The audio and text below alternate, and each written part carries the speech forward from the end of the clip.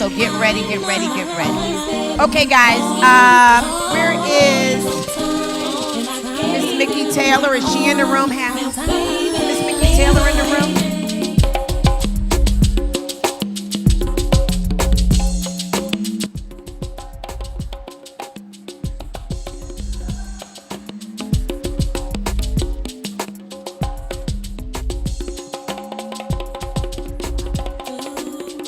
Okay, guys, we're going to get started. And for those of you who are just joining us, we want to welcome you. Guys missed it this morning. Guys, how was the morning sessions? How was the morning session? Awesome. Guys, I don't think I introduced myself when we started. But my name is Sharon Page. Everybody calls me Page. And I am the executive director of the Steve and Marjorie Harvey Foundation. And I had a lot of women coming to me talking about organizations they want to start. Please feel free to bring me those conversations. Okay, you know a tree by the fruit it bears, right? So if I can help somebody else, I would love to do that. Tracy Morning is here as well, a good friend of mine with Honey Shine. She's dynamic. And anything we can do to help you ladies prosper, we will. Follow me on Instagram. I am Sharon Page. I am Sharon Page. I am Sharon Page, but everybody calls me Page. You say Sharon, nobody will know who you're talking about. But I'm gonna bring to the stage my shero, my mentor, my everything. Give it up, you guys, for Miss Mickey Taylor. Ooh, I just love me some Page, boy. I'm telling you, that's the sister to have in your corner, the sister in front of you, the sister that got your back, all of that. She is all of that. How y'all doing? Was lunch amazing? Oh, don't you feel like you've been well fed? Yeah, got some nutrition, got some spiritual nutrition, some cultural nutrition. Yes, indeed. Well, I am beyond excited to introduce our next session. And I want you all to, again, get ready because it's always about getting the insider information so you don't have to take the long way to the end goal, right? Oh, y'all quiet. Y'all had mac and cheese, salmon, chicken, collard greens. Let me just call it. That's why y'all not jumping like you were this morning. Y'all had Sunday supper. I can tell. I can tell. All right, now, don't get sleepy. You might miss something. Well, anywho, our next session will help you crush the pathways to home ownership and creating generational wealth. That's what we want to do. We don't want to just make money. We want to create generational wealth. Think everything from saving and budgeting how-tos to credit scores to realtor insights and cracking the code on all you need to know to build and bank. Let me hear you say, build and bank. Build and bank. One more time. Build and bank. Yeah, that's what we want to do. Here to kick things off is an accomplished leader and champion for diversity and inclusion who's held various roles in trading, investment banking, and finance. She's passionate about partnering with organizations that are doing the work in Black and brown communities as she strives to help us succeed and succeed well on our financial journeys. Please welcome the Vice President of Community Development and National Partnerships at J.P. Morgan Chase, Nicole Harmon.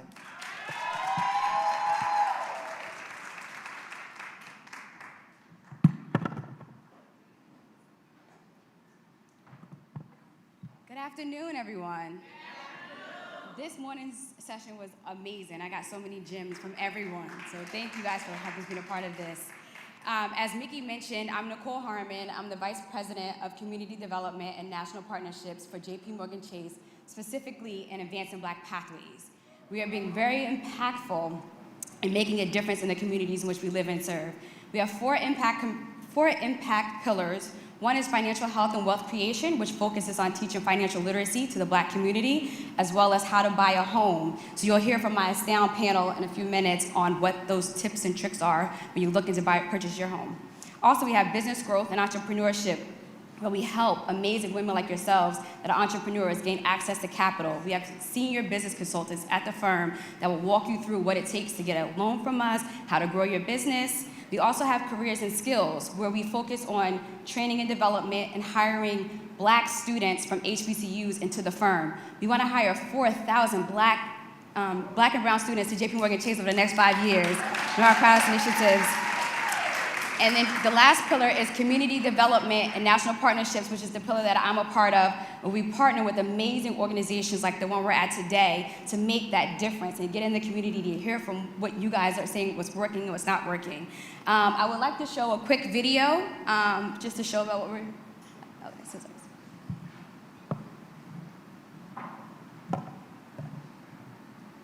All right, so Mr. Sound Man. For far too long, systemic inequities have hindered the Black community's ability to build generational.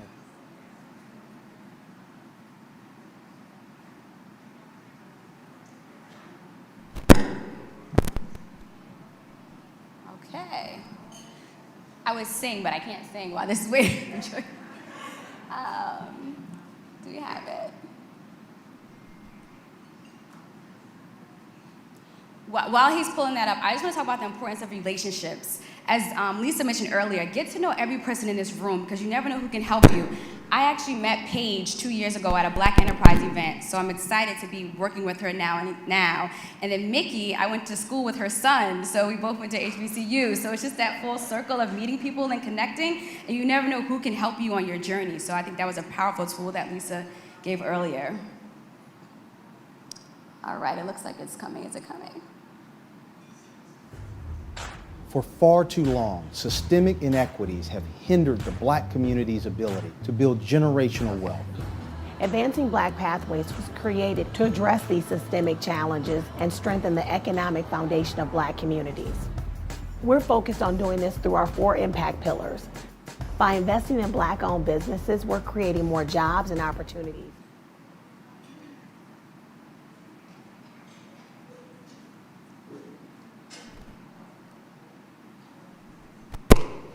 Okay, well, the video is playing a loop, but it just gave the overview of the programs that I mentioned to you guys earlier. Right now, I have the pleasure of introducing Latasha Taylor, who works at JP Morgan and Chase, and she will introduce the next panel.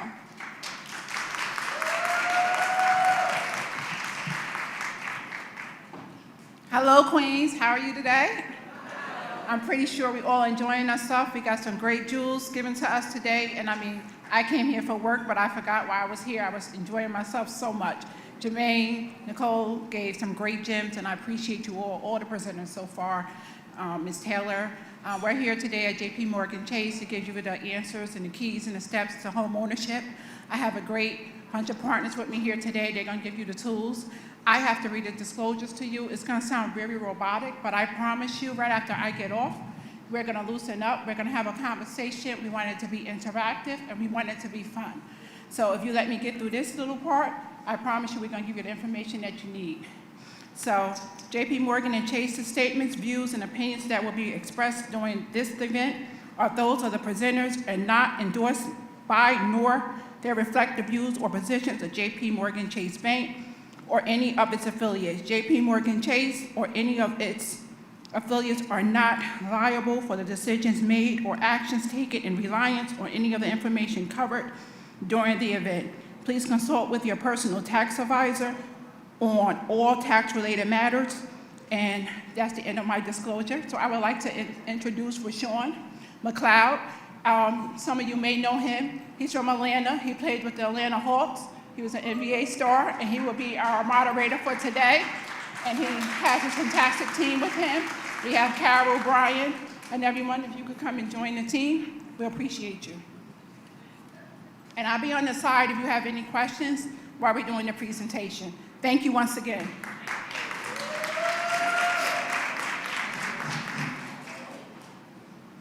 Thank you, Natasha. I appreciate that introduction. So we're here to make sure that you guys have a right path to home ownership. And one of the things as Blacks and Latino communities, things that we haven't been taught at the kitchen table, and that's financial health. you know, we are the generation that's going to allow that change.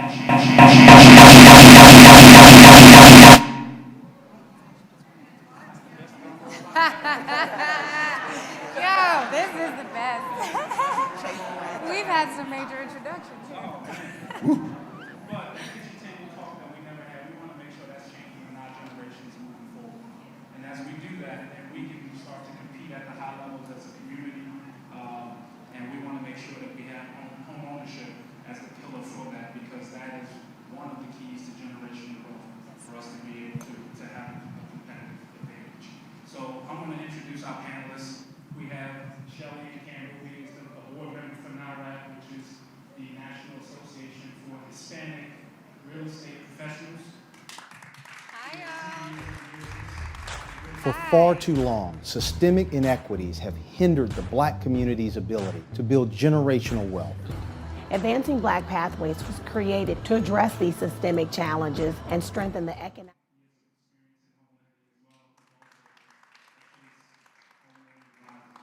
So, you know, before we get into that, I want to ask you a question. What are the three things, just by show of hands and we'll, you know, hear you out. What are three things that comes to mind when home ownership is an issue where we can't get along? Well, with hands. I see that hand go up first. Credit, that's one. Let's go ahead. Down payment. Debt to income ratio. Y'all are educated. That's very good. So we're going to touch on all of those things today, and we're going to have a discussion about our panel's experiences and be able to prepare you to get over that hump. I'm going to add one more to that: organization, not having the documents that we need. Yes. That's probably, to me, as a real estate agent, licensed agent myself, not having the documents, not knowing what's necessary. So we're going to talk about that today, and hopefully you guys can leave here. We can spark some of these things, new conversations that we can have with our kids and their friends. All right? So I'm going to start off with you, Carol, okay? So how do you know when you're ready to own a home versus renting? Is the mic working? Yeah. Okay. Well, number one, you know what documents you need. Do you have steady employment? Let's see, what else? Brian, help me out here. So when you're starting off to look for buying a home, especially in Atlanta, you want to make sure that the commute is something that you can actually do. Okay. Also, you want to make sure that you know your where your payments are, where you're comfortable with, because that's a big one. A lot of times there's a misconception of, I want to buy a $300,000 house, but your payment, your budget only allows you to buy a $150,000 house. You should know that before you go out. And so we're going to try to give you guys some tools to help you be able to come up with that before you get started, because that's huge. And then from that, then you can decide which area, what side of town you want to live in, and what's important to you, whether you have kids and you're looking for a school community that you're trying to be in, and then some of the ancillary payment things that are out there, like taxes, trash, utilities, and then repairs. Because once you own a house, it's no more calling up the landlord and saying, hey, this doesn't work. It's all on you then. Mm-hmm. So these are a lot of things that you guys have to factor in when you start to get serious about buying a house. So our next question is, like, what are some of the things that we need to understand, when it comes to home ownership? Shelley, when you're working with a client, what are some of the things that they would need to know and be able to tap into your experience, and what would you share with them? I'm a sharer by life experience. I recently purchased my first home as a divorced, can you guys hear me? As a divorced person, and I had to start fresh, independently. And it was tough, but it took me 6 months to a year. You have to make a decision that you are ready to purchase a home. That's number one. Then you have to start educating yourself on how to get that process started. You need to find a real estate agent. You need to find a great lender. You need to be pre-approved.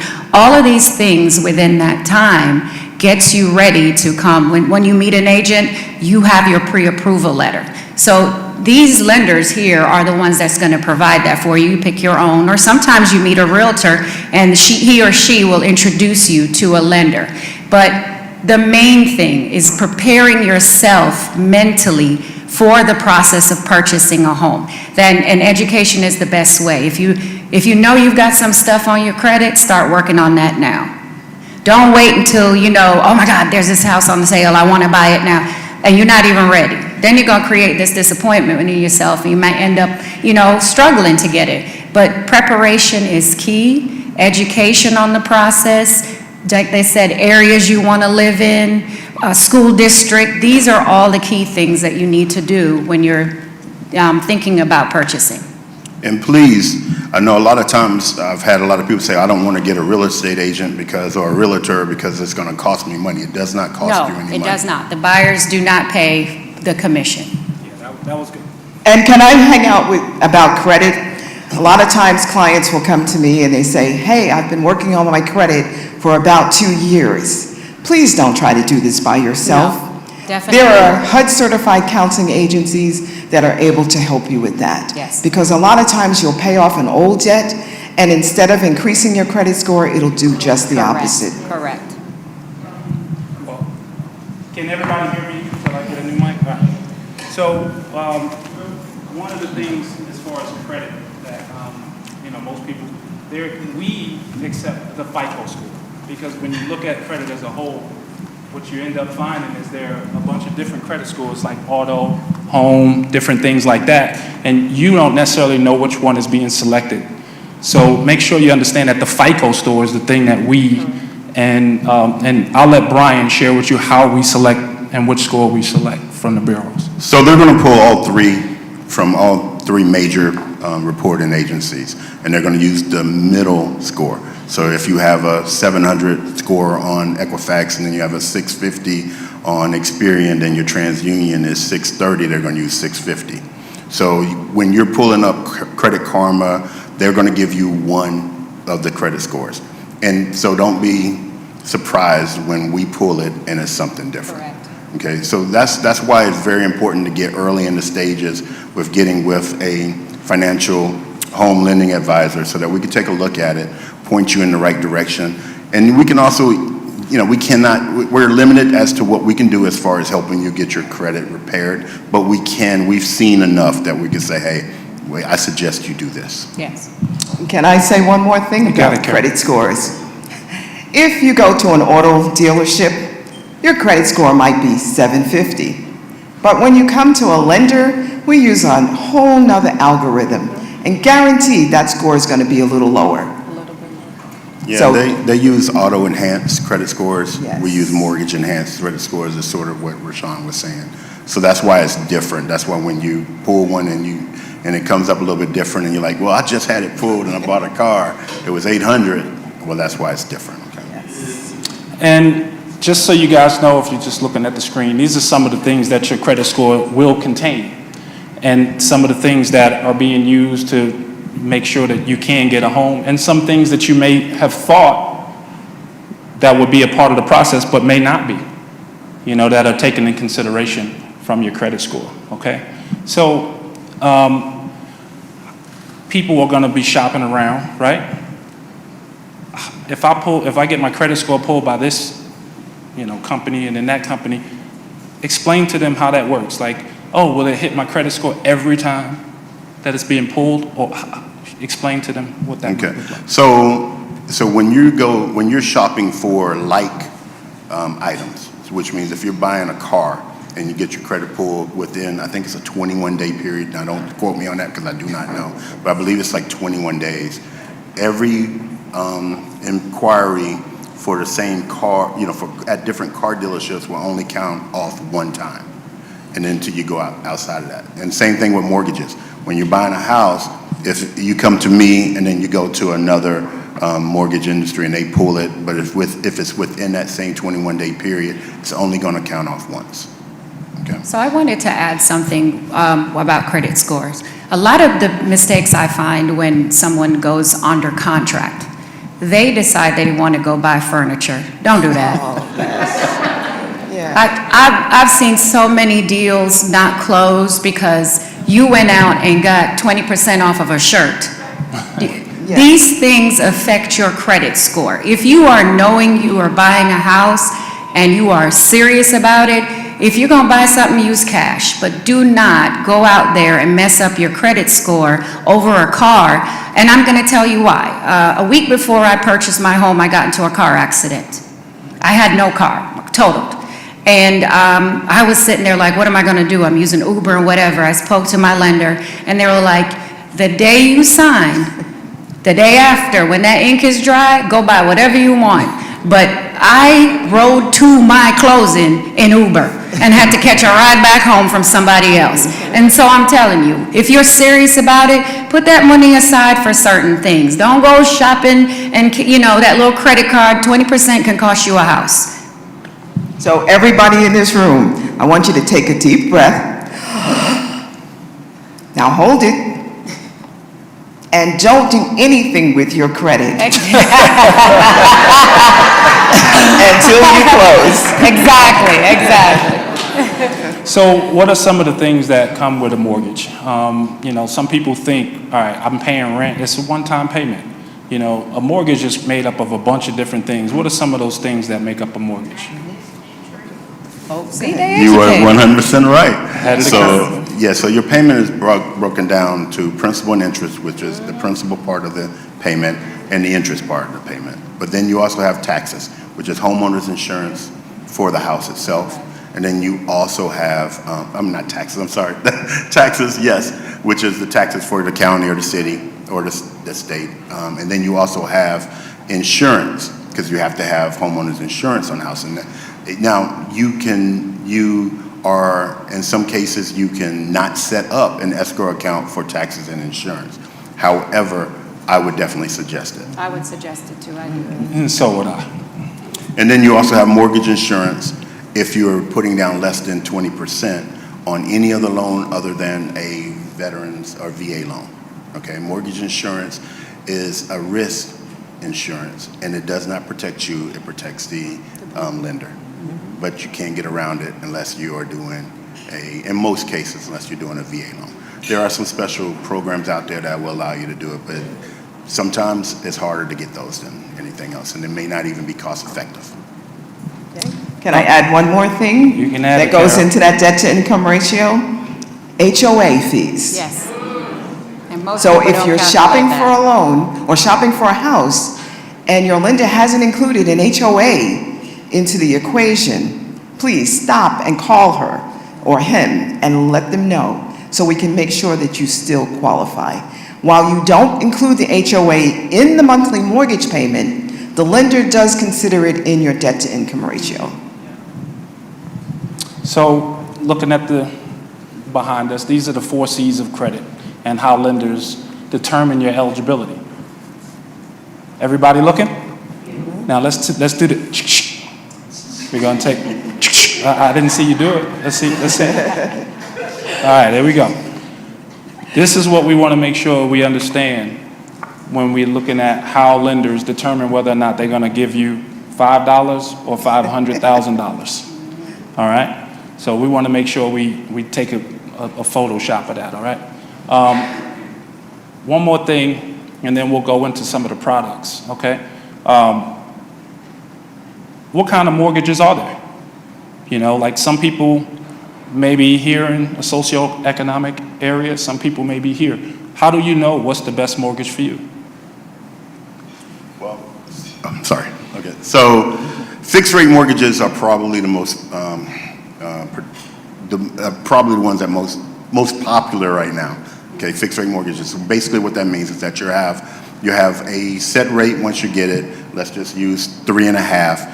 And it will be your payments, your principal and interest payments will stay the same throughout the whole term of your loan. Okay. Then you have ARM rates.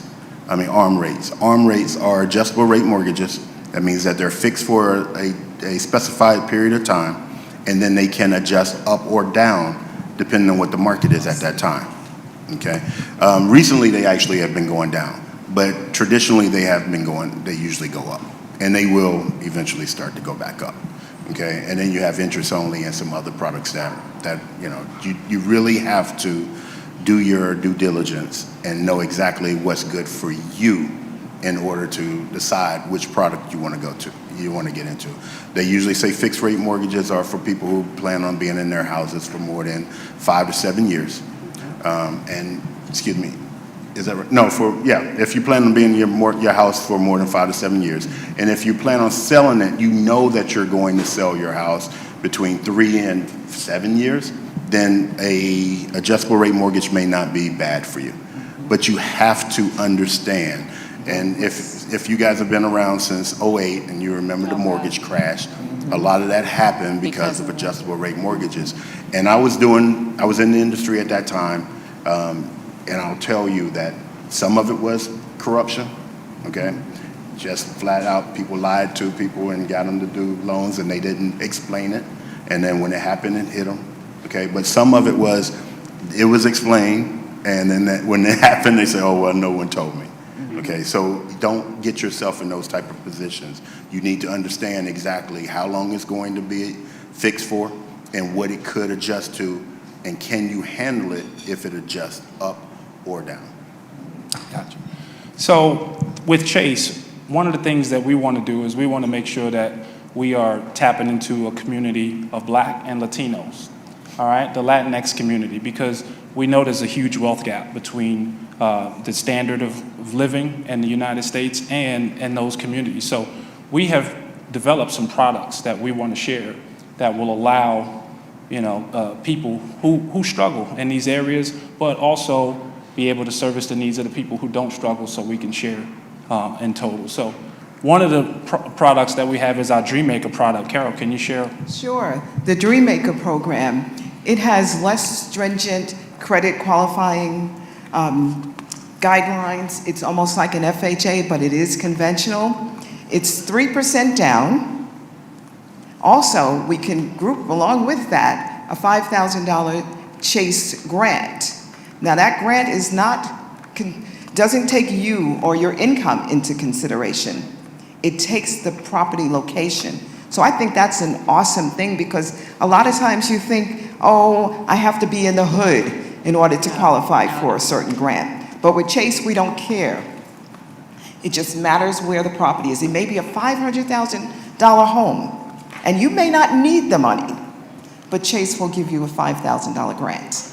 Also, if you know anyone that owns a property now, and they're interested in refinancing and not pulling out any cash, that same Dream Maker loan can be used, and we can offer a $2,500 grant. So you could, or your friends could, end up paying nothing in closing costs.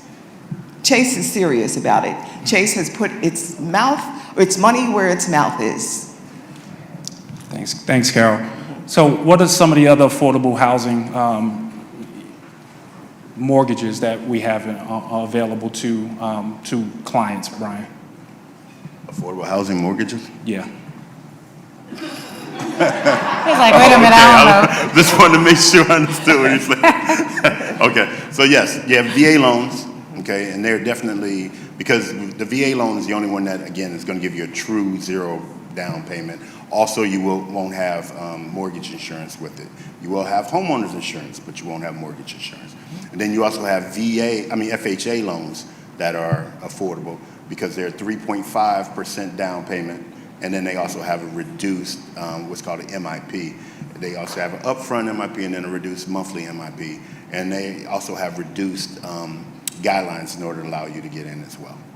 So this all speaks to getting yourself educated before you go, because there's a lot of programs out there that you guys probably aren't aware of, because I didn't even know a lot of this right here. So that time when you make that decision to purchase is that time to research. So you make sure you're getting the best information for yourself and just get it done. But you have some great resources here. We also at Chase, because big banks have typically in the past have not been that great with closing loans. It's been 30, 60, 90 days. So we at Chase are participating in our Chase Home Closing Guarantee. Carol, you want to touch on that? Oh, can I ever? Let me tell you something. I am so happy I joined Chase, Before I joined Chase, it was like pulling teeth getting a loan closed. Actually, my manager, Marsha Johnson, is standing right there, and she knows that just recently I'm able to close a refinance loan in 9 days because of Chase and the partnership that Chase has. Chase makes it so easy. We know up front exactly what we need from the customer. We also have what we call pre-op, and pre-op checks our files to make sure we have enough documents in the file so the underwriter can make a decision. Therefore, the underwriter is not looking at files that shouldn't be wasting her time with. As far as a 21-day closing guarantee goes, as long as you, the customer, gets the documents to us and does everything we tell you within a timely manner, if we mess up, how much is it? $2,500. $2,500. Yeah, you really have to be prepared and make sure that when they ask you for your documents, you have it ready. What I've seen is a lot of people sometimes are like, oh, I had this in this place. Get it all organized and make sure that you're having the conversations. What do I need to have so you're prepared? You don't want to hold up your process because you didn't send something in or you forgot. Now everybody's scrambling, and it causes a lot of chaos. So get yourself and your documents together as quickly as possible so that you can get it done.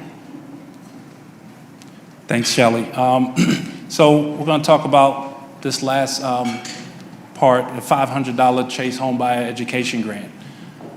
Carol, you want to share with us what that is? Okay. The Chase $500 grant is if you go to a first-time homebuyer education class, a lot of properties will be eligible for that $500. So that's a $500 plus, let's say you're eligible for the $5,000. That's $5,500. And Brian, do you want to talk about the agent, if they use the Chase Agent Express. From Chase? Well, we have what we call the Chase Agent Express. And if you use one of the lenders, or I'm sorry, one of the realtors from that list, you'll also get $1,000 back at closing. So let's add that up. We got $5,000 grant money. We've got $500 for education and $1,000 back. That's $6,500. Man, who wouldn't want to get a mortgage from Chase? And that's just for being you. You sold everybody on that. And that's just for being you. That's always great. So just some of the things to remember with what we talked about today. There's a million other things we can talk about, but we wanted to make sure you guys get the points of what's going to make your process very smooth, all right? So what we will do now is, if you guys get a chance, we'll keep that up there, but we want to get into a Q&A. So if there's any questions that you guys want to ask our experts up here, by all means. How many homeowners are in the audience? How many Yes. people? How many Refinance, people? refinance. Yes, refi. I just refi. You know, they got Kevin Hart and Steph Curry at Chase too, so that's why we go to Chase, right? So that matters, right?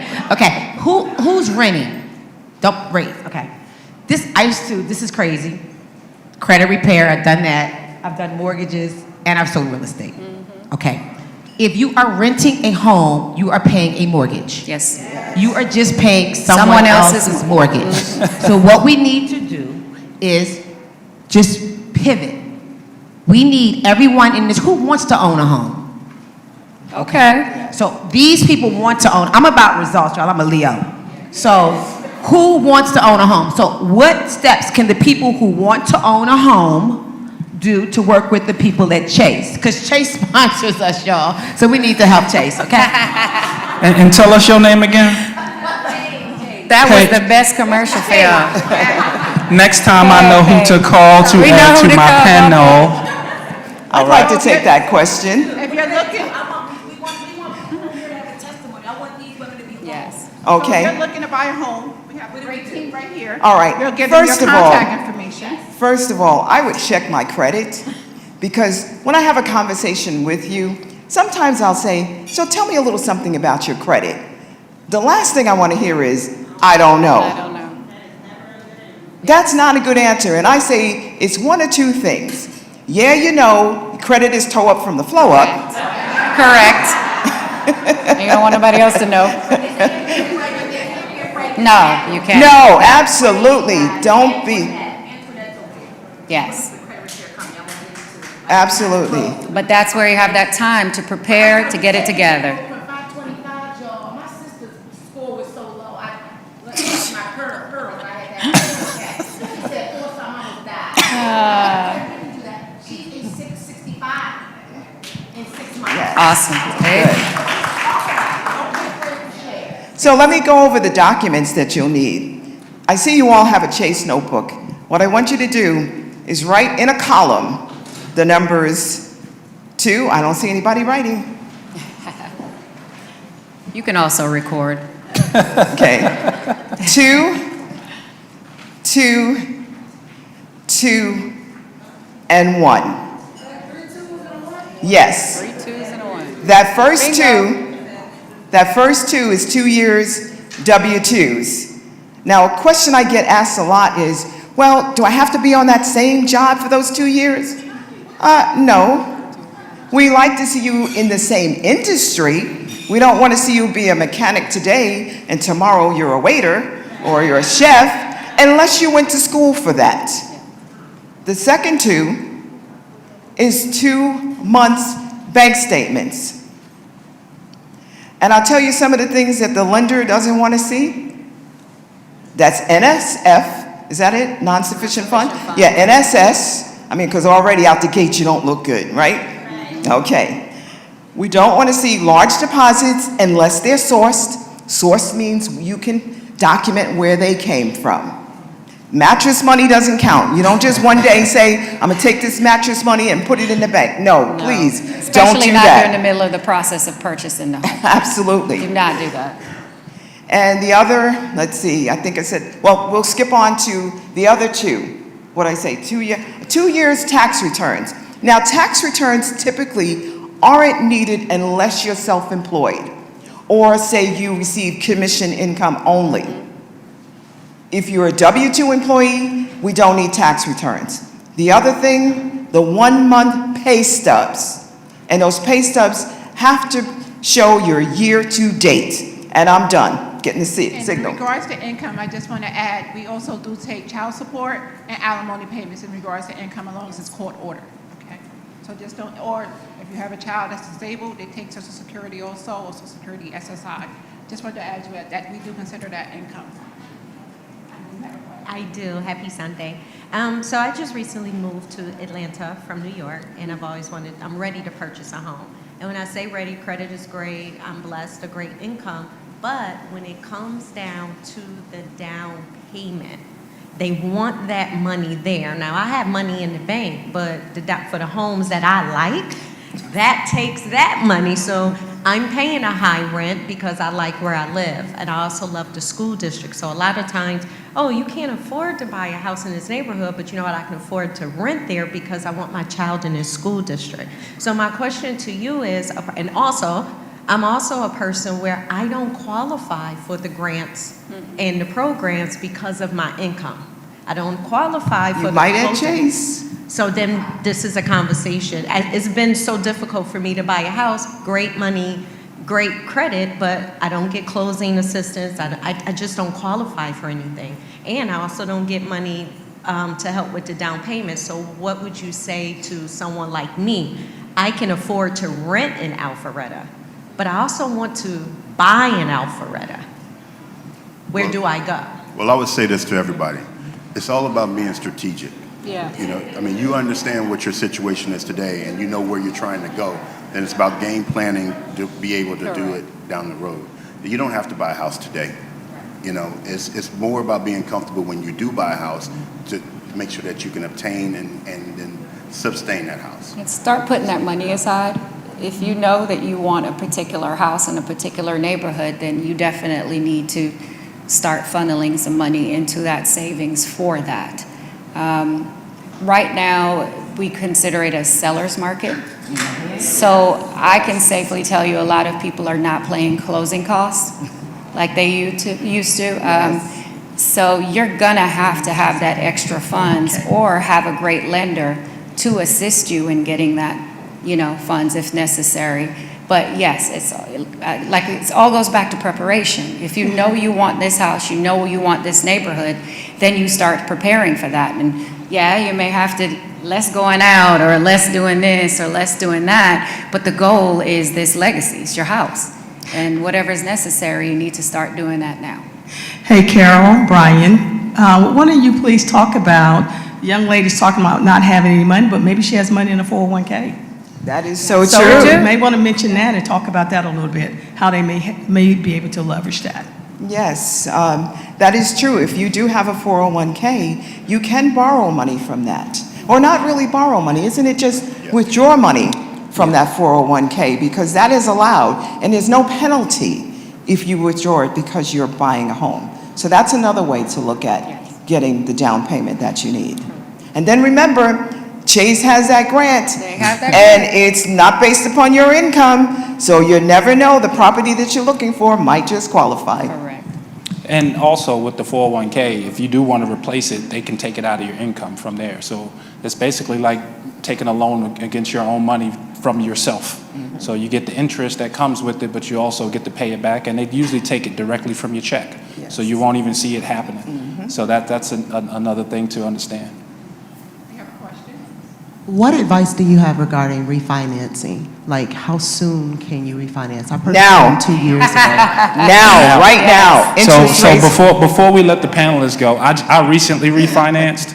I went from a 4.125 to a 2.6. Yes.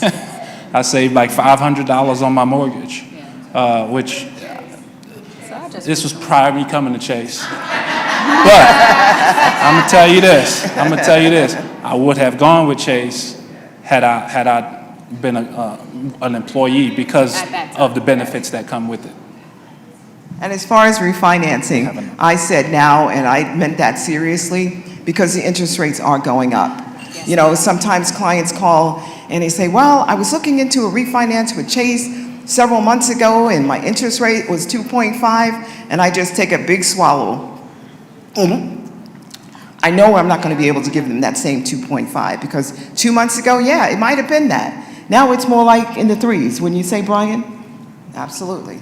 Share how the interest rates, how they fluctuate. Like, so it might be something today, it may be something tomorrow. When's the best time to lock in your interest rates? I mean, it's just what you said. Rates change, all of the time. Sometimes the same day you get 2 or 3 changes, just depending on how volatile the market is. So once you decide you want to refinance and you talk to a home lending advisor and you went over the numbers, you like the numbers, I would suggest you lock it right away. Because if they go up, obviously you're going to be disappointed. Mm-hmm. And if they actually drop, that's just what it is. But I would definitely lock it in because I'm not a gambler. Me neither. We have a question in the back. Well, it's not a question. This is to go back to something y'all said earlier about you can use your 401k money, you can also use your child support, your disability, but there's a catch to that. If you're going to use your disability, you have to make sure you're not on temporary disability. You have to be on permanent disability. That's one thing. And another thing is if you get child support, if your kid is about to graduate in a year or 2, they're not going to count that. That's right. Yeah, that child. So that matters. So actually, it's 3 years Yes, it is. continuation, and then if they're going to go to college, then you may be able to get it as well. But in going to college, your child support statement or court order doesn't say after they go to college. Yeah. Can't use it. Yes. That's correct. That's right. Can't use it. Emancipation Proclamation. Yeah. The details are in that fine print. You're right. And I'll say this real quick. Underwriters only see black and white. So if it's not black and white, it doesn't exist. Okay. Good afternoon, everybody. I'm one of those that got caught up in the when the mortgage crashed. I got my house January of 2008, and I'm looking to get another house now. Will I qualify for like a first-time home buyer under the HUD or the FHA or one of those? Yes, you will, because in the state of Georgia, As long as you haven't owned a property in the last 3 years, you're considered a first-time home buyer. Look at that. So Look at that everybody's gem. first That was a time gem. homebuyer. Thank you, Carol. That was a gem. Everybody face Put that. those checks in the mail for that one. We have one more question back here. Thank you. Microphone. Hello, my name is Denise Williams. I'm also a real estate broker here in Atlanta, and I just wanted to give a tip that I think could also help. This panel is incredible. If you all can write this down, if you can actually come up with this, use this formula for your, when you're ready to purchase a home. Yep. It's 7.5% times whatever purchase price it is that you're interested in purchasing. So let's say you're interested in purchasing a home that's $300,000. Multiply that by 7.5%, and that will give you your worst case scenario, which is about $22,000. Right? So 3.5% of that is going to be for an FHA loan if you're an FHA borrower. 3% of that is going to be towards your closing costs. And then that additional 1% will be considered your earnest money. So that'll be your worst case scenario. That's saying the seller doesn't give you any contributions, Chase doesn't hook you up with all the credits. That's going to be your worst case scenario. And we thank you for that The good thing information. about the Thank Chase you. credits is forgiven at the beginning, you know, so like a lot of times when you have down payment assistance, you have to live in the home for 5 years, 10 years, something like that, and then you have to pay it back if you sold the house prior. So sometimes that money is not even yours, but with the Chase grant, it's forgiven once you purchase the home. There's no payments back, anything like that, so. Don't you that's just, it. I'm sorry, don't you just love Chase? I've only been with Chase about 120 days, and I just can't. Let's give it up for Chase. Yeah. All right, we have two more last questions, and then we're going to have to end our discussion. Good afternoon. So I don't have a question, but I just want to share some information. As Paige said, for those that are renting, you're essentially throwing your money away. Yes. However, there is a way to actually get your on-time rental payments added to your credit. So I do credit repair. So if anybody is interested in adding those on-time payments onto your credit history, it actually will bring your score up. It So will. if you are I did it interested for in that, mine. you can definitely see me or Paige. Can I finish with this last issue? 1 minute, Ms. Okay, I know, we got 1 minute, but how many of you remember that commercial? Oh, somebody wants to ask a question? How many of you remember that commercial where the lady swaggers into the loan officer's office and she throws her feet up on the desk? You know why? Because she knew she had her credit together. And I want you all to become credit swaggers. Where's my credit swaggers in here? Yeah. All right, I'm done. I'll sit down. I just wanted to make a comment, and I learned this the hard way years ago. You think when we're talking about credit, do not close those accounts. Absolutely. Pay it off. Pay it off. Absolutely. It will Absolutely. bring down your credit score if you pay it off. Just Yes. pay it off, but don't close it. Amen. Worst case You wanna add scenario, your reason? pay your minimum balance. That's the worst case scenario, but keep them open. Right. Yeah, the reason why they're saying you don't want to close your credit accounts is if you had an account since you graduated college or you had it for over 10 or 15 years, once you pay that account off and you close it, you have those 15 years of credit history, and that will affect your credit score. So that was the reason why she gave us that great gem, which is very important. And with that said, our segment is now concluded, and I would like to One more thank gem, everybody Latasha. here. Hold on, Guys. one more gem. Just Okay. considering credit. When you move a lot, that also affects your credit score because it shows instability. Yes. So take that in consideration, you know, about when you are going into your credit, make sure you get some of those, you know, last seen locations off your score. Because if you can keep the last two, it at least shows some stability, or let them ask the question where you've been. But you don't want them to see that you've moved, you know, 5 times in the last 10 years. That 2-year cycle that we all know about. Okay. So, I hope y'all enjoyed our presentation. I want to thank our panelists. Please give them a round of applause. I think they did a fantastic job. They will be here in the back of the room. If you have any other questions, they'll be glad to help you. They'll give you their contact information. I even got a referral for a refinance, so I think they did pretty good.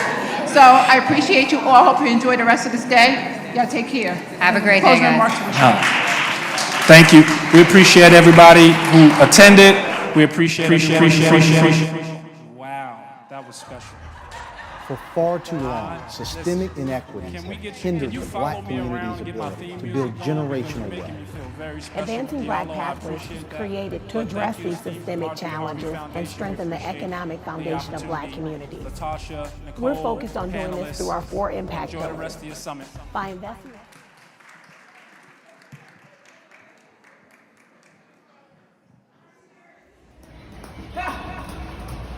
Trainer versus trainee. Tick, tick, tick. Woo, woo.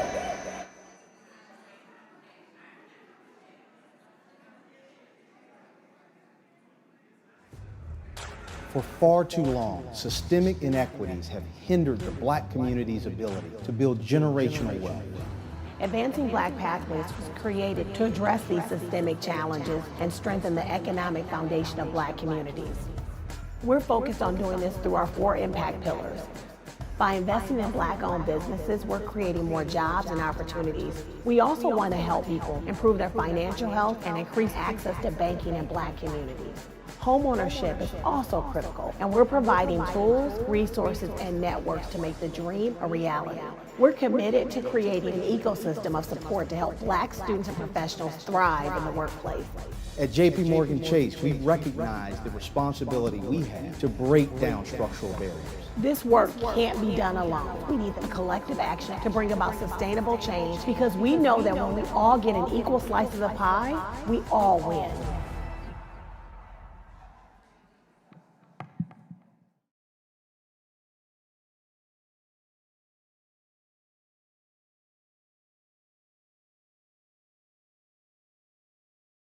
Sound like she's been there forever. All right, now I want to know how many of you all got action steps out of that session? Yeah, let me see your hands, okay? And you heard what Paige said, if you're renting, you're really paying a mortgage. So it's time for us to see our names on those deeds.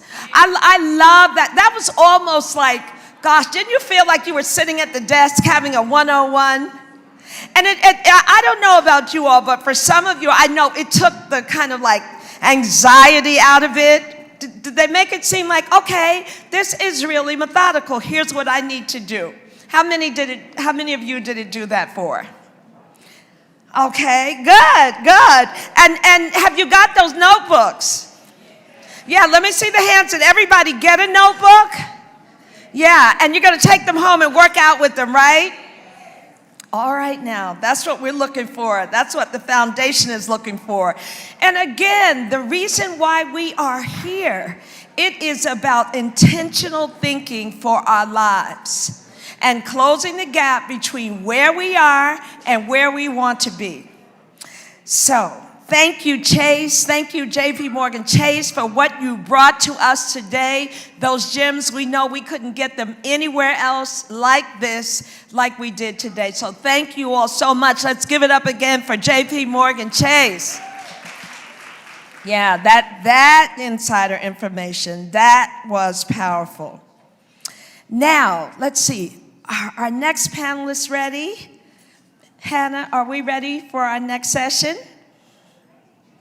All right, well, I'm going to introduce them and let's see who comes out. How about that? Now, if you're trying to change your numbers on the scale, that is, or, yeah, come on with it, right? Or if you're trying to get your sexy back, you know, like if she kind of went south a little bit, then this next conversation is full of gems and a little tough love to get you there. Here to talk the real on what you need to know is a woman I'm so proud to call sister. She's an entrepreneur extraordinaire, an event producer exceptional, and a strategist for our times. She's an advocate for women's health and the author of the game-changing book, Eat Your Food Naked, available on Amazon.com. And you want to hit checkout before you miss out because this one's going fast. Hello, Malik Yoba. She's joined by the author and celebrity fitness trainer who overcame high blood pressure and became his own source of motivation and passion to help others confront and conquer their personal health issues. I love it when somebody has skin in the game personally. Won't you please welcome the executive director of the Stephen Marjorie Harvey Foundation and the owner of Chisel It Transformation Fitness Center in Owings, Maryland, Sharon Page and Charles Harris.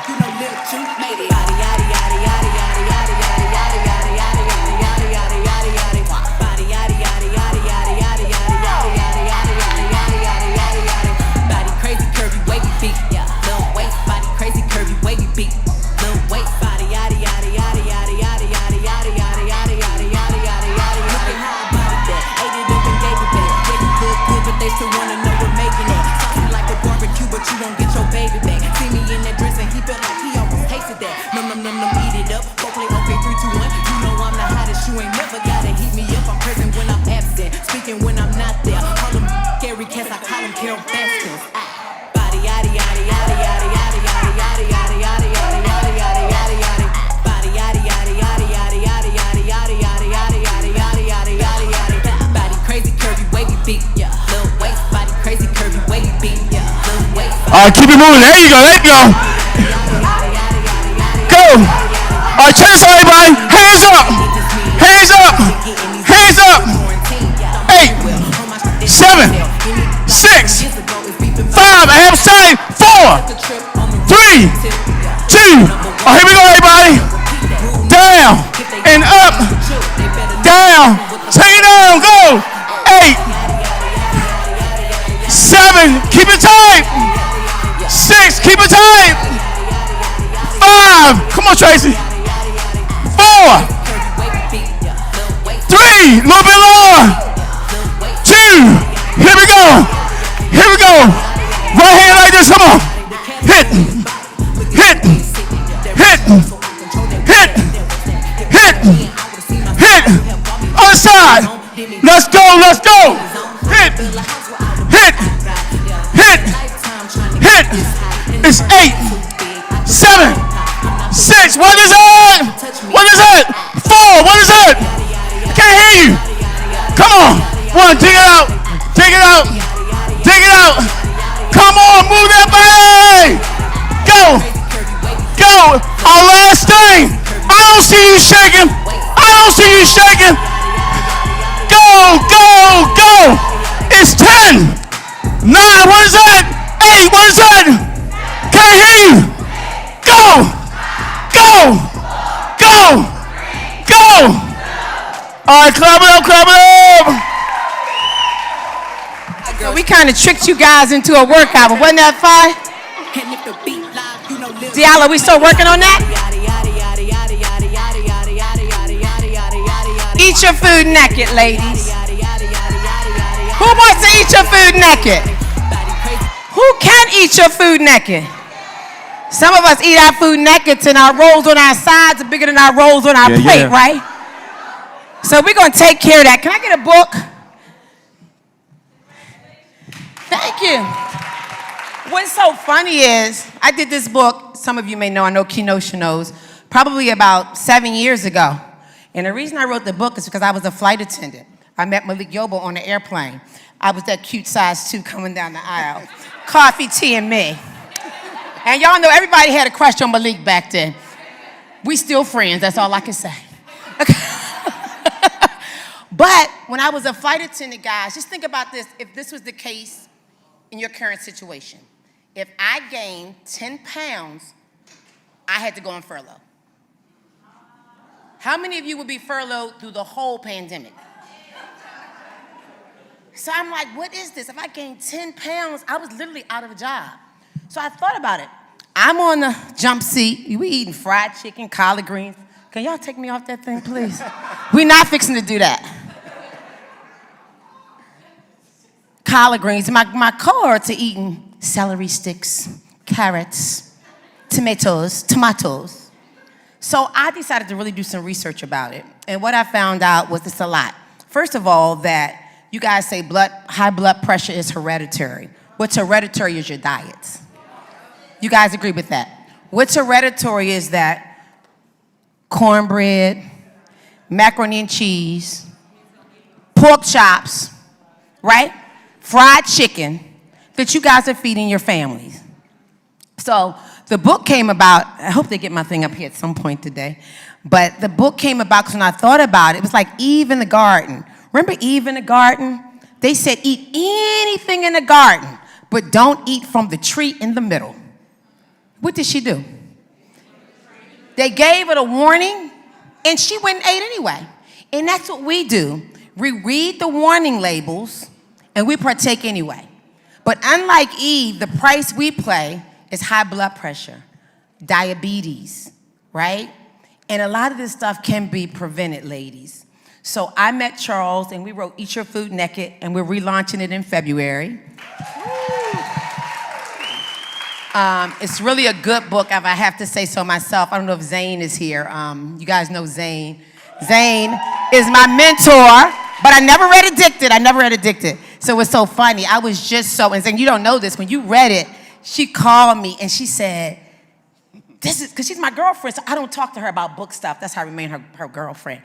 She read it and she said, can you hold this off? This is really good. You can really write. So when I got the stamp of Zane, that just meant so much to me because she had her own imprint. And she said, if you can write a year, I'll put it out. But it was like a baby that I wanted to birth. So I put it out anyway, but we're gonna come back better than ever in 2022. I'm gonna release it in February for Valentine's month. But it's a quirky book. One chapter is called You Must Break Up with Ben and Jerry. Because y'all know y'all taking them two men to bed every night, Ben and Jerry. And I say that's the menage a trois because it's Ben and Jerry and your husband. And every woman deserves a monogamous relationship, okay? I had a relationship with Cherry Garcia. I turned into a chunky monkey, and it's been a rocky road ever since. So the whole book is written with that kind of wit because I think I am Steve Harvey. But it's a funny book, but you learn a lot in the book. Charles I met, he started working me out at 6 o'clock in the morning, how many years ago? 20 years ago. No, not that long, 10. That kind of ages me. 10 years ago, that's our story, we sticking to it. But like Jermaine said, muscles have memory, so I don't hit the gym like I used to. I say I go to the gym when I'm looking to pick up a dude or something, because I can do everything I want to do really in my home. Charles, I don't know if you have the video. Do you have Charles's video, Diallo? You guys may know one of his. Let me see what you have up there, Diallo. Poor Diallo. Diallo doing 3 jobs. Y'all give Diallo some love. It's Diallo. I want y'all to see this, though, so you guys can know you're in the midst of greatness. Charles kind of cute, too. He's single, y'all. You guys gotta read chapter 8. It's a game in the book. Chapter 8 is a Okay. game. Oh, this is look. He's gonna tell me he wants competition. Watch who wins at the end. Oh, yeah, he double dutching. He's showing off. He's doing too much. He's doing. I won. That's us. We do fun stuff, y'all. Make working out fun. Come on, go. 5 more. More than that. Come on. You guys have never seen that before, right? 35. Do some innovative things to stay in shape. Come on. Look at that waist. Go. Feel it burn. Go. Feel it. Come on. Come on. One more. One more.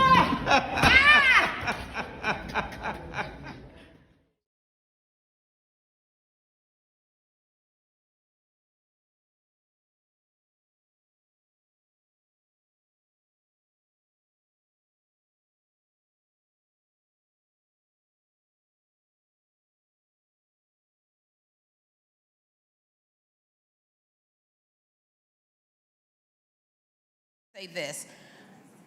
Ladies, your diet is so important, okay? You lose your weight in the kitchen, okay?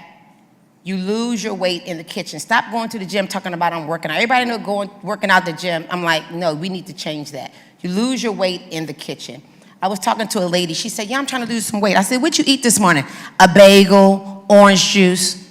A bagel is equivalent to like 7 pieces of bread. Did you guys know that? Orange juice is nothing but sugar. That's why when you go into the hospital, you ever notice that the orange juice glass is like this big? It's sugar. So we need to shift all of that. Eliminate sugar from your diet if you can. Go ahead.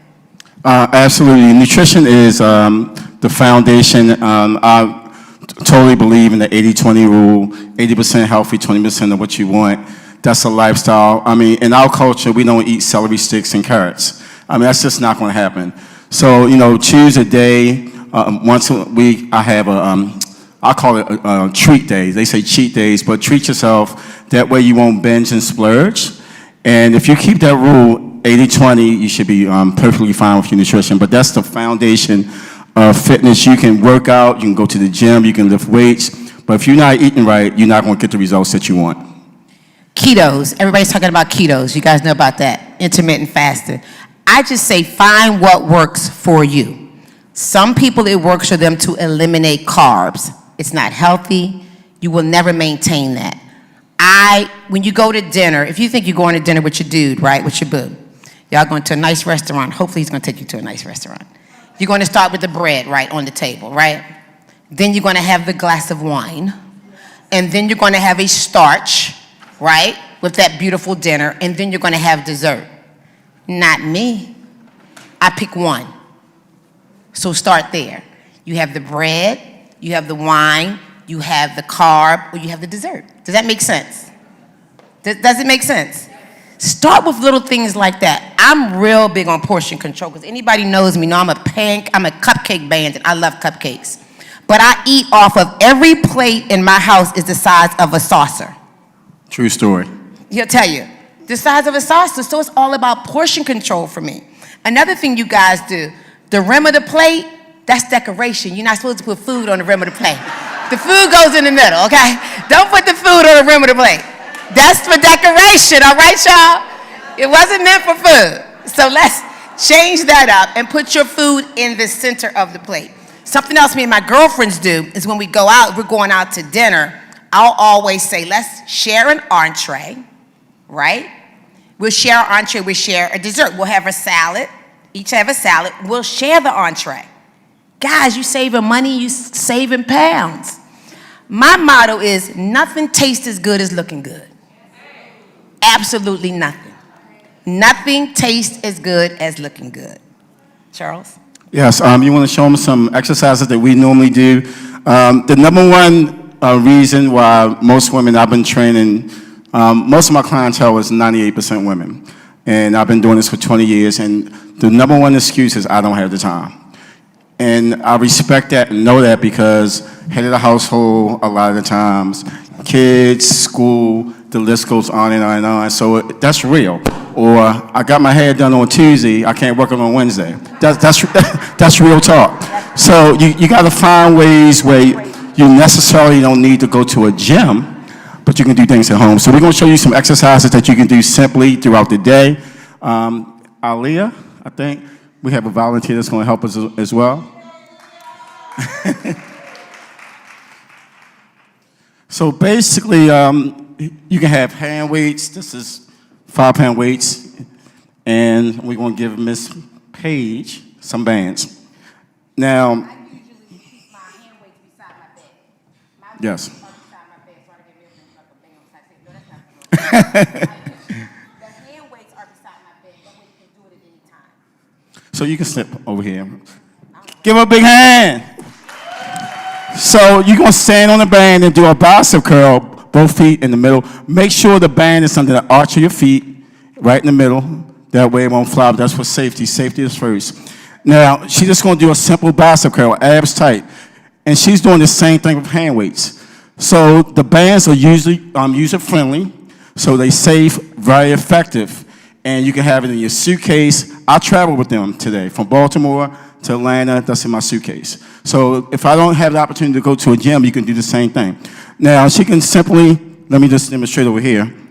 With the band, you can step on the band, Paige, like this. Always keep your knees soft and come up and do a shoulder press. You're going to do a shoulder press as well. So you pretty much getting the same type of workout, and it's resistance. And when you do resistance training, that's when your body will change, and you can go from a size 12 to a size 8.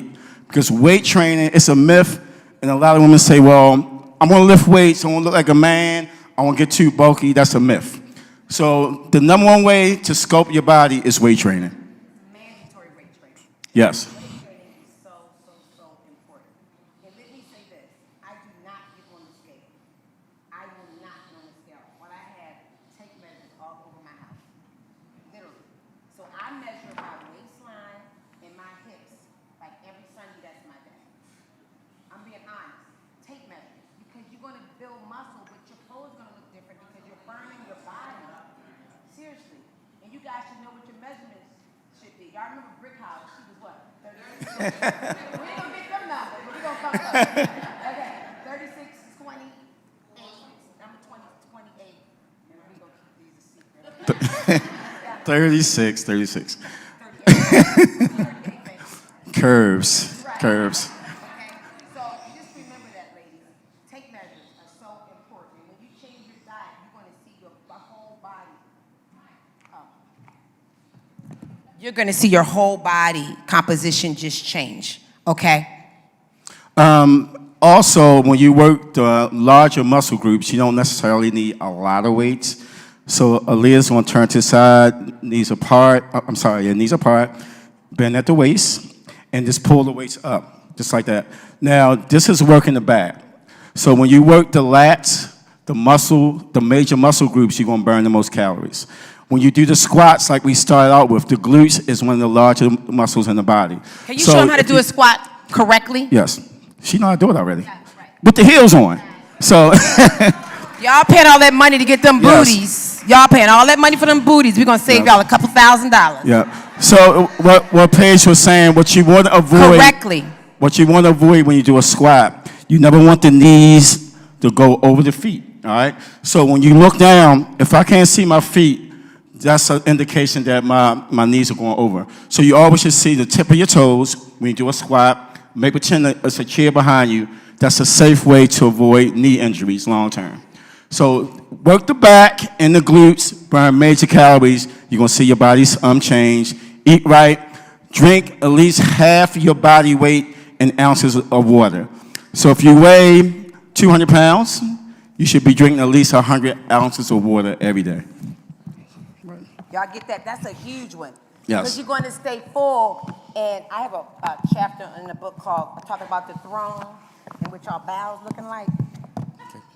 It's a real conversation.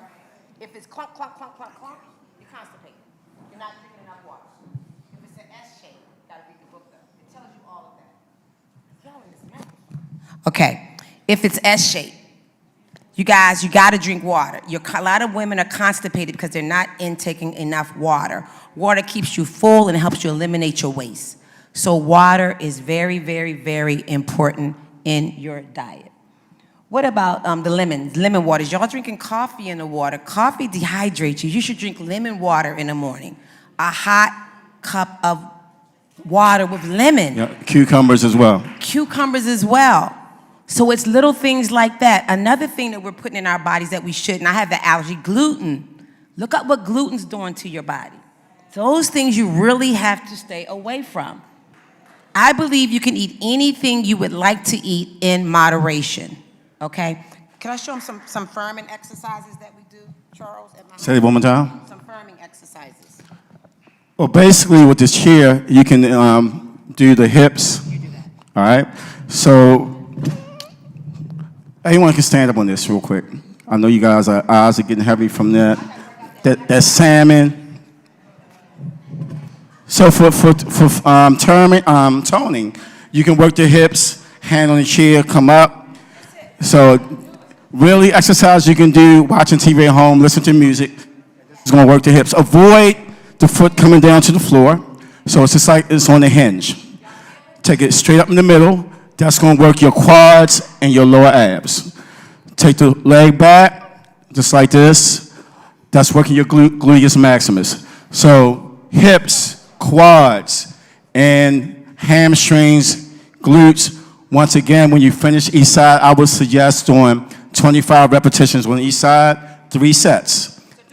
25 repetitions. She says slow motion. Slow motion. All right. 25. All right. Then come up. Real slow. Lower abdominals now. All right. Then back like this. That's hitting your gluteus maximus as well as your hamstrings. Also working everything below the belt. You can hit your calf muscles up and down. Up and down. Avoid coming up to the floor. I would do 50 of these, 3 sets. When you have your heels, your skirt, your dress on, you gotta have nice looking calves, all right? So hips, quads, hamstrings, and calves. Okay, now what I do is, I'm not gonna use this microphone. For your, this area and your calves, y'all brush your teeth every morning, right? I hope everybody brushed their teeth, right? So, you're at the sink, brushing your teeth. While I'm brushing my teeth, guys, I'm doing this. Every day. And you do it, you can feel it. Didn't take any minutes out of my day. I'm doing this. Up and down. Up and down. Up and down. Up and down. You are so, are you married? I mean, because you like, really? Oh, okay, that's it. Bossy like me. So, up and down. Y'all, this helps so much build your calves, and it tightens all of this up.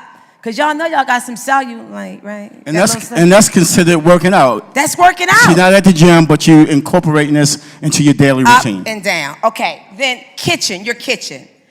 I don't cook, but I use my kitchen sink for my push-ups. So when I go in my kitchen, I'm here. I'm being honest. I don't cook. I don't know how to cook. I have no idea how to cook. No, it's high. No, y'all think I'm seriously. I told the dude I make money. I don't make eggs and bacon. Check that. So this is the kitchen sink, right? So when you go in the kitchen, y'all are cooking. Y'all got y'all nice turkeys roasted for y'all husbands and stuff. Push-ups. This is it. Up and down. Chest and triceps. Oh, is that what they call it? Okay. Chest and triceps.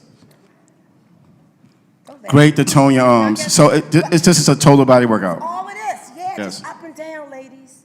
It's so easy. Another trick, you gotta get a stability ball. The stability ball. Stand up, Sophie. Come here for a second. Give her a big hand. Give her a big hand. Come on up here. This is my girlfriend, my New York girlfriend. Can you come up the stairs or you want to make it right here? You got this. She all There you go. fine. Hi, everybody.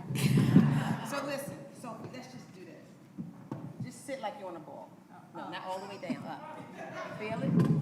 You're right. So guys, if you just sit in that stability ball, you are working your core. Lower. Lower. Start watching television. Right there, the ball is right there. You feel it? You can just relax like you want to. So guys, I'm just saying this little stuff. I don't go to the gym like that, but I'm gonna make sure my body is happy with this. I think my soulmate died at birth, but I'm just hoping he's out there somewhere. Okay? It's right here. I promise you he did. But that's okay. So listen. So it's right. And that should be burning right now.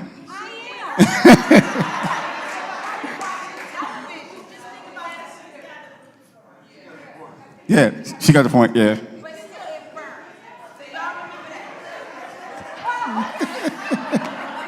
I was doing it on purpose. I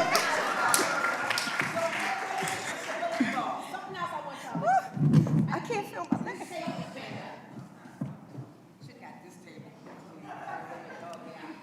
I want you to take your navel and put it in your back. That's the way you should walk around. It's a constant grind. I'm telling you. Navel to spine. Get your navel, and when you walk up, you can be sitting like as soon as you walk, you stand up like she got a flat stomach.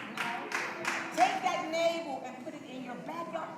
We're not taking, we can stop you doing it that. Just walk, it's your body, you got still. So it's just little things that you can do. We're gonna take some questions. Thank you, Charles. And guess what? Everybody gets to come here. Chapter 8. Chapter 8.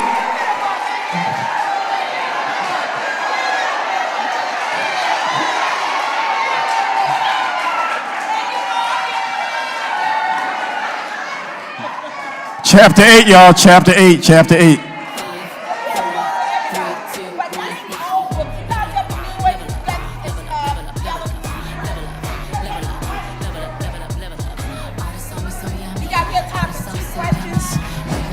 Anybody struggling with weight loss? 2 questions for Charles. Come on, Renee. First thing you need to do when you leave here is go clean out your refrigerators. Real talk when you get serious. Oh, Veronica. Come here, Veronica. Real quick. I didn't know my girlfriend Veronica was up here. We were in a health and wellness company together with Paula. So give it up for Veronica Pearson. Yeah. She's now directing and stuff. She left us for Hollywood. Give them a couple of tips. She is awesome. Hey, ladies. Well, one of the things I'm a big fitness person because I'm trying to be here for a long time. So you can look real cute in that grid with all the garments and the big ass. You can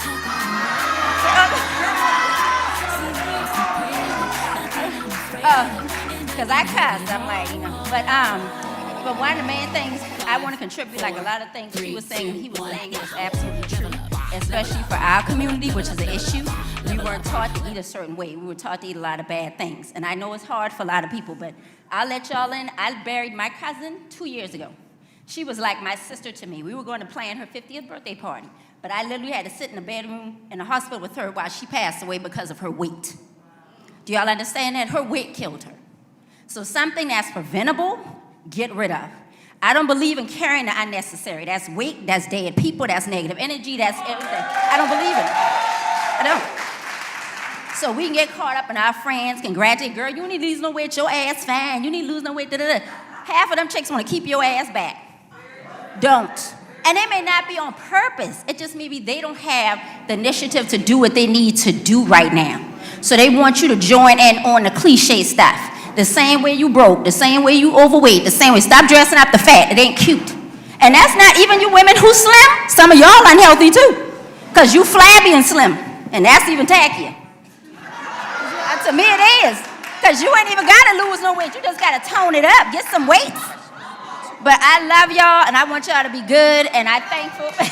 That's Veronica, y'all. Look at skinny Minnie. Under this, she's so skinny. Look, I'm 44 with 3 kids. Y'all understand me? 3 kids. I be in here like, you crunch your Sharon. Yeah. And you got to have an accountability partner, y'all. That's really, really important. Find somebody who can hold you accountable. That's really important. Can we get 2 questions? Anybody have any weight loss struggles? Come on, real quick. Oh, yeah. What's your question? Yes.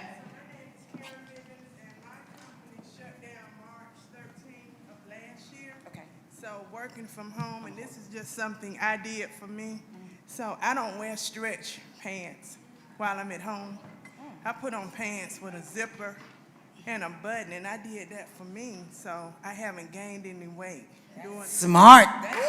That stretch can be very deceiving. Right. I love it. You're expanding, and the pants are expanding. So I haven't lost any weight, but I haven't gained any. Woo! She got through COVID. That's a tip. Another question, come on here. Question for Charles. If you have issues with like lower back pain, which makes it even harder to do things, because I ran track, I did volleyball, played basketball, and I was in the military, so all of that pounding that I've done over the years, now my back is a problem. So where I used to walk all the time, I can't go that far anymore. So how do you, if you have to sit down all the time, how do you get to losing weight? First of all, check with your physician to see if it's a serious issue. But flexibility training is the best thing you can do for any tightness. I would suggest restorative yoga, which is good. A good example is that a good example of that is go in the seated position and touch your toes, and that stretches the lower lumbar region of your back. Sitting for a long period of time, standing up on heels, will put a lot of stress on your back. You know, excessive abdominal weight affects your back. So I would suggest this doing, and you can Google all this stuff, restorative yoga, and they'll show you some flexibility stretches. Really stretch out your hamstrings, because if your hamstrings are tight, you're gonna feel that in your lower back. Guys, I think that just about does it. One thing that you all can do, I don't care how, is walk. Walk. And you guys don't, if you have iPhones, on your iPhone, guys, there's an app right there that's calculating Can you put that cover up when you get a minute, Diallo? That's calculating how many steps you take a day. You guys know that. It's right on your iPhone. You don't need to buy a watch. It's right on your iPhone. So if you don't know it, that's my new cover that's coming out in February, guys. That is not my body. They got to work on that a little bit. We're going to take that back to the editor. But walking, just find somebody to walk with, guys. But just do something, keep moving, and thank you very much, Charles. Thank you, Chisel ladies. and Harris on, go his Instagram page, guys. It's Chisel and Harris, and you guys will see some great workouts. He's free to work you guys out. He kind of cute. He's single, too. But this is Charles There Harris. she So give go. it up for Charles, guys. Thank you, ladies. You guys are amazing. You're awesome. You're here for a reason. This event is game-changing. Give it up for a Paige. Thank you, guys. And this is my unedited book, so don't judge me. The new one's coming out, but I wanted you guys to have something, okay? Thank you, Mickey Taylor, to the stage. Absolutely fabulous. Oh my gosh, I loved it. You know, that stretch is deceiving. I'll be the first to tell you that. Did you all enjoy that? Yeah, easy stuff, right? I'm telling you, the bands really do work, and they do travel with you, and they can go in your office even if you're not working at home, and they really do make a difference. You may think, oh, this is not, no. And when you do it right, you really do have to have a conversation back when you're lifting. But that was fantastic. Thank you, Paige. I'm really going to work on eating my food naked. And all of it, all 8 chapters. Our next speaker stepped into households across the nation in the lead role of NYPD Detective J.C. Williams. Yes, he did. Yeah, he did that. He really did that. In the television police drama, New York Undercover, and he made history. Yes, he did. Today he's known for his unerring portrayals of characters with a commanding presence, and he's appeared in such television series as Bull, Defying Gravity, Revolution, and Empire, and the hit films Copland, Soul Food, Why Did I Get Married, and its sequel, Why Did I Get Married Too? Here to screen his latest short film exclusively today at the Steve and Marjorie Harvey Foundation Single Mother Summit, Little Boy, and speak to relationships now, co-parenting, is actor, musician, author, philanthropist, and social justice warrior. Won't you please show your love for Malik Yoba?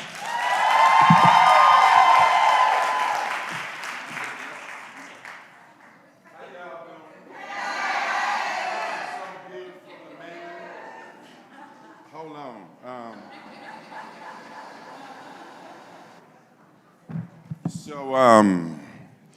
We're going to need to clear this so we can have full vision of the screen and this, so we have some tech folk that can come. Excuse me? Okay, darling. I didn't know how this was going to go, because let's say amen. It's good to see y'all. This is a beautiful room. I feel really blessed to be here and share this. This film was not actually written or directed for the express purpose to share in this kind of venue. Short little context for how this came about. I was eating at a restaurant in Brooklyn a few months ago. A little 7-year-old kid comes up to me and says, hey, you're Malik Yoba. You have 3 kids. You're from the Bronx. You're born in 1967. And I look at this little kid. I'm like, who are you? And his mother comes up and she goes, oh, I'm so embarrassed. You know, I just Googled you and you walked by and he read my phone. I said, he remembered that? She says, yes. I was sitting with a friend who was a director in town directing a film. And I said, if you need a little kid for your movie, you should use this kid. And so 2 days later, I had a conversation with my agent about my directing career. I've been doing a lot more directing over the last few years. And she said, you need to add something to your reel that is about 10 minutes long. And I thought of this little kid. And I thought of the bright smile on his face. I thought about how we as parents, when we haven't worked through our own trauma, we leak onto our seeds. And they grow up and they bear fruit, strange fruit. I have that real experience. So this film was divinely ordered, and I can say that because this little boy, we rehearsed So I wrote the script. I met him on a Tuesday. I wrote the script on a Thursday. I sent it to his mother on a Friday. I met with her on a Saturday. I said, excuse me, sorry. Or not, it's a Sunday, sorry. Hey, sorry. Y'all mothers here though, right? I mean, that's how it happens. I'm just saying. I didn't mean that. 2 kids later. It's really 3, but that's another story how they came to be. But this little boy and I started, so I met with his mother and I said, she says, you know, this is so much like my life. And I said, do you think your son will be down to do it? She said, yeah, I think it'd be great for him. And I started rehearsing with him. And about 2 weeks into rehearsal, he had a Zoom call. So he goes into another room in my house, and he's talking to a lawyer. And the lawyer is working with a group called Lawyers for Children that represent children in custody battles. I'd used that same agency 23 years prior. And so this film is the result of this encounter with this little angel that came to bless my life. Hopefully it speaks to someone here in a significant way. And how I got to be here is I was in the Bahamas a couple months ago. It was the first trip since my mother had passed in April. And I hadn't seen Paige in I don't know how many years. She was down there doing her great work. Tracy was with her. And I told her about this film. I hadn't shot it yet. And so she says, when you finish it, I want to screen it at the summit. Thoughts become things. Amen. So here we are. We're going to watch the film, and then we'll talk about it.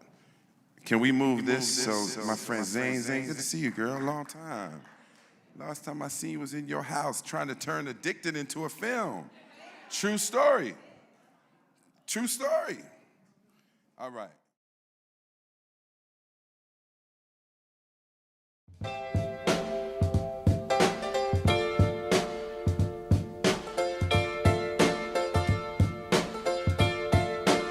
Oh, baby, you got what I need.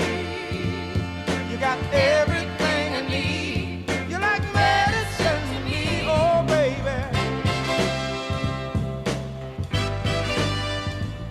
In a world of salty tears, so afraid and full of fears, so glad you saved me, dear.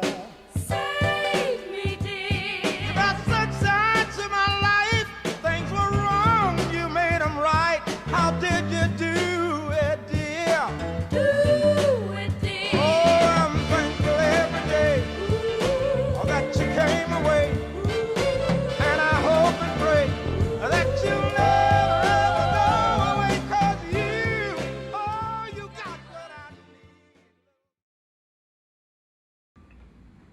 The one thing I wanted more than anything in life was to become a husband and a father. To be able to nurture, love, and protect you. And I always believed the greatest threat to your safety, emotional well-being, would come from the craziness of this outside world.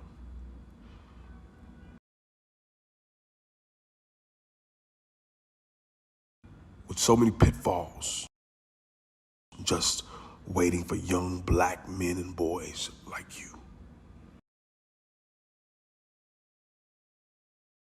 My plan was to make sure that you got all the tools you needed to be the best version of you.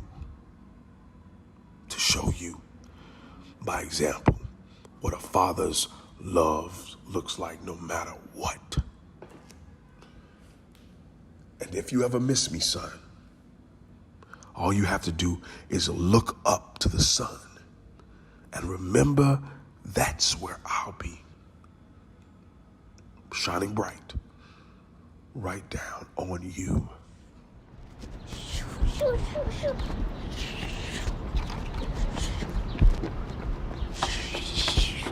Landing in 3, 2, 1. Woo! Dance.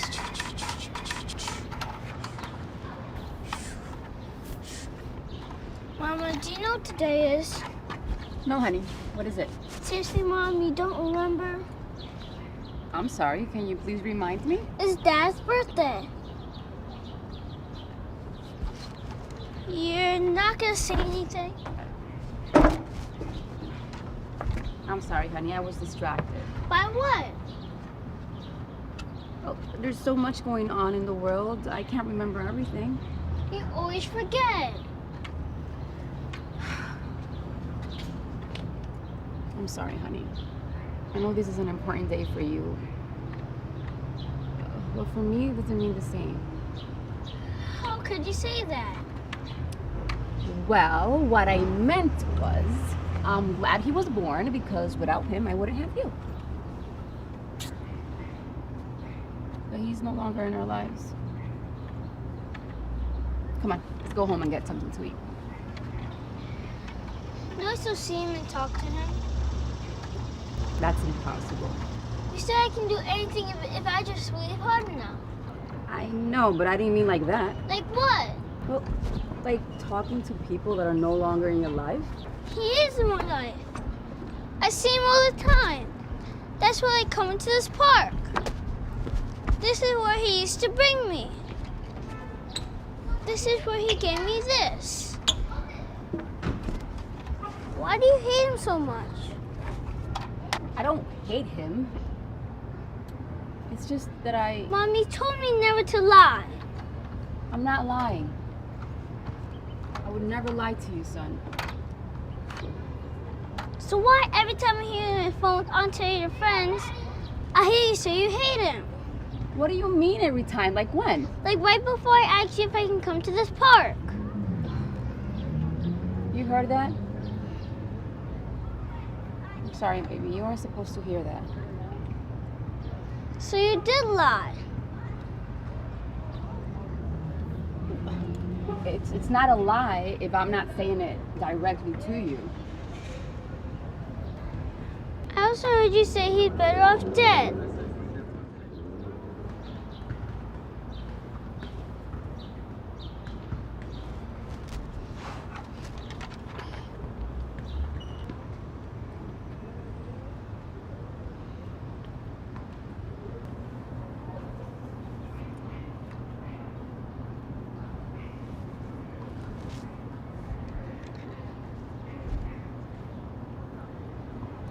I didn't mean that literally. What I meant was,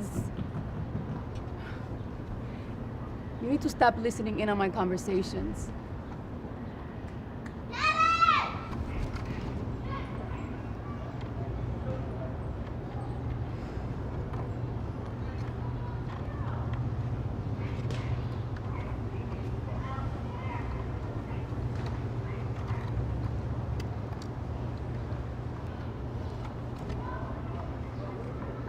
Your father is gone, honey. And to be honest, it's for the best. He was never really there for us. We're supposed to be a team. And we were never a priority for him. It's like he never wanted to be a father. Why did you get a divorce? When did you even learn that word? You don't even know what that means. Yes, I do. Nico told me. And when your parents argue and fight a lot, they say that's why we're divorced. And your dad used to argue and fight a lot, so that means you're divorced. Right? Why did you call the police on him? Did they kill him? Well, first, you need to be married to get a divorce. And your father and I, we were never married. Now, it would have made me very happy to marry him. But for him, it would have felt like he was settling.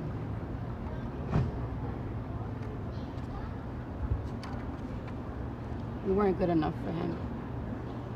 He was always looking for something better.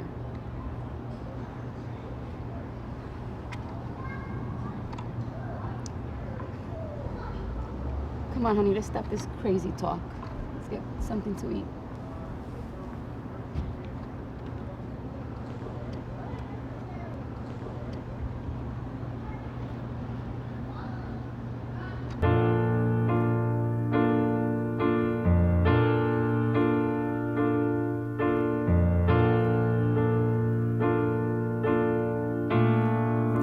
Every time that you gave love, it was a time when you hated love. For every heart that you break, there were nights when your tears fill your heart to replace love. Can you touch, can you taste love? How many times did you waste love? All the years of regret, you wish you could forget, but you still go and chase love. Love is the only thing that matters.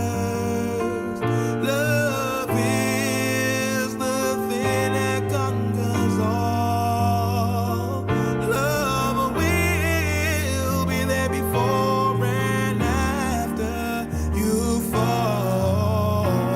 Like, you pick him up so much, right? You I don't. do You the don't. best What are I you talking can. about? I do the Listen, best I can with my listen. son. What else do you want from me? Oh my God, you have no idea what goes on in this house, do you? Right? You have no clue, right? You know Having why a I kid- don't know? You know I don't know because you don't let me in.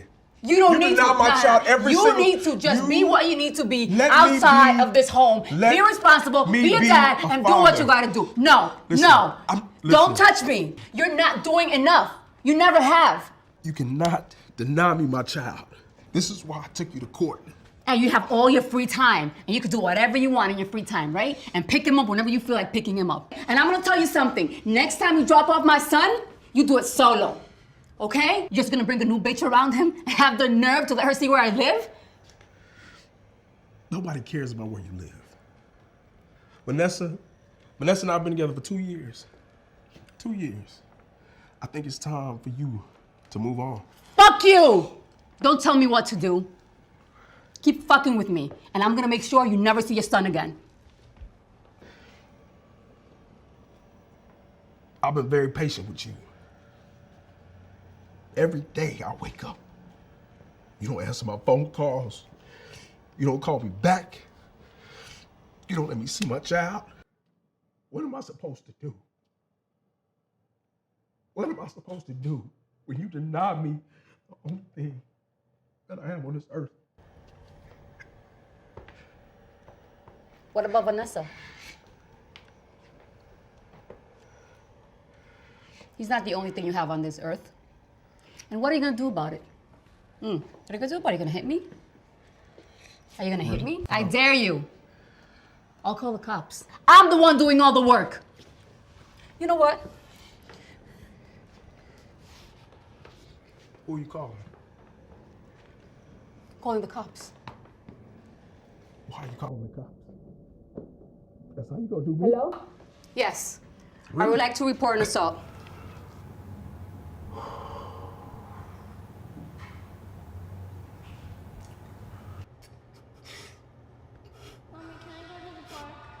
Yes, honey. Come on, Aiden. Sometimes I feel like it's better outside. 911, where's your emergency?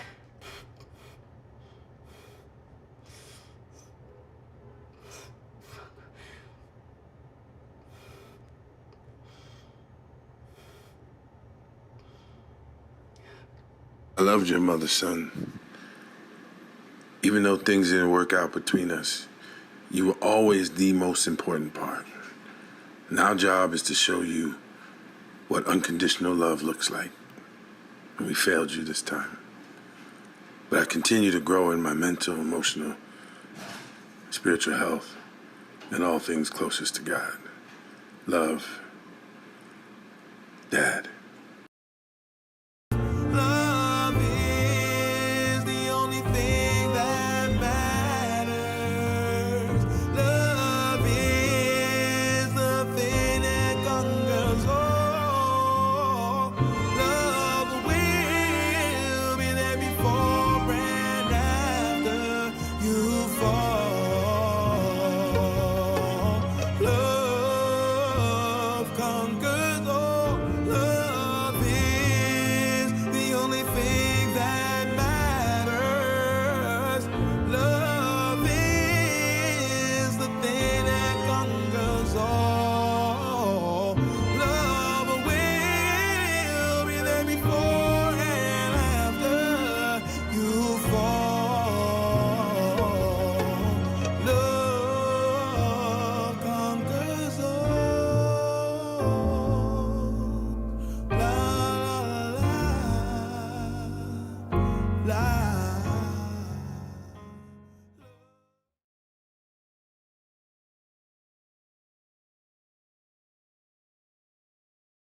the same thing, but I get very upset with my ex-husband. He's a great man, but he makes some terrible mistakes. And I feel as though as a single mom, my children are my gift from God. And I have to nurture them, and I have to take care of them.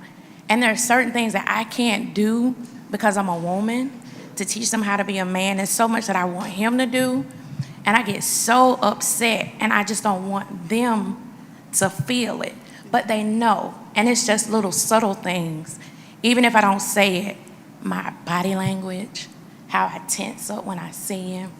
So we try to control it, and we try not to do those things. So this is a great thing. It's like it's looking in a mirror, like, hey, black woman, stop. Your children can hear it, they can feel it, they can see it. And you don't want to damage them. You want them, you're supposed to raise them in the way that you know which is right. So we have to find a way to work through our feelings when we're angry with our children's father or whatnot. So that was great. It struck a great chord because I believe you kind of touched on aspects on how everybody feels, how it affects the child, how it affects the mom, and how it affects the father. So I appreciate it. It was really good. Thank you. How do you, Sharon, can you stay with her a second? I just have a question for her. How do you manage that trauma that you experience? Do you have a practice, a spiritual practice, or what's your name, sis? Jatan. Jatan? Yes, thank you. How do you manage that tense, that stress, and that trauma response that you have when you see him? So usually I don't see him a lot, and what I do is I just pour myself into my children. So my 3 boys, they are 3 separate activities. They'll have 3 things on 3 different sides of the state at the exact same time. And no matter what happens, I'm gonna be there, or I make sure that I'm in a position where I catch just a little bit. I have 2 athletes and 1 that does musical theater and ballet. And I don't like to miss anything. So I'm there. You're that woman. I am that woman. Doing it all. All of it. But my question for you, did you see, I asked you a question about self-care for you. Yes. You see what you did? Yes. You went right back to service for others. Yes. And that's what our mothers did, our grandmothers did, our wives, our sisters. But listen to the question. What self-care practice do you have for you? Not a lot. Okay, I go get my hair fixed every Friday. Okay. That's putting money in the pocket of the hairdresser. Yeah. You look good. Good job. But I think it's mindful, right? When Paige told me about this summit, she said she doesn't like to use the word empower. But the title is enrichment. And so the idea is that in every interaction, we have an opportunity to enrich somebody's life. So if I can give you one self-care practice, breathe. You mentioned your kid is in theater. One of the gifts about studying theater is that you learn to locate your body, right? People talked about posture, breath work is real work. When the breath stops, life stops. So it's important that you understand that relationship between what you think about and how you consider other people and how you consider yourself. There's a notion that says, and we actually have a professional in the house, Dr. Nakia Scott. So we actually met during the pandemic on Instagram. We were talking a lot about stress and anxiety and how folks were managing things. And we did a couple of Instagram lives. This is actually the first time we're in the same room together in real life. And so sis here might be one of those people. Stand up for a second. Might be one of those people. She was very busy during the pandemic. Families, children. Do you have a word for her? Do you feel inspired to share something?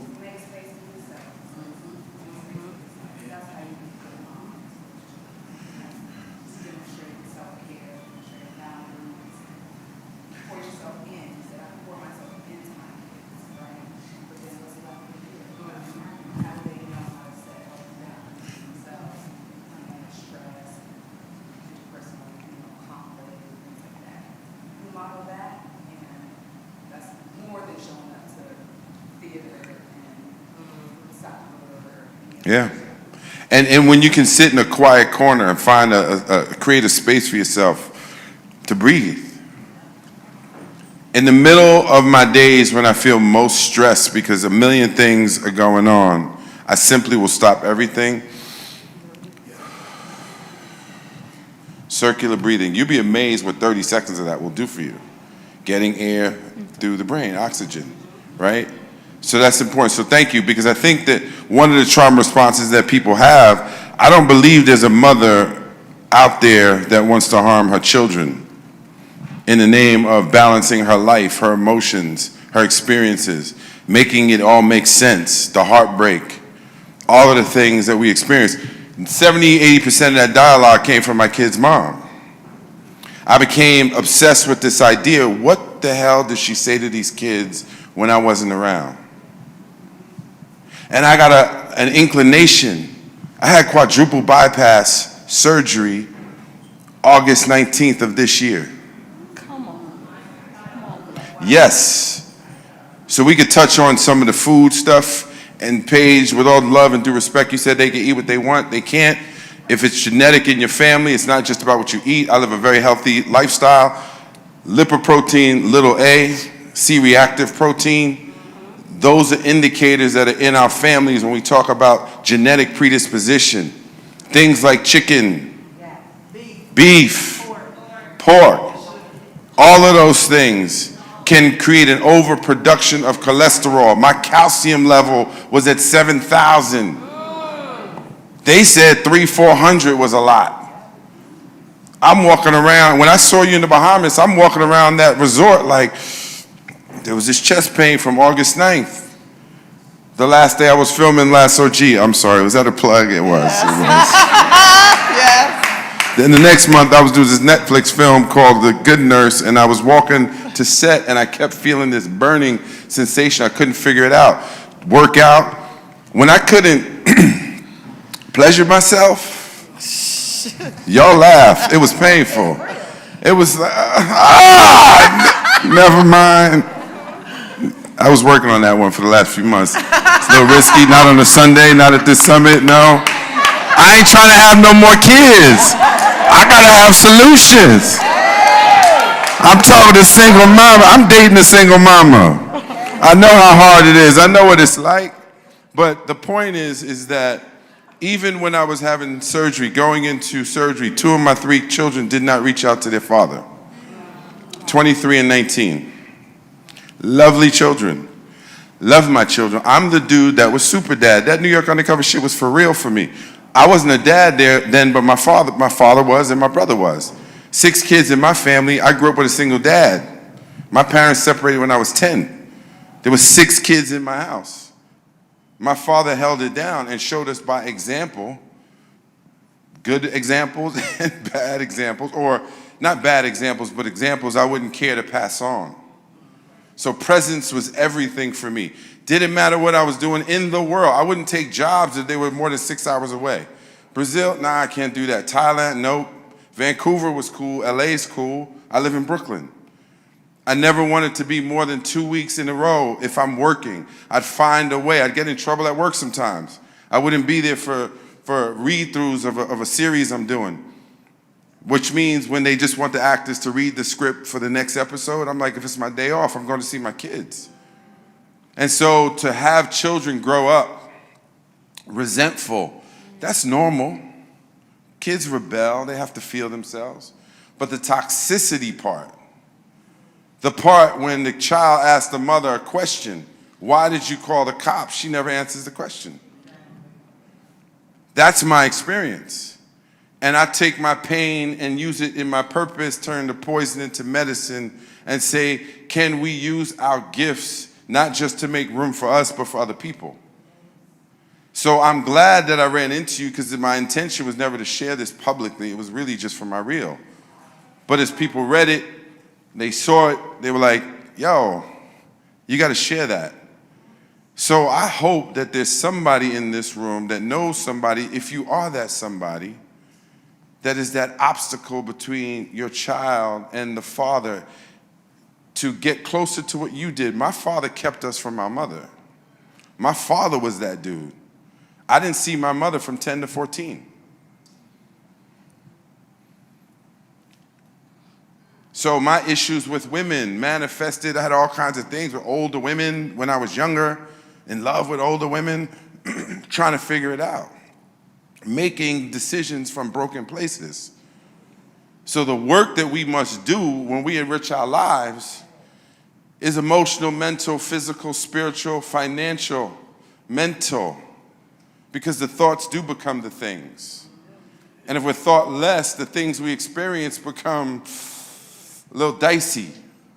But when we're thoughtful and mindful about what we put in our body, because that makes us feel better, then we want to work out. And then because we work out, we don't want to eat the bad food. And because we're eating good and we're feeling good, we start reading more and thinking more. We want to travel more. Well, let me try this food and let me try that. You go on that plant-based journey that I've been on since surgery.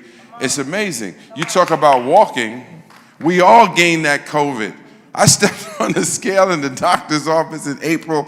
Shit said 253. I said, your shit's broke. Y'all need to fix that thing away from me. Goddamn broken machine. I walk every day with some brothers. We now call it The Walk, a journey of self, health, and community. We're branding it because it's black men walking through Brooklyn every single day. And it's been amazing. Not just the walking part. And yes, sometimes we do have to take care of our structure if we aren't stretching. Someone talked about stretching, but chiropractic care with the right chiropractor that can align your spine, right? Because we're all a little off anyway. This is a driving city. New York's more of a walking city. But getting those walks and go to Piedmont Park, walk up Stone Mountain, whatever you got to do. It's amazing. I'm at like New York undercover weight since just walking and taking chicken out of my body. I'm like, what else did I didn't do anything else. I just been walking every day, stop eating flesh, I eat fish, eating mostly plant-based, and then all of a sudden I'm like, yo, she said 223. I was like, I haven't been 223 since I was in my 20s. Come on. So the surgery, the kid's not calling. So here was the window I got. Half hour before I go into surgery, my oldest sister calls me and says, do you think you might want to apologize to your children? I'm like, what? What are you talking about? I have a son that hasn't spoken since October of 2019. I have a daughter that's 23 years old. Love this kid. I delivered her. I cut the umbilical cord. I gave her a name. She actually came to me in a dream. True story. I got shot at 15. I wake up, there's 6 doctors around the bed. 2, 2, and 2. 29 years old, I have this dream. I'm pregnant. Boom, 6 doctors. I'm dating her mom. For 2 years. She started as the chick on the side. Let me keep it really, really real. I was sharing this story with Tracy last night, just dealing with fame and all y'all women coming at me. Yo, let me tell you something. A lot of dudes don't keep it really, really real on the pressure and what that does. When you're trying to keep your values and everybody around you is cheating and lying, all your heroes, y'all have experienced what I've known for years, in recent years with some of our iconic black men, especially. Stuff I've known since my 20s, they breaking my heart. I'm trying to make decisions, again, from broken places. Choosing partners that aren't aligned. We don't speak the same language, we don't have the same values. The result, and I was, because of my spiritual path, I don't believe that any child is a mistake. This child came to me in a dream. I said to her mother, we have to do this. She broke me open, perhaps so I could be here today.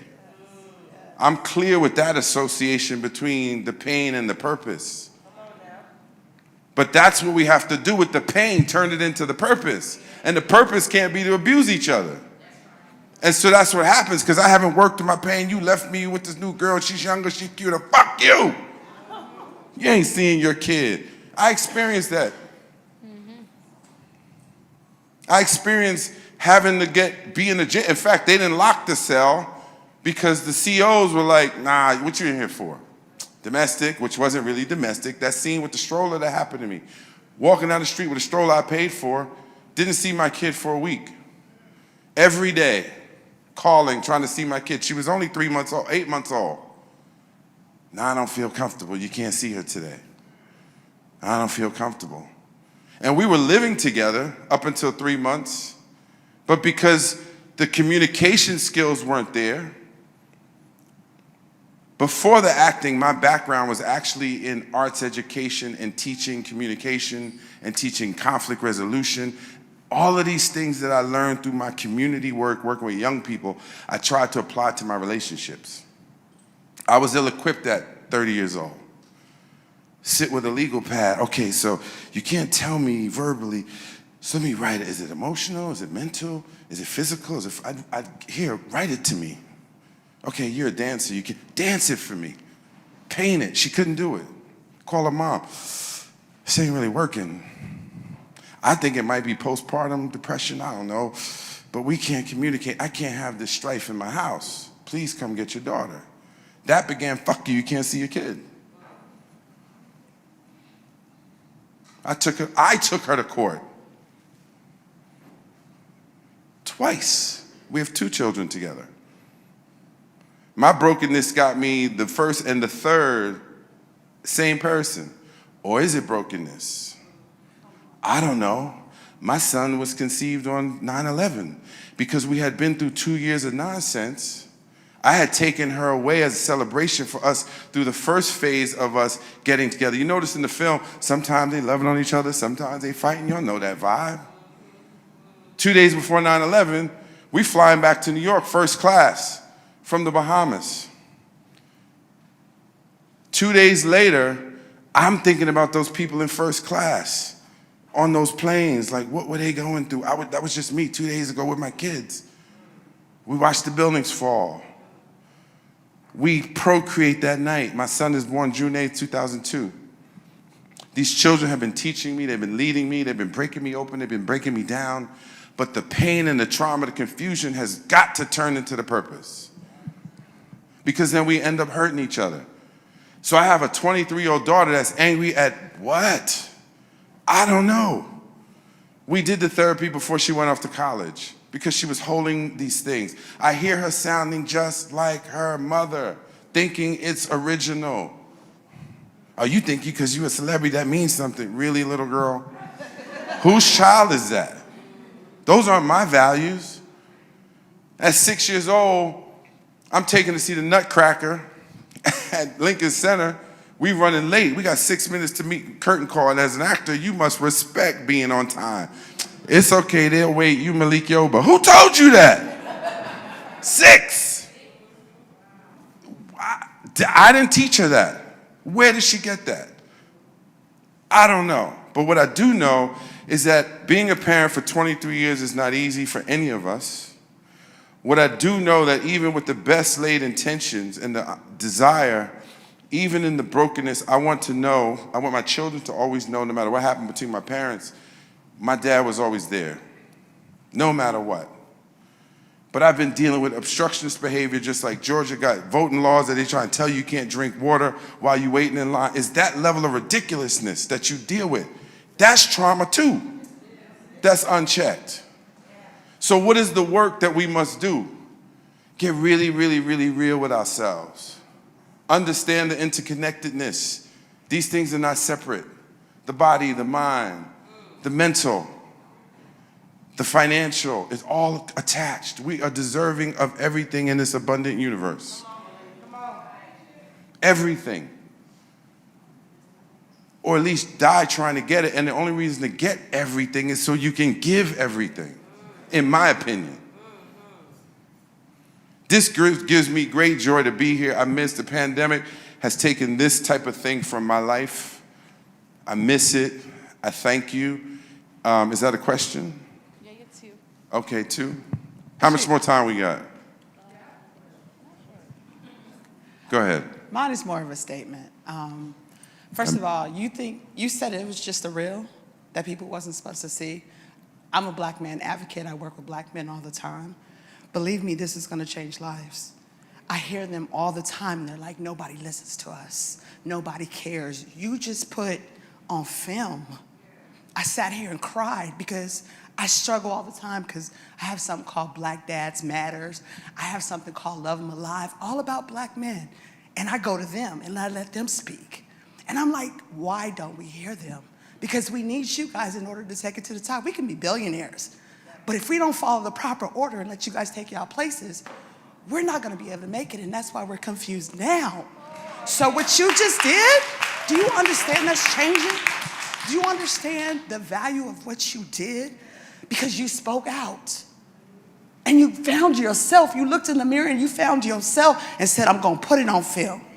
God made it so easy for you that that little boy walked up to you and you're about to tell a story that so many of us have faced.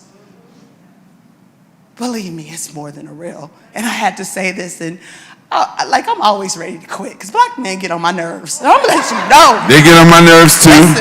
Jive ass turkeys. Listen. Black men. They get on my nerves. I'm mad. Take a picture. Listen. You can smile, black man. It's right. okay. It's okay. It really is, you know. You know what I love to do to black men? I love you. Yes. They don't know what to do. Yeah, it changes. And you add the king to it. Changes. Just don't say Grand Rising King, because the people that say Grand Rising, you can't trust them. Y'all know who I'm talking. Are you one of them? Yes. All the time. You know what?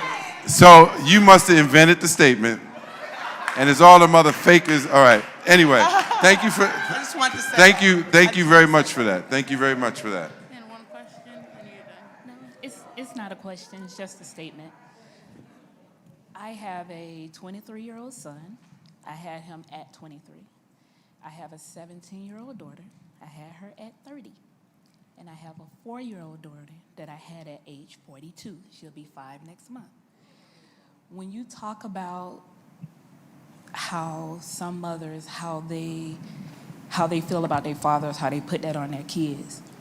At 23, I was mad as hell at them. I wanted to shoot them, wanted to beat them down every time I saw them. But I did not put that on my son. I went through that myself.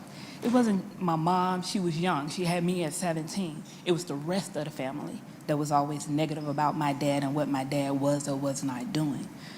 When it came to my kids, I didn't want my kids to feel the way I did, not feeling like I was good enough, not, feeling like he didn't love me and that's the reason why he wasn't there. I don't know what his issues were. My mom didn't know what his issues were or why he wasn't there. But I didn't want to put that on my kids because when my kids grow up, I didn't want them to resent me if he changed his mind and decided to be around.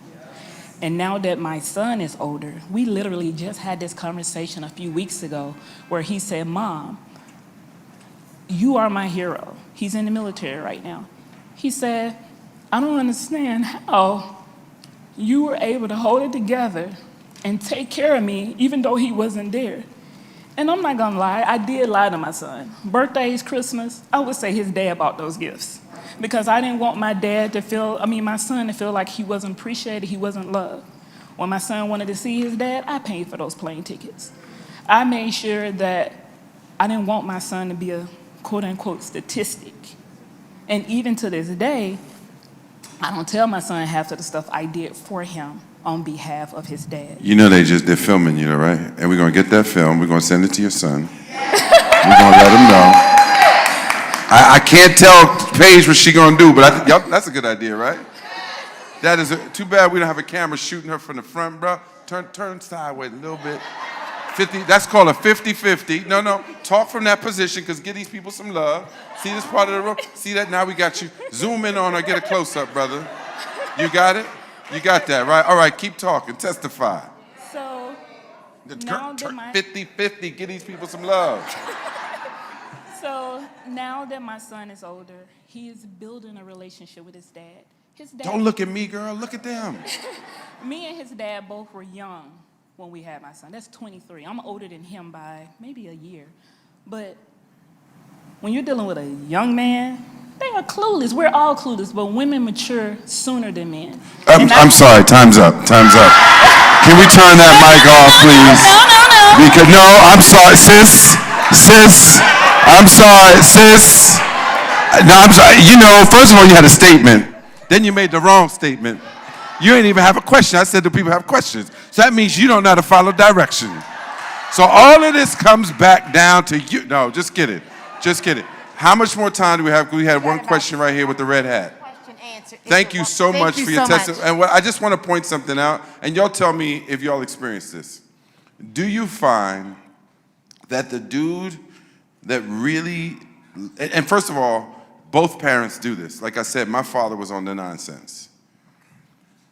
But fortunately, my connection to my mother was strong enough by the age of 10. I was like, dude, I'd leave you too, because you beat me with extension cords. I don't enjoy that. Real talk. His father tied him to a chair and beat him. His grandfather was a slave. So we are passing on this trauma, this post-traumatic slave disorder, and all of these dysfunctions. And so I applaud you for what you were able to do, because you were able to take your discontent and process it into behavior that I think the group would agree is more of a healthy approach, even if you had to sacrifice that part for yourself. But we got you on film now. So we're gonna, are you the one, Diallo, that they've been talking about? That is the other guy. That is not you. You are not the one. You are not Diallo. I was waiting for you to tell me who you are. Therefore, no. So, here's the question. It appears that the men that really want to be in their children's lives get more obstacles and challenges than the dudes that don't give a damn. Okay, so it's not just my, right? Because it feels like he ain't paying nothing. Forget about him. But girl, you got 6 kids. He ain't shit. I'm good. Then the dude, I love my baby, I want to be with my baby, is dealing with this. All right, cool, thank you.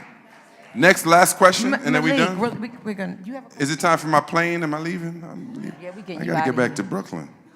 Real quick, though, because I want to. What time is it? Just curious. Oh, I got hours. I just want us to be careful, because I feel like there's an expectation of Black women to do the majority of the emotional processing. And I think that we need to I missed some of that. I'm sorry. I'm Amber and Adahi, everybody. I have a podcast coming out, Stepdaddy Season, about my experience. But anyway, I just think we need to be careful, because we put a lot on the shoulders of Black women to do the emotional processing for the entire race.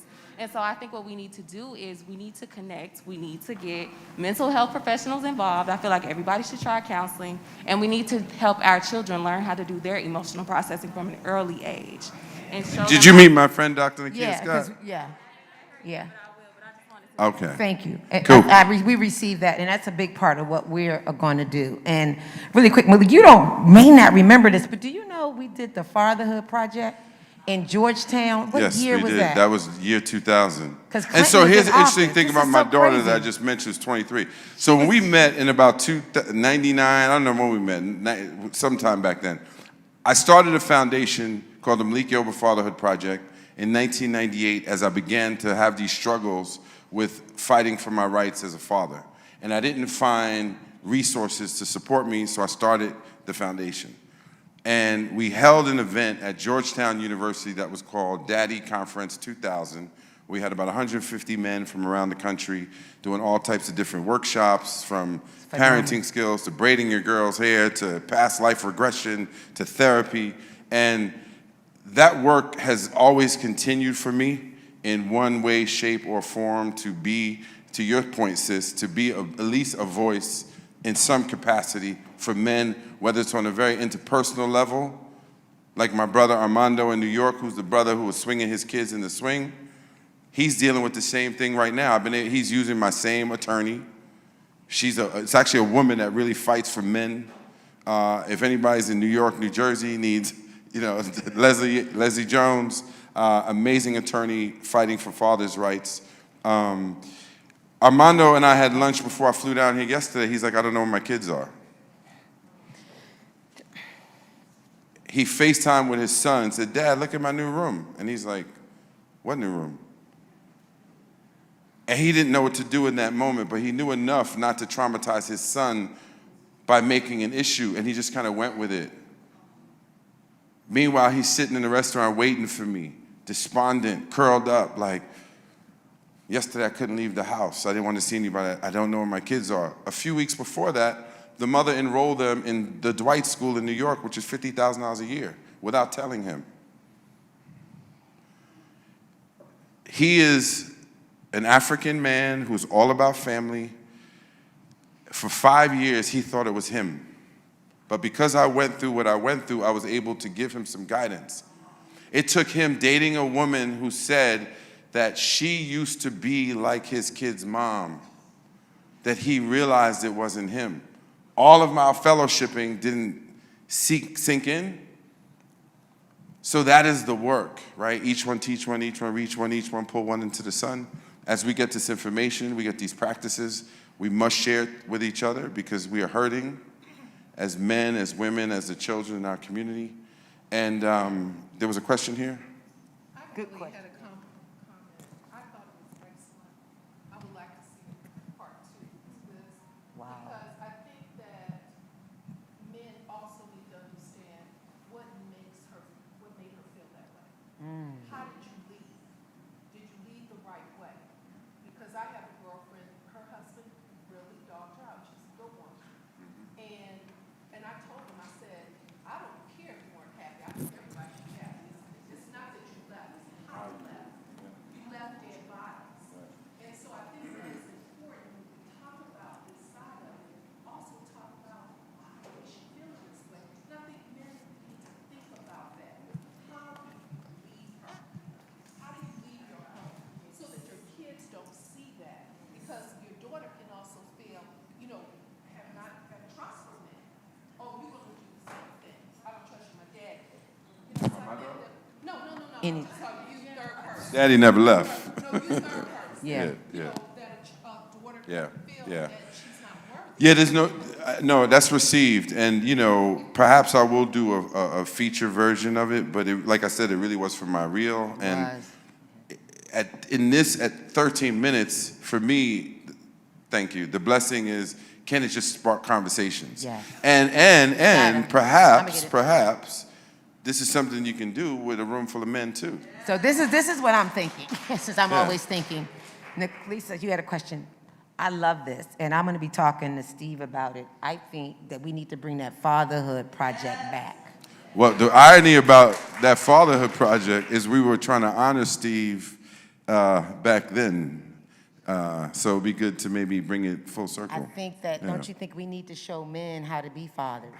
Yeah. Because some of them just don't know. Even when you talk to, and I'm going to be honest with this, when you listen to Malik's story, y'all, we dealing with these brothers. You got to know their past, and we as black women have to be able to give these men grace. And we have to learn to give you grace too. Yeah.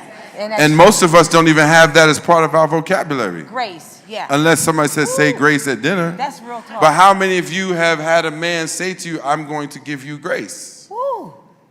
As you have been coming at him because he understands, sis, to your point, his culpability in whatever it was that he did. And so personally, I've always made that a mission to hold men, black men accountable in every role I play by these subtle little things that I might do. And I just want to bring the full circle story about my daughter. So about the conference. So her cousin sent me a screenshot the other day. She posted a picture when she's 2 years old, the age she was when I did the conference, with a poster from the conference on her Instagram. So perhaps that's some small way she's trying to extend an olive branch, I don't know. But that little piggy bank in the beginning of the film, that's been in my house since my kid was 10. And I used to tell her mother, we're going to be paying for this one day.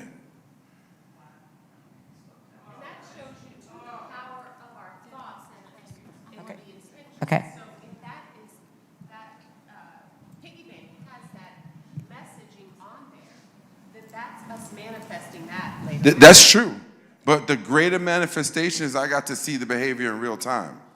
So it was actually a road sign to say, we can choose this because we've done the therapy. We did the therapy even before I got the piggy bank. But for me, the fact that somebody somewhere made that speaks to how broken we are. So, yes, it is true, the messaging is critical. What are the images and the books and the posters, the music we play in our homes, with movies that we watch? All of these things, the conversations we have. There was somebody somewhere over here when she said, you need to stop listening in on my conversations. And I heard somebody go, that's right. I don't know who you were, but it came from over here. You raised your hand. Sis, they gave me, you were being funny? All right now. One more, because we got to go. We got some. We got to things go, get. yes. Really quick, I want you to answer this, though. This is important.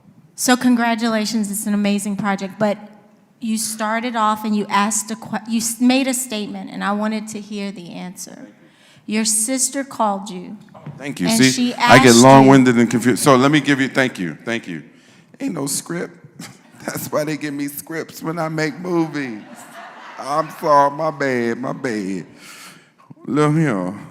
So what happened? Y'all knew crazy. And then right there talking about, we here. No, so my sister calls before I go into surgery. She says, do you think you should apologize? I say, for what? I could not wrap my head around what could I possibly be apologizing for.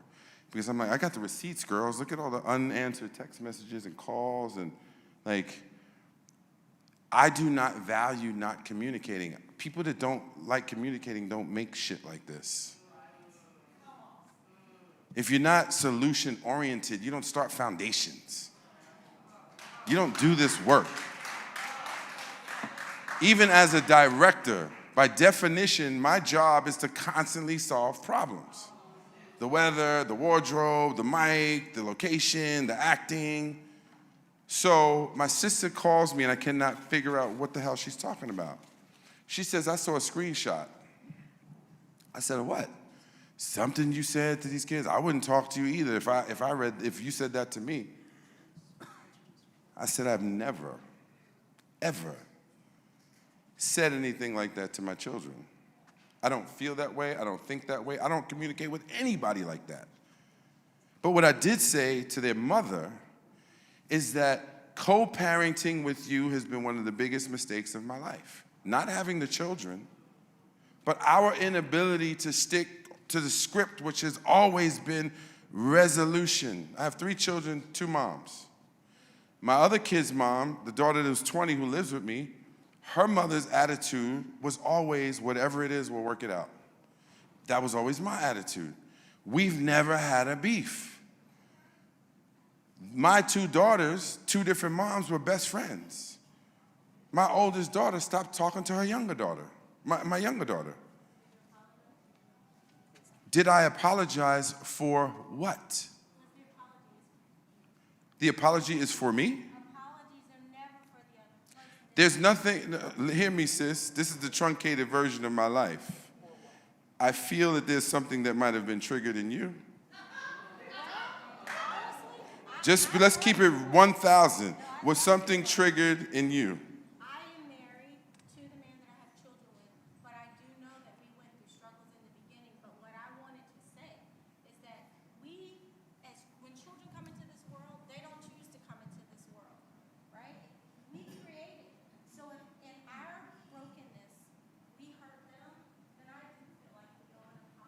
So I'm not that dude that's lost and doesn't ask for directions. I'm the guy that will always apologize. There's been apologies throughout.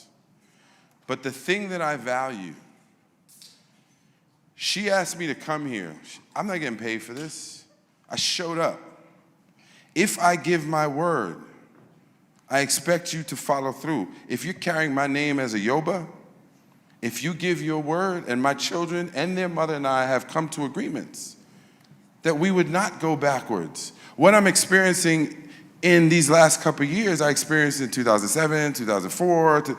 We've been there before. We've done the therapy. So when you keep coming back to this behavior, and my sister is now looped in with a lie saying that he said that, I never said that. So a half hour before heart surgery, my own children are dealing with some level of pain, misinformation, trauma that's saying this man that actually has been here the whole time is not worthy of our time, and all I can do is pray for them. Back to your ex, the man. So what I would always do, and this is what I told my brother yesterday who's struggling with not knowing where his kids are, I always pray for all of them. I surround them in light, and I pray for them for the highest good for everyone. And sometimes the apologies need to come in the fourth dimension.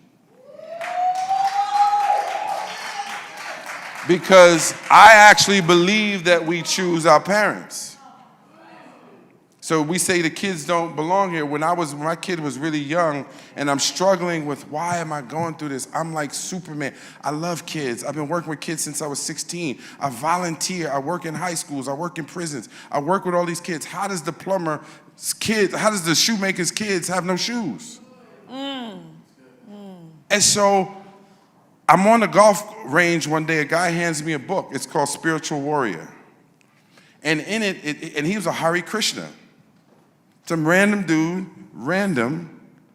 because nothing is by coincidence. It just means it happens at the same time, coincidence.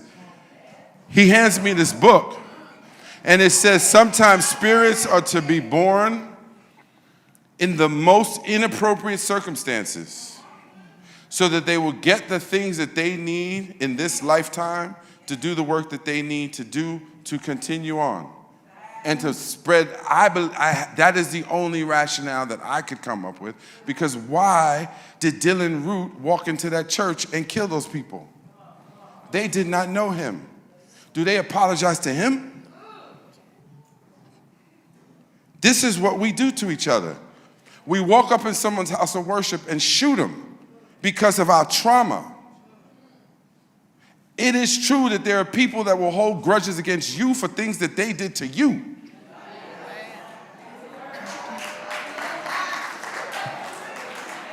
My life is a testament of apology. The kid that shot me, forgave him. My father who beat me with extension cords butt naked until I was old enough to rip the extension cord from him at 15. Get kicked out the house at 16. Later on, he says, I knew I put enough in you that you would survive. 6 of us, ain't nobody a crackhead. Nobody's been locked up. Because we had the example. He wasn't perfect. I'm saying a lot of things. I'm talking about spirituality. I'm talking about parenting. I'm talking about movies. I'm talking about a lot of things. But if we don't remember one thing from today, we have a greater capacity to love each other. But the only way we can actually love each other is when we learn what it truly means to love ourselves. And to love yourself means that you must stay eternally curious. There is an art to curiosity. Part of that is not reflected as I ain't into that shit. It's more about, what is that? How does that work? What language is that? What do you speak? What do you mean when you say that? And when we listen, we don't listen just to respond. We actually should listen to ask more questions, to get deeper into what it is that we're talking about. I've had women I've dated that told me I was too deep. You know what she really meant. She was too shallow. I think it's about that time. Mickey, it is so good to see you. I don't know how you don't age. I don't know how you do not age. When I shot the cover of Essence magazine, this woman was in the room working at Essence, and that was years ago. You look amazing. So good to see you. I thank you. I just want to say thank you for Steve and Marjorie Harvey for putting this together. Thank you for the invitation. I needed this as much as I hope you received what I was able to offer. And I'm going to go catch a plane. We're going to work. Give it up for Malik. We're gonna work on his tardiness, but we're going to bring him back because I think this needs to be a whole session just talking to men. And we did something with Anthony Hamilton called From a Man to a Woman. And it's just sometimes, may not be Malik, maybe Anthony, we just need to sit down and listen to their sides of the story. So I want to thank you, Malik. Thank you so much. Oh, yes. That right there was the kitchen table talk. And you know, anytime we gather at the kitchen table, it's going to be real and it's going to be what you need. You all show your love. Brother poured his heart out for us to understand. I love how the Bible says, with all thy getting, get an understanding. This was about understanding. Thank you, Malik Yoba. Thank you. I don't know too many that would be so plain and transparent. But yeah, Paige, we got to do this again and again, right? Yeah, we got to do this again and again. This is the only way we get from where we are to where we need to be. Communication, real talk. Telling the truth. Ooh, how y'all doing? Yeah. That's what it is. That's what it is. On a day like this, amazing and powerful. Yeah, those are the adjectives that describe us and what's happening here. Amazing and powerful. Someone left their wallet in the ladies' room. And you do need it. Yeah, here we go. Come on down and you get your purse back. Thank you. You are so welcome. Our next speaker is contributing to changing the stats on women's health. And as a physician and owner of Charleston's Women's Wellness Center, and medical director for Charleston Health and Wellness MediSpa, she specializes in preventive and alternative health in the area of gynecology, bioidentical hormone replacement therapy, you all want to listen for that, and weight management. She's front and center in the community and has served on the board of numerous organizations, from the Charleston affiliate of the Susan G. Komen Foundation to the Medical University of South Carolina, where she served, get this, as the only woman and the only African American on the Board of Trustees. Here to discuss personal health and wellness, along with critical insights on how hormones affect a woman's body, is the winner of the National Council of Negro Women's Outstanding Community Leader Award in Medicine, obstetrician and gynecologist, Dr. Paula Orr.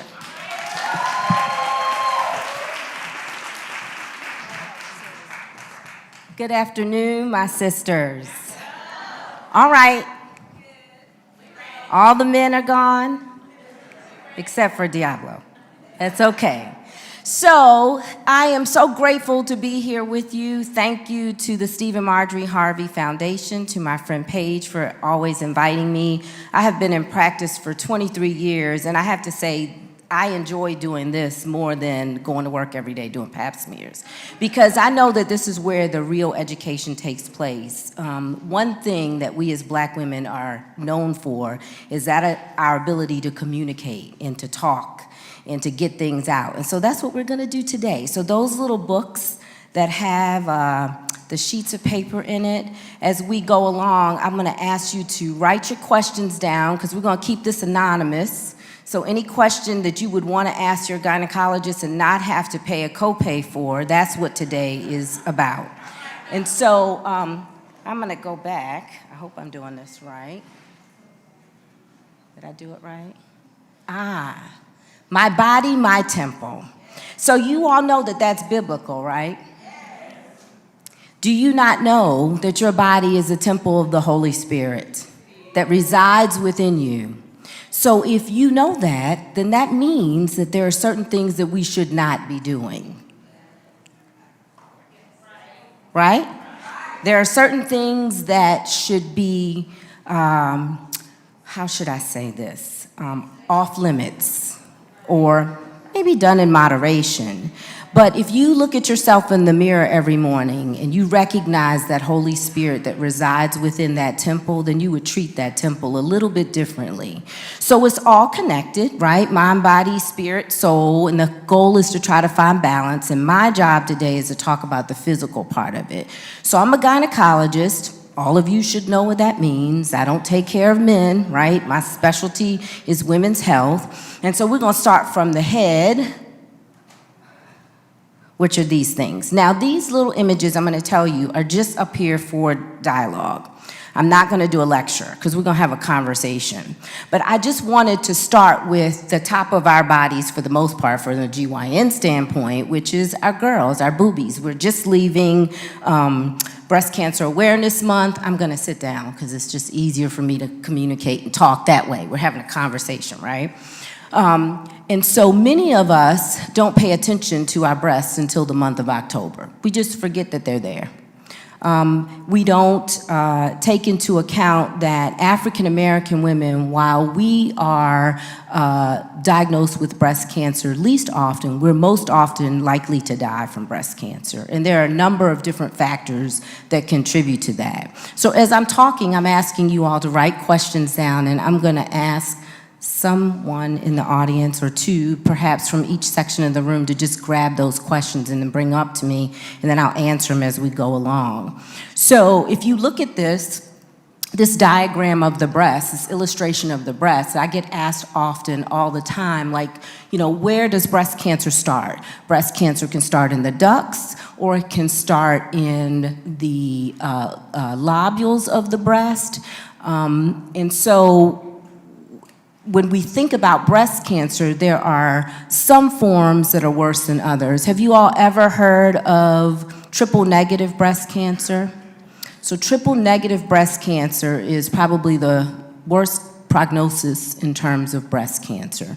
And to break that down for you, it is basically, if you imagine that the cancer cells are a house with locks on them, those 3 hormones are the keys. And so if we don't have the keys to those locks, then the doctors can't treat the breast cancer. And that's typically what occurs with triple negative breast cancer, is that it is difficult to treat because they don't have the ability to get into the cancer cells to treat them. You guessed it, Black women are most likely to be diagnosed with triple negative breast cancer more often than Caucasian women, and that has a worse prognosis. But all is not lost, because the key to this is early detection.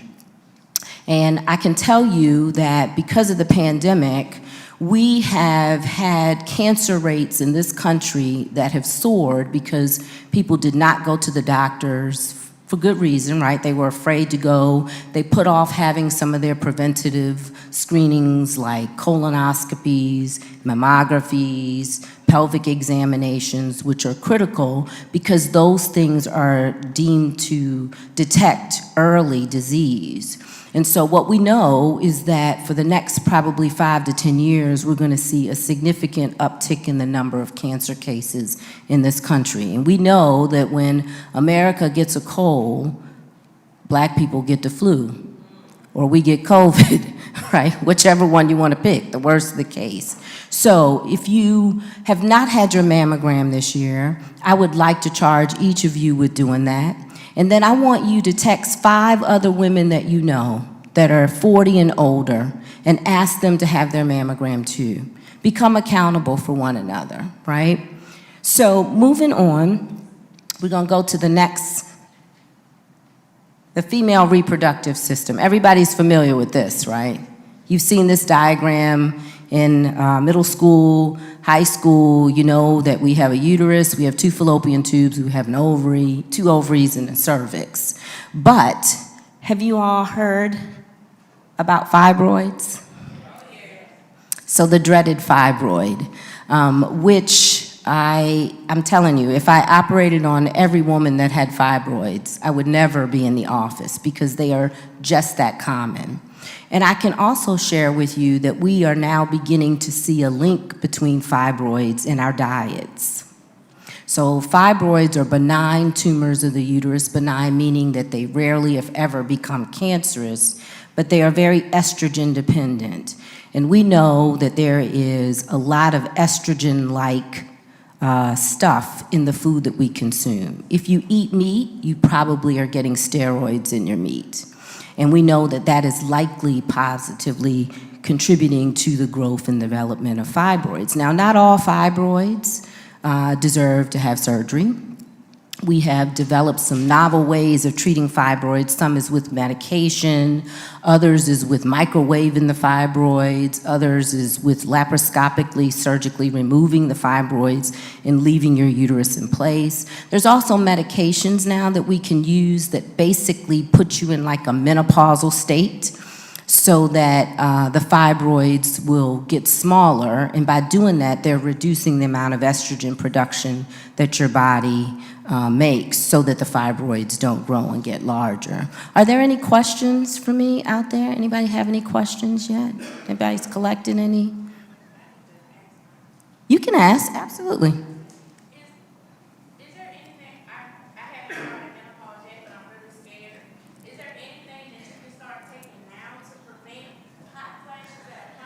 So I'm glad you asked that question. So I'm sure you heard that I am a bioidentical hormone therapy specialist. Let me tell you a secret. Menopause, by definition, is not a disease. Menopause is a phase of your life, right? And by definition, you are menopausal when you've gone 12 months without a menstrual cycle. But what we know and understand is that your body begins to go into hormonal decline, sometimes up to 10 years before you are menopausal. So the average age of menopause is about 51. That's the average. I do have patients who cycle until they're 60, unfortunately, and I do have some patients that stop having their periods when they're 35. So the average age is 51, but normally somewhere in your late 30s is when your hormone levels begin to decline. So a lot of 30-year-olds will come to me and they'll say, I'm still having a period, I haven't skipped my period, but I'm having hot flashes, or I'm having night sweats. And that is your body's signal that your hormone levels are in decline. So as a hormone specialist, my dream would be for most women to start on hormones before they are menopausal. We have had studies that have demonstrated the benefit of that in that it reduces your risk of cardiovascular disease when you get older. It's actually a greater risk for you to start hormones at 65 than it would be for you to start them at 45, because by 65, you've already begun to develop some of the plaque in your blood vessels, particularly the big ones that go to your brain, and that is where the increase in stroke takes place in older women who begin taking hormone replacement therapy. There's a lot of controversy about hormones. There's a lot that we don't know. There was a study that's probably about 30 years old that came out when I was in residency, and it declared that all hormones were the devil.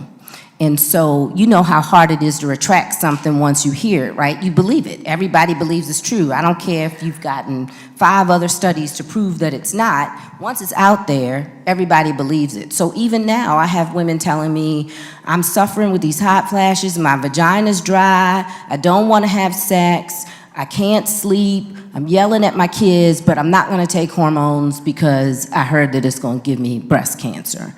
And that just isn't true. If you have breast cancer, we're not going to give you hormones, obviously. But if you don't have a significantly elevated risk of breast cancer, or you've never had a blood clot before, thank you, then you are certainly likely somebody who can be on hormone replacement therapy. And that is the secret. I can tell you this, a lot of women who don't look like us, they're on hormones. A lot of the women out west, they're on hormones. And so it's not just about the hot flashes, it's about what the hormonal decline is doing to your body. It's affecting your brain, your risk of Alzheimer's is increased, your risk of bone loss is increased, your truncal obesity is increased. All of that is hormonally mediated. And so that's why when you turn 40 or 45 and you look in the mirror and that body looks like somebody that you've never seen before, a lot of it is the shift in that hormone that takes place in your late 30s to 40s. Yeah, some of it is our diet too, for sure. We do it to ourselves as well, but it's creating the breeding ground for the pork chops and the macaroni and cheese to do what it's going to do.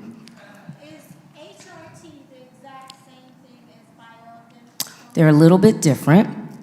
So bioidentical hormone replacement therapy is for hormones that look physiologically like more the hormones that your body naturally would make. So if we think about HRT, and people have heard of, how many women in the room are 50 or older?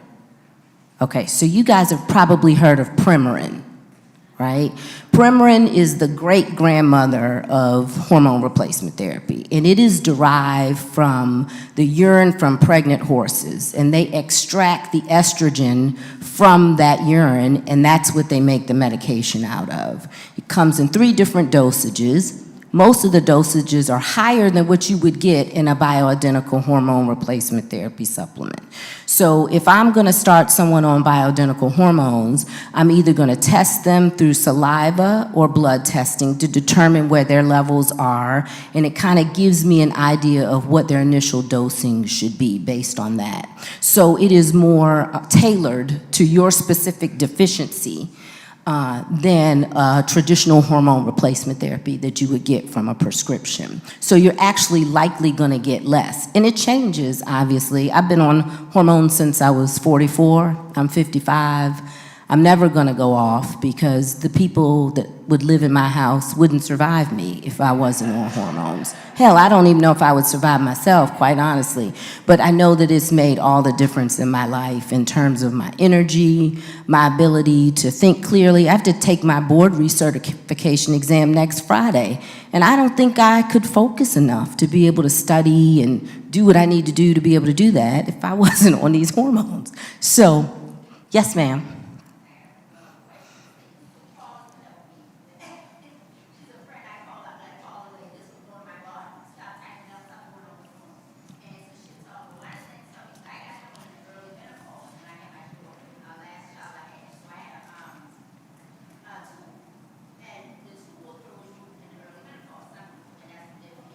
No, no, no. That's not true. This a John McCain moment.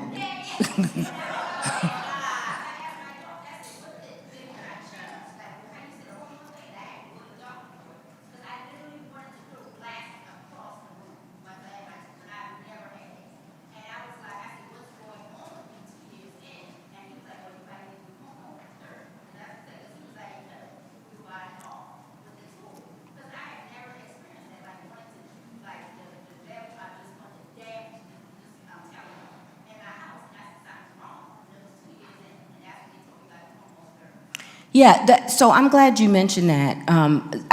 People ask me all the time if having their tubes tied, if that causes any changes in their hormones, and it doesn't.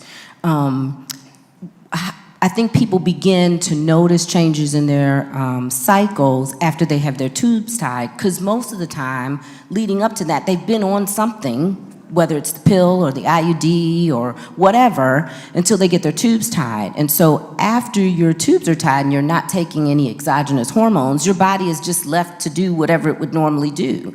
And that might mean that instead of having a cycle every 28 days, you're having a cycle every 21 days. Or you might have this cycle's 28, the next one's 32, and the next one's 34. That's your body responding to the whims of whatever's happening. Your diet, your stress level, whatever medications you might be taking. So when you get your tubes tied and all those exogenous things are removed, your body's like, okay, cool, I can do what I would normally do.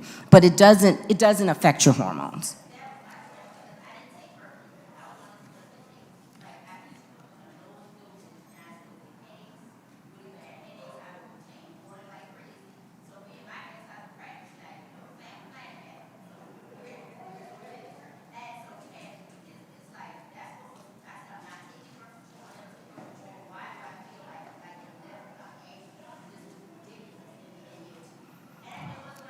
It was probably hormonal, but not because your tubes were tied, yeah.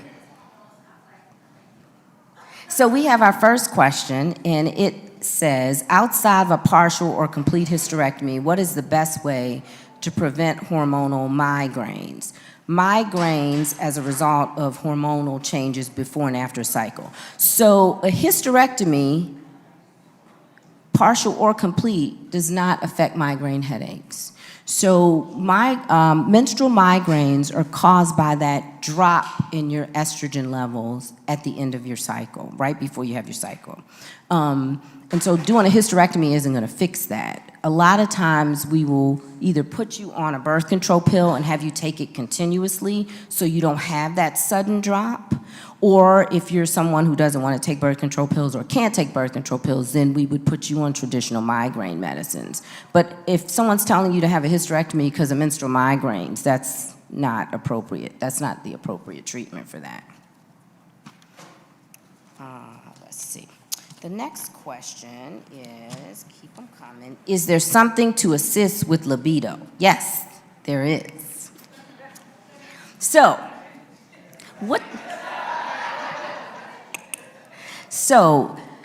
one of the hormones that women make that nobody really talks about, right? You all have heard of estrogen, you've heard of progesterone, but you probably, when you think of testosterone, you think it's a male hormone, right? Right? You've heard of testosterone, right? Okay, but you think of men, right?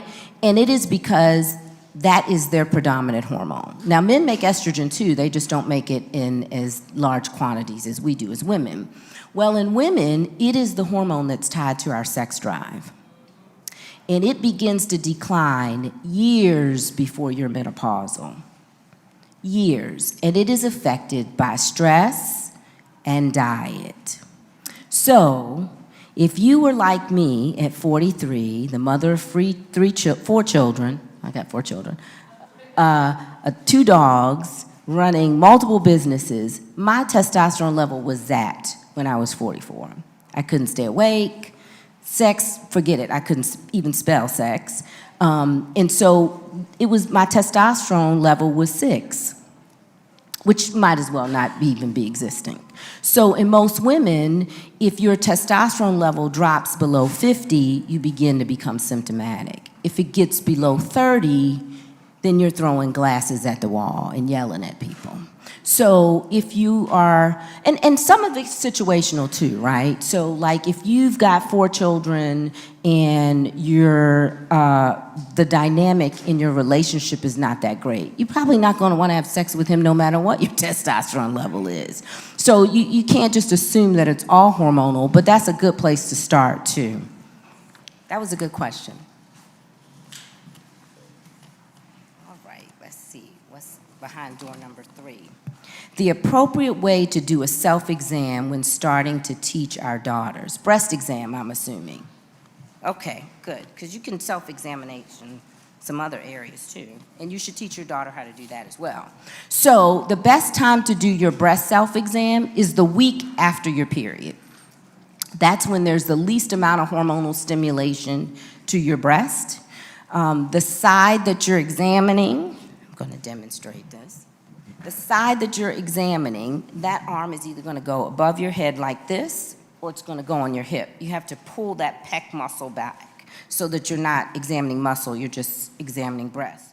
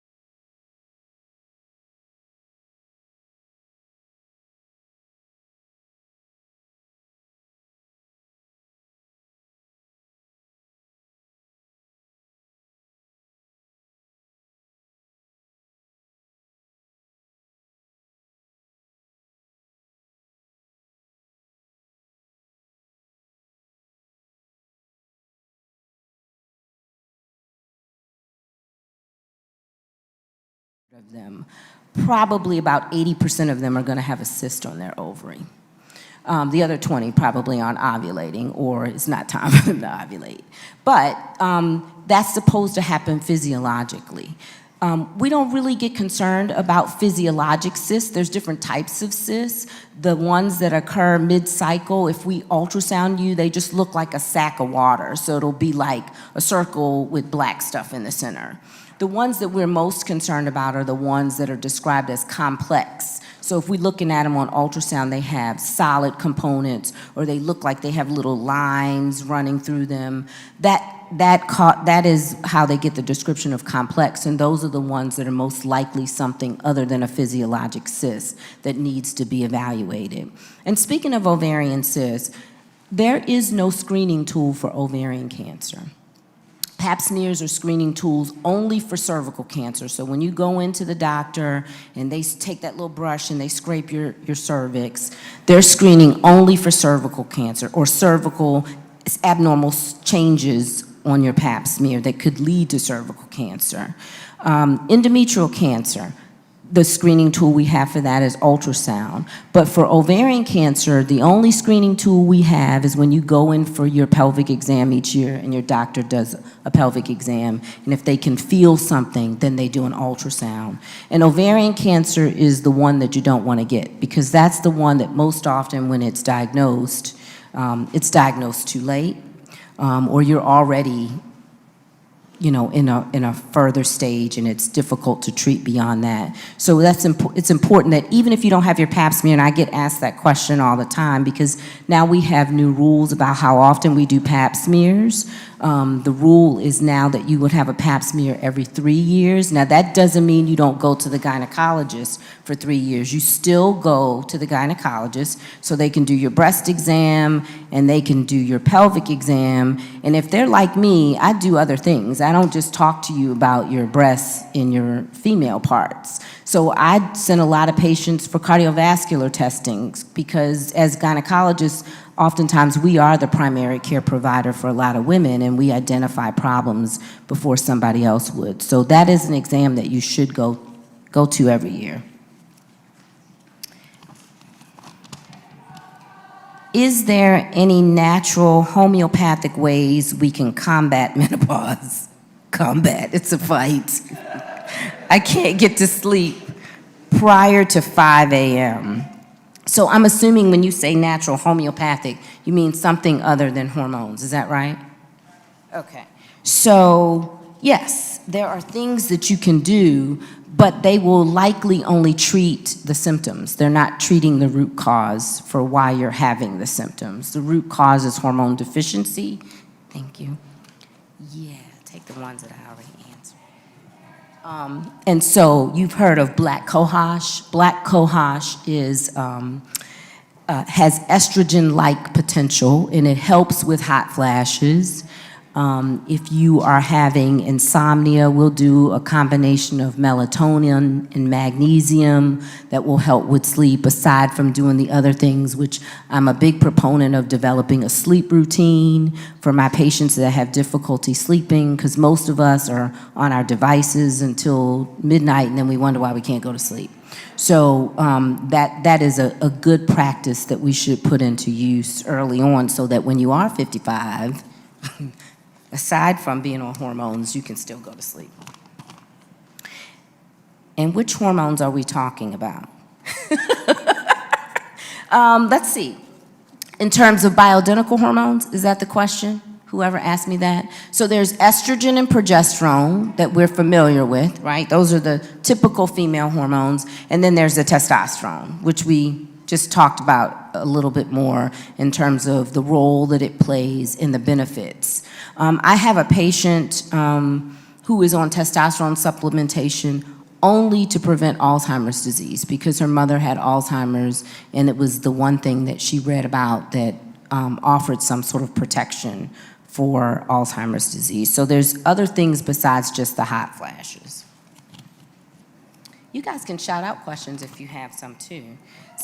My mom has HPV and had a hysterectomy, but her pap smear still reads abnormal. What are the chances of her getting cancer? That's a really good question.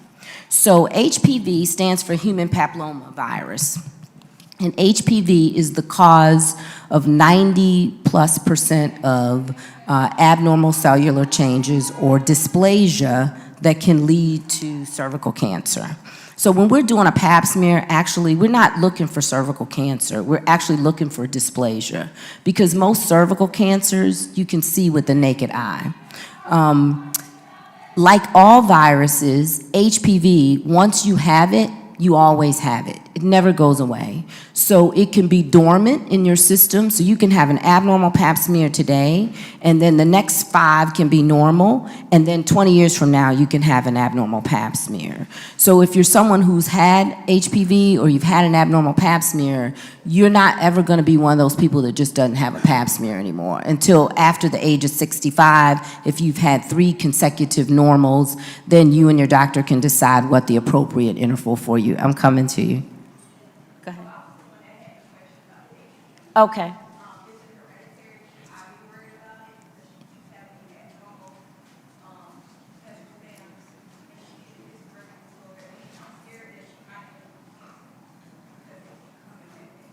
It is not hereditary. HPV is sexually transmitted.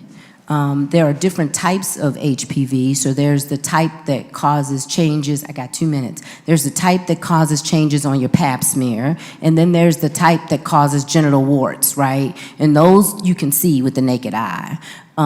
So if she is getting her pap smears and she's going in for follow-up, her likelihood of developing cervical cancer is low because she's following up and they're going to treat it before it gets to a point where she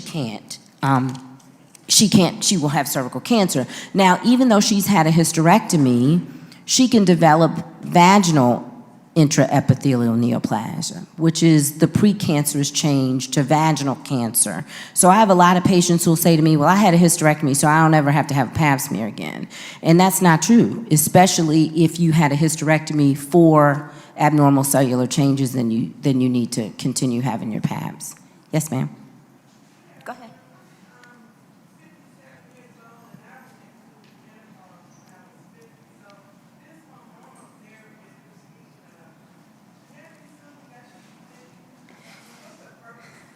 Yes, because let me say, you're menopausal till you die.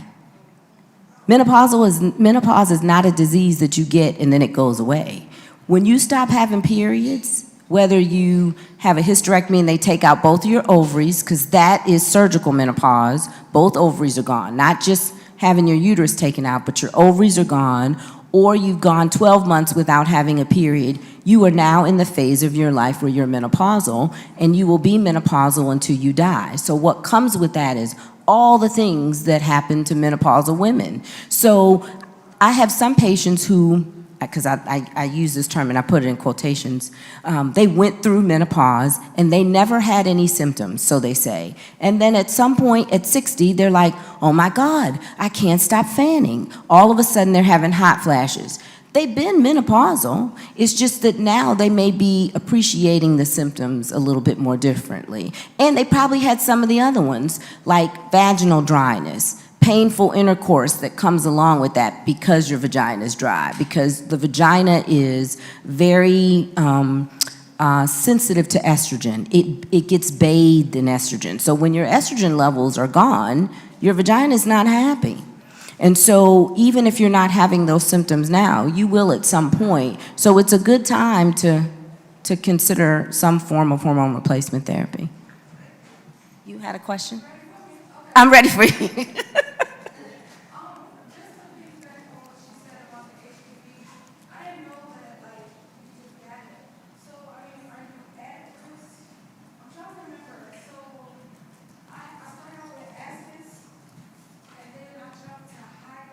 Okay. Uh-huh.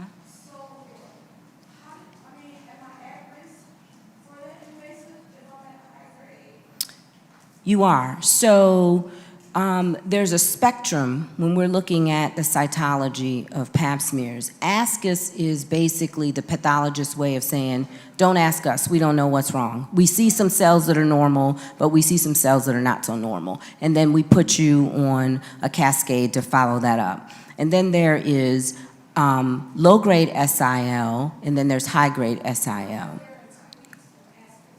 2 weeks, something was wrong. You don't typically go. So let me just say this.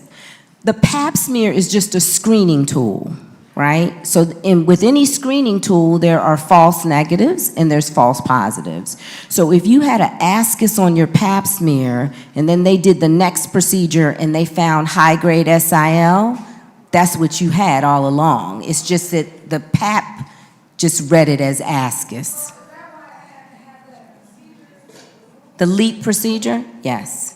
Yes. And so they're probably going to put you on a rotation where you're having your Pap smears every 6 to 12 months probably for the next 3 years. Like you can't skip. Right. Okay, do I have time for 2 more questions or no? One more? Okay, one more question. Let me see.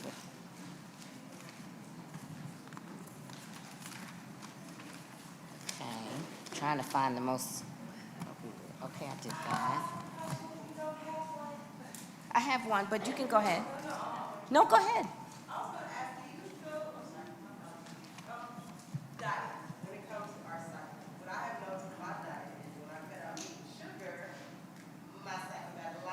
Mm-hmm.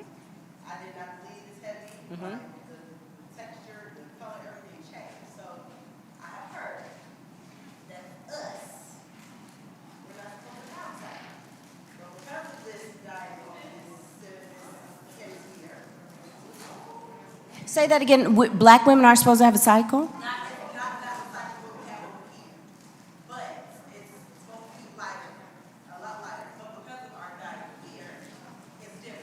Right, and it goes back to what I was saying before, is that we have a very steroid-rich diet in this country, and that is affecting not just our menstrual cycles, but it's also affecting the rate at which our young women are entering puberty. If you've noticed that you're seeing 7-year-olds that have breasts starting their cycles earlier, that's all coming from our diet, which is hormonally rich.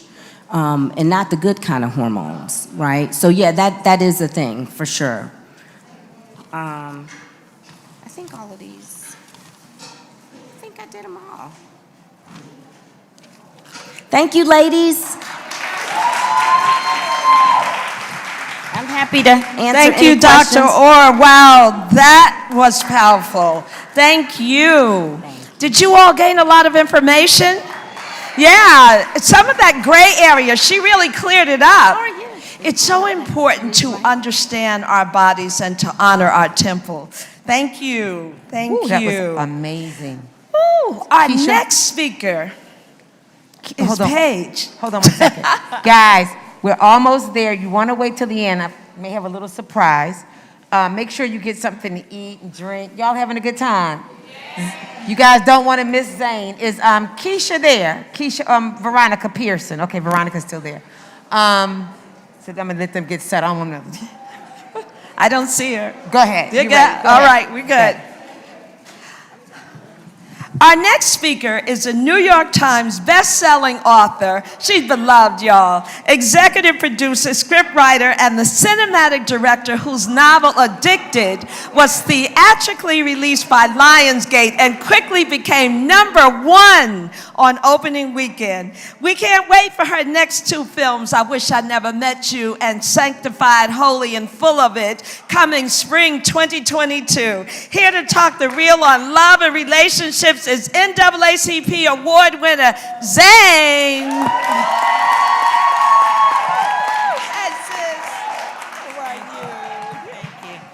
Good afternoon, everybody.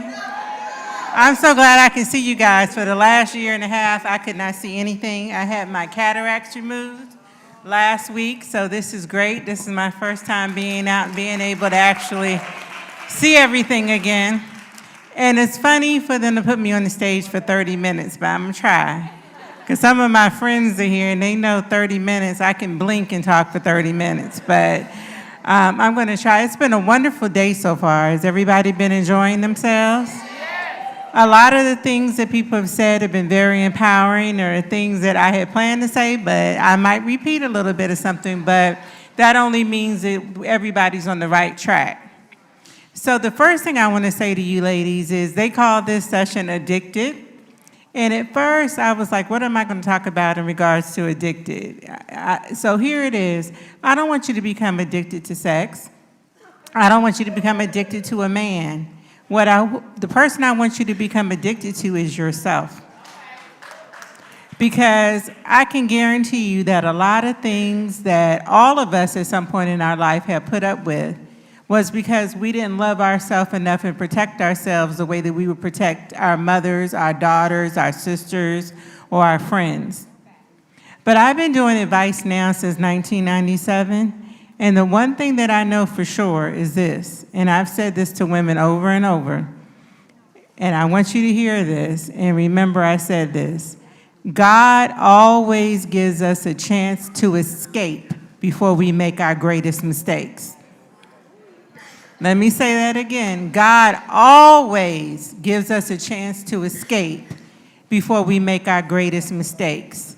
And what I mean by that, I was interviewing a young lady the other night, because I have a new radio show, by the way, that's about to start called Let Me Go Ask on iHeartRadio. And I've already been picked up. I just found out the other day, I've already been syndicated, hadn't even started yet. So I'm going to be on 106.3 The Beat in London, and hopefully get picked up in some other locations. But anyway, I was interviewing a young lady the other day, and I asked her how she got in the situation she's in. And the situation that she's in, she's been with a man for 7 years, well, actually 8 years. They've been living together for 7. They have a 7-year-old child. He doesn't work, doesn't take care of the house, doesn't do anything, and he has a 2-year-old child by someone else. So I asked her, I said, how did you find yourself in this situation? And the reason I got her is because she had sent me an email and she said she felt trapped. And I said, how can you be trapped when you're paying all the bills, you're taking care of your daughter by yourself, he's not doing anything but being disrespectful, so how are you trapped? And she said that she would feel guilty if she left him. Now, I know a lot of us, we naturally want to be a counselor, we want to be a nurturer, we want to take care of a man, we want to believe in their potential, but let me tell you something. If you're over 30 years old and you're falling in love with a man because of his potential, something's wrong. Definitely if you're in your 40s and you're talking about, oh, he has a lot of potential. Okay, because by that age, they should have figured it out by then. It's not up to you to try to make them live up to their potential when they're in their 30s, 40s, 50s, and some women are even doing it when men are in their 60s. And it's just absurd, to do that. But let me also say this, that the greatest weapon the oppressor ever has is the mind of the oppressed. And while, yes, there are things that happen to us that we could not prevent, a lot of it could be prevented if we pay attention to the red flags. I get these emails all the time from women that have been in relationships for 10, 12 years, and they're like, oh, well, I met him back in 2008. And, he was verbally abusive and everything, but it was okay. And then in 2010, he cheated on me, but I took him back. He said he was sorry. Then we go year by year by year by year, and they're still in the situation. But let me say this, and somebody talked about forgiveness earlier today. A lot of us will forgive everybody but ourselves. So I want to challenge you today to forgive yourself for the poor decisions you have made in life. I have been there, you get angry with yourself like, I should have known better. I should have paid attention, I should have known this was going to happen. And I'm not just talking about relationships. I'm talking about in life, period. Forgive yourself for your mistakes because every day is a chance for a new beginning. We can all start over. Okay, today, where you were yesterday, even where you were 5 minutes ago doesn't mean that's where you have to be tomorrow. You can always change your life, but you have to believe that you can change your life. And another thing I want to bring up is a lot of women are like, oh, I want to be part of a power couple. Or I'm a member of, my man and I, we're a power couple. But there are a lot of people that want to be part of a power couple or call themselves being part of a power couple that individually have no power. Okay? So you can have, and there's nothing wrong with wanting a successful man, a man that can take you out to $200 dinners. I ain't gonna lie, I'm a little bit bougie myself. I'm used to a certain type of person in my life, but I have to be bringing something to the table myself. And I've said this a long time, I've been saying this forever. A lot of women desire traits in a man that they don't possess themselves. So ask yourself, why do you think that a man that has all of these traits you want would desire you if you don't have those same positive traits? And I can tell you something, and I know this from talking to a lot of men. A lot of women think that what a man wants out of a relationship is great sex. They want great sex, they want a good cook, they want a woman that's gonna be a good mother and all that stuff. But I can tell you the number one thing, and I have taken a survey on this, that men want when they come home, you're right, peace. They want their home to be a place that is peaceful. They don't want to come home to Battlefield Galactica any more than we do. I mean, how many of you ever felt yourself like you go to work, you might have a stressful job, you can't wait to get out the office, but when you get home, you find yourself sitting in the driveway, dreading going in the house. You find anything to do, you start reading your emails, you start looking at your IG timeline, you start doing all the stuff in your car. You're home. You should be wanting to go in there, relax, take off your shoes, put on some loungewear. But a lot of women sit out in their cars. How many of y'all have done that? Yeah, see? Because you're dreading, there's something wrong with that. Your mate should be the person you feel the most comfortable with, really in the world. You should feel like you can be your true self, you can be your authentic self, you can say whatever you want to say. And if you don't feel that way, that's a problem. That's how I actually judge relationships. When I start seeing someone, if I don't feel comfortable around him, then that's it for me. He could be in, some of my friends that are here think I'm crazy because they're like, wow, he checks off all the boxes. He's fine, he makes a bunch of money, he's got himself together. But if I do not feel comfortable around that person, for whatever the reason, that's it for me. Because I don't want to have to put on pretenses. I don't want my representative to go out and date somebody else's representative.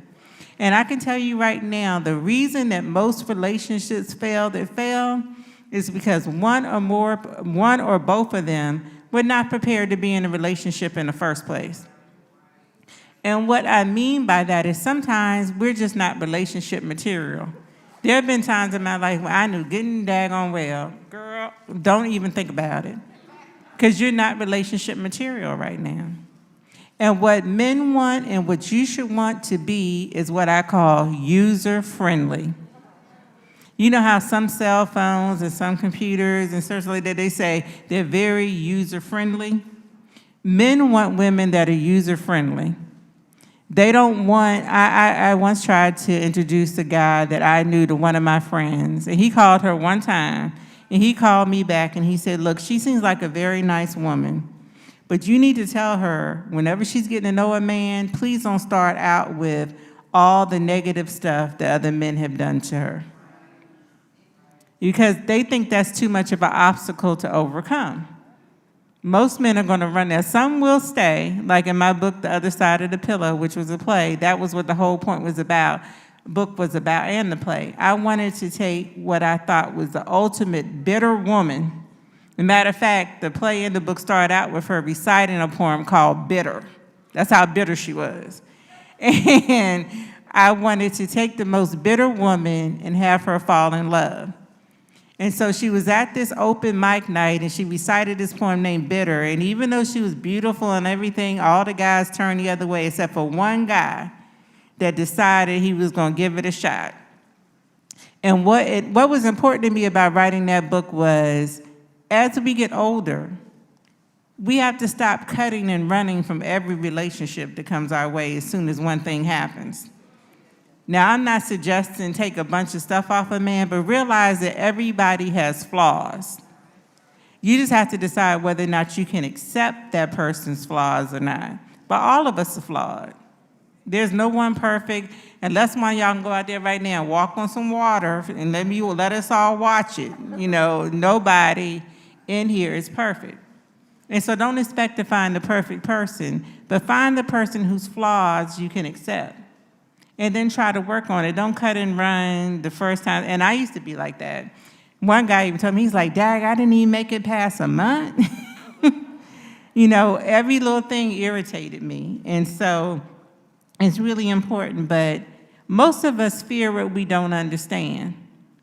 And Malik said something that kind of related to this. If you don't understand something, instead of fearing it, ask questions. Okay, don't just jump to conclusions, make assumptions, do anything like that. Ask questions. But I have a question for all of you, and I want you to be honest. How many of you can honestly say that you are in love with yourself? Okay, it's a good number. Now, when you say that, how many of you that are in love with yourself allow people to hurt you?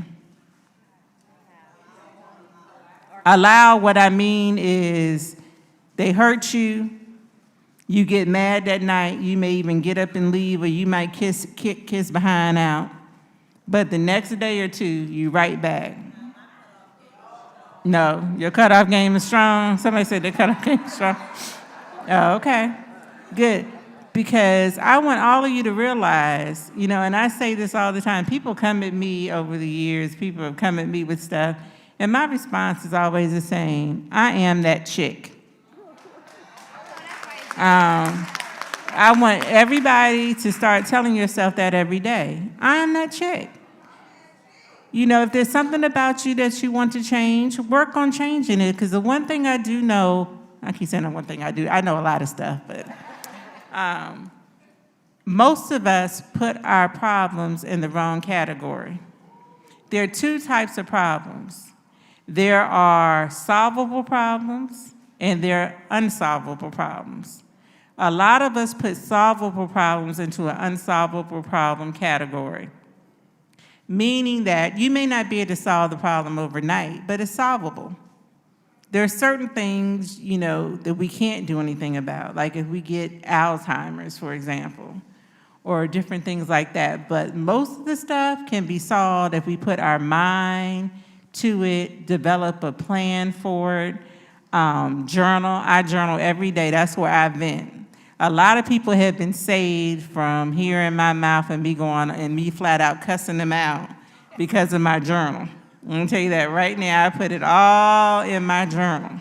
Because what I used to do before I journaled, I used to write these long emails to people, like really just letting them have it, and then I would delete the email before I sent it. I would purposely not even put their name on the address line yet, so I don't even accidentally send it. But I would vent, and I would let them have it, and all that kind of stuff. And I would get it all out, and then I would just delete it. Journaling can be very, very helpful, because then you can go back also. Like, I look at my journal from years ago, and I'm like, girl, what in the world were you thinking? How did you allow that situation to stress you out, you know, that much? Because it seems so minuscule now. Because first of all, the people aren't even around anymore. And that's something I've taught my daughter. I have a 5-year rule, and I've taught her this. If this is not something that you would concern yourself with 5 years from now, let it go. You know, and that's a good rule to follow. And like when you're trying to get through your day, there are always going to be distractions. There are always going to be things you didn't plan to do. What I do is I ask myself, is this something that I would have added on my things to do today list? If it's not, it has to wait. You have to remain very, very focused. And I know I'm going all over the place up here, but I'm just running my mouth. I do want to say, yeah, I do have a movie coming out. I know it's been a minute. I had to take some time off to take care of my parents. I have no regrets about that. You know, and a lot of people are like, oh, you got to make your comeback. I'm like, come back from what? Like, I just took, you know, time off. So I have a movie coming out in January called I Wish I Never Met You. And the reason I came up with that title is I used to be a guest monthly on a radio show on Sirius XM, and I used to come up with my topics. And so one month, the topic I came up with is I Wish I Never Met You. And it was interesting because this man called in, and it was the most interesting conversation because he said, I wish I never met my wife. And I asked him why. He was like, I love my wife, I love my kids, but she didn't hold up her end of the bargain. And he was like, I could be a whole lot further along. My house should be paid for. Our kids' college fund should be paid for. If I had married someone different, my life would be different. So I wish, how many of you, and I know this is going to be everybody, have ever met somebody you wish you never met?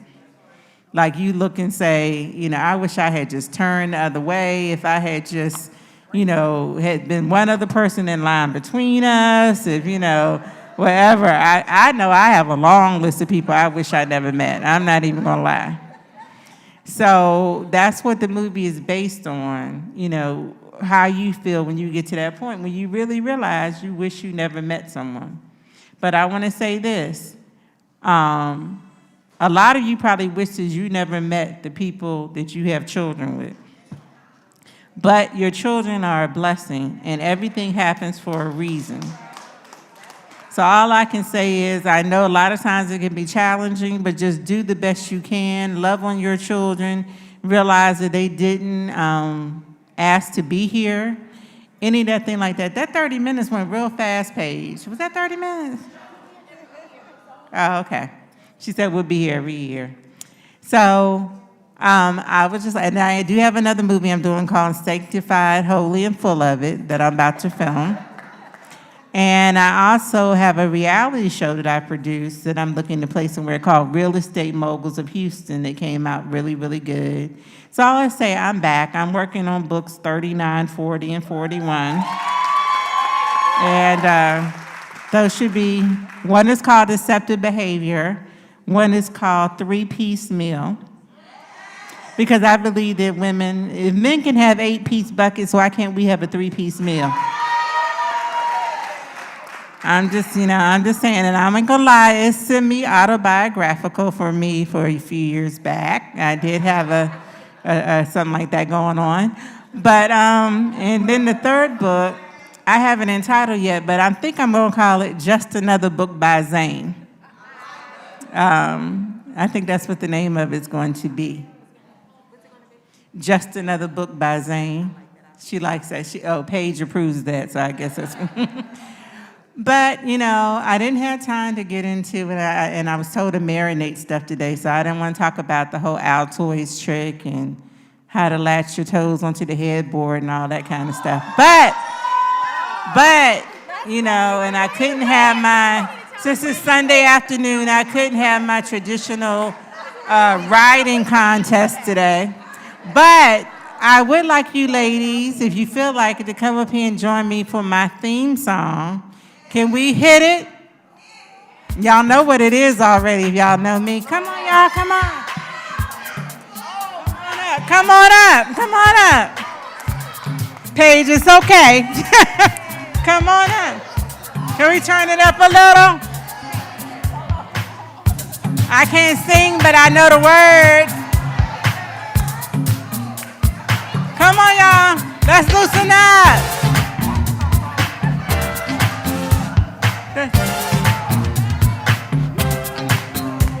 That's right. Come on.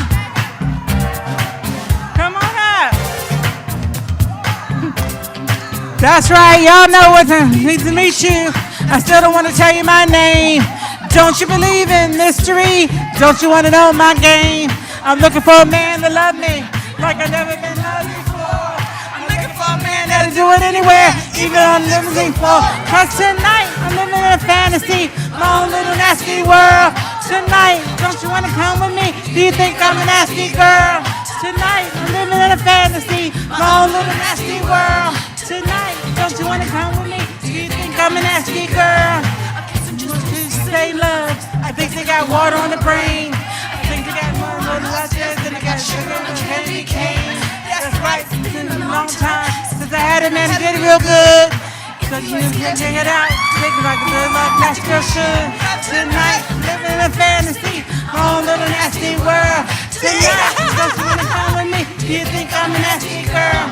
Tonight, Living in a fantasy, my own little nasty world. Tonight, don't you wanna come with me? Do you think I'm a nasty girl?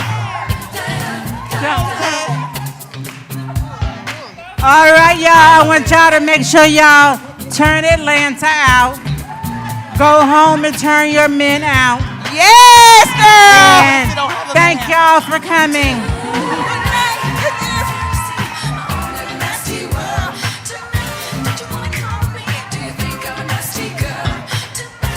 Don't y'all love her? Wow, is that amazing? Girl, it's good to have friends like Zane. I forgot that was her theme song. Hilarious. So now, what time is it? How late are we? How late are we? Are we on time? We're what? 9 minutes off, not bad. Okay. So you guys will not believe this. So I got a message from Mr. Harvey, which is so funny. So, want to do it now? We'll wait. I'll wait. It's hilarious. I'll wait. Keisha, meet my friend Keisha, guys. You guys know Keisha? Who do we have up next? Who do we have next? Is it Nikki? Mickey? Nikki Gilbert? Okay, after Nikki Gilbert.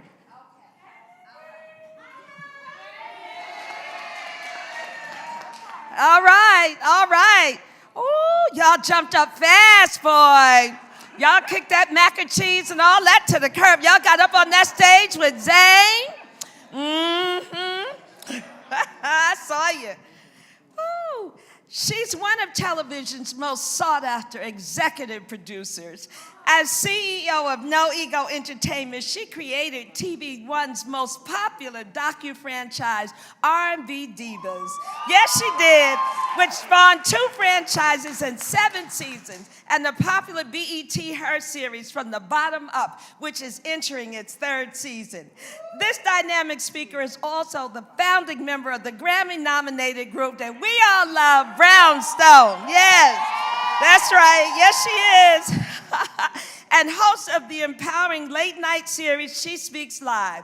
She has a passion, though, for community empowerment and is actively involved in organizations that uplift and support women and girls. She's doing the critical work. Here to share her life's journey and how she overcame major obstacles while protecting her mental health is our sister friend, producer, writer, singer, and actress, Nikki Gilbert Daniels.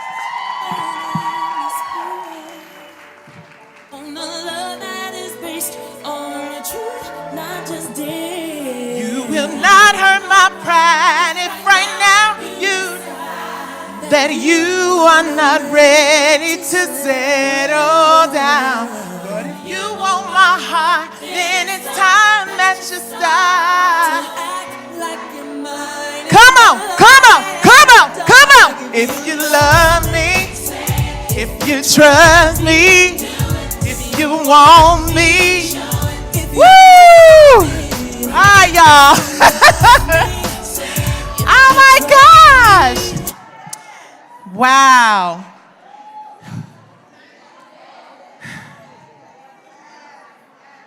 I'm really just catching my breath because I'm having my private summer. I listen to everything you said. But somebody told me recently, I did a project and they said it's not a hot flash or a private summer, it's a power surge. 51. So I'm not gonna pretend I'm gonna sit down. First of all, to all the women who spoke, I watched as I was getting dressed and I was so inspired. So inspired by everyone who has something to say in this room. And wow, I like to not necessarily plan what I'm gonna talk about because I know these powerful women that speak before me are gonna say a whole lot of the same things that I wanna say to you ladies. And that is because this one, I got something to say about you, for real. Y'all haven't heard her speak yet. Let me just say it now before I forget. One of the first women of color that I remember ever seeing giving back to other women, giving back to other young girls, making me aware of what a foundation is, what a nonprofit is Tracy Wilson Mourning. You never know who's watching you and being inspired by you. So thank you, sis. Thank you for inspiring me to do more. Use my platform to reach more people in an organic, authentic way. I love and appreciate you for that. And this was long time ago, folks. So in addition to these powerful words, you said something, Jermaine, as I'm watching the live, about losing your mother and how the impact of that, you were on your couch. Don't repeat me verbatim, y'all. But you said you never thought you could feel depression, and you felt it. But your mother said, get up, go, move. Don't let this be the reason you don't accomplish what you are set to accomplish. So thank you for that. Lisa Nicole Cloud, everybody, I'm not gonna get into that. Y'all are powerful, amazing. Zane, baby, please, let's walk in our, what is it? My girlfriend Stacy says, walking in our feminine energy and not being afraid to tell those stories. So thank y'all for that. So my story, I'm sorry, I'm not gonna sit appropriate, y'all. So my story, a lot of you got to know me as a member of Brownstone. Thank y'all for loving on us and buying our music and supporting me even in this moment. It was a great icebreaker. Thank y'all. Maxie, God bless my sister. My story started in music, but my story would not be possible if it wasn't for my single mother, who is now in heaven. Well, knowing her, she in his room, giving me instruction. But her name was Helen Gilbert. She was a single woman who raised 3 daughters. None of our fathers were in the household consistently. She did it by herself, like many of you. I didn't know it until I got older, because entrepreneur wasn't such a big word. Multi-hyphenate wasn't such a big word or a buzzword. My mother was a singer, a jazz singer, an amazing jazz singer. She was an entrepreneur. She opened up thrift stores and resale shops. We're like, Mom, really, we gotta do this? She flipped real estate. She bought 4 houses on our block before it was popular in the 70s. And we used to be mad as hell because we were the only 3 girls with brooms and dustpans and mops after school helping her clean up these homes that she was rehabilitating. We were embarrassed at the time because we didn't know how powerful what she was doing was. Yeah, we had food stamps, the purple and green ones that you rip out of the coupon book. Remember them? We were embarrassed, trying to play it off. I think it was in BMF. I saw the guy was trying to be slick. And y'all remember that? He's like, dang, would they leave so I could pay for this with these food stamps? We had those experiences as well. We did not know how powerful my mother was. We did not know what her struggle as a black woman was.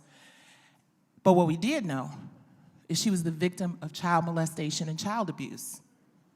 Because we were warned as children, don't go in the room by yourself because this is what's going down. I didn't understand her pain. I did not understand her struggle because we were too young. What we knew was what was hot on TV, what was hot in concerts and clothes. We didn't understand the struggle of a black woman in America in the 70s and 80s. And I still believe we have a hard time understanding it today. So I went on to, actually let me tell you about a lie I told, a big one. But I realized it wasn't a lie, it was about manifesting. So when I was about 13 years old, I don't know if y'all remember, they had these Polaroids of celebrities. They weren't real pictures, but they looked real. And they would sell them in drugstores.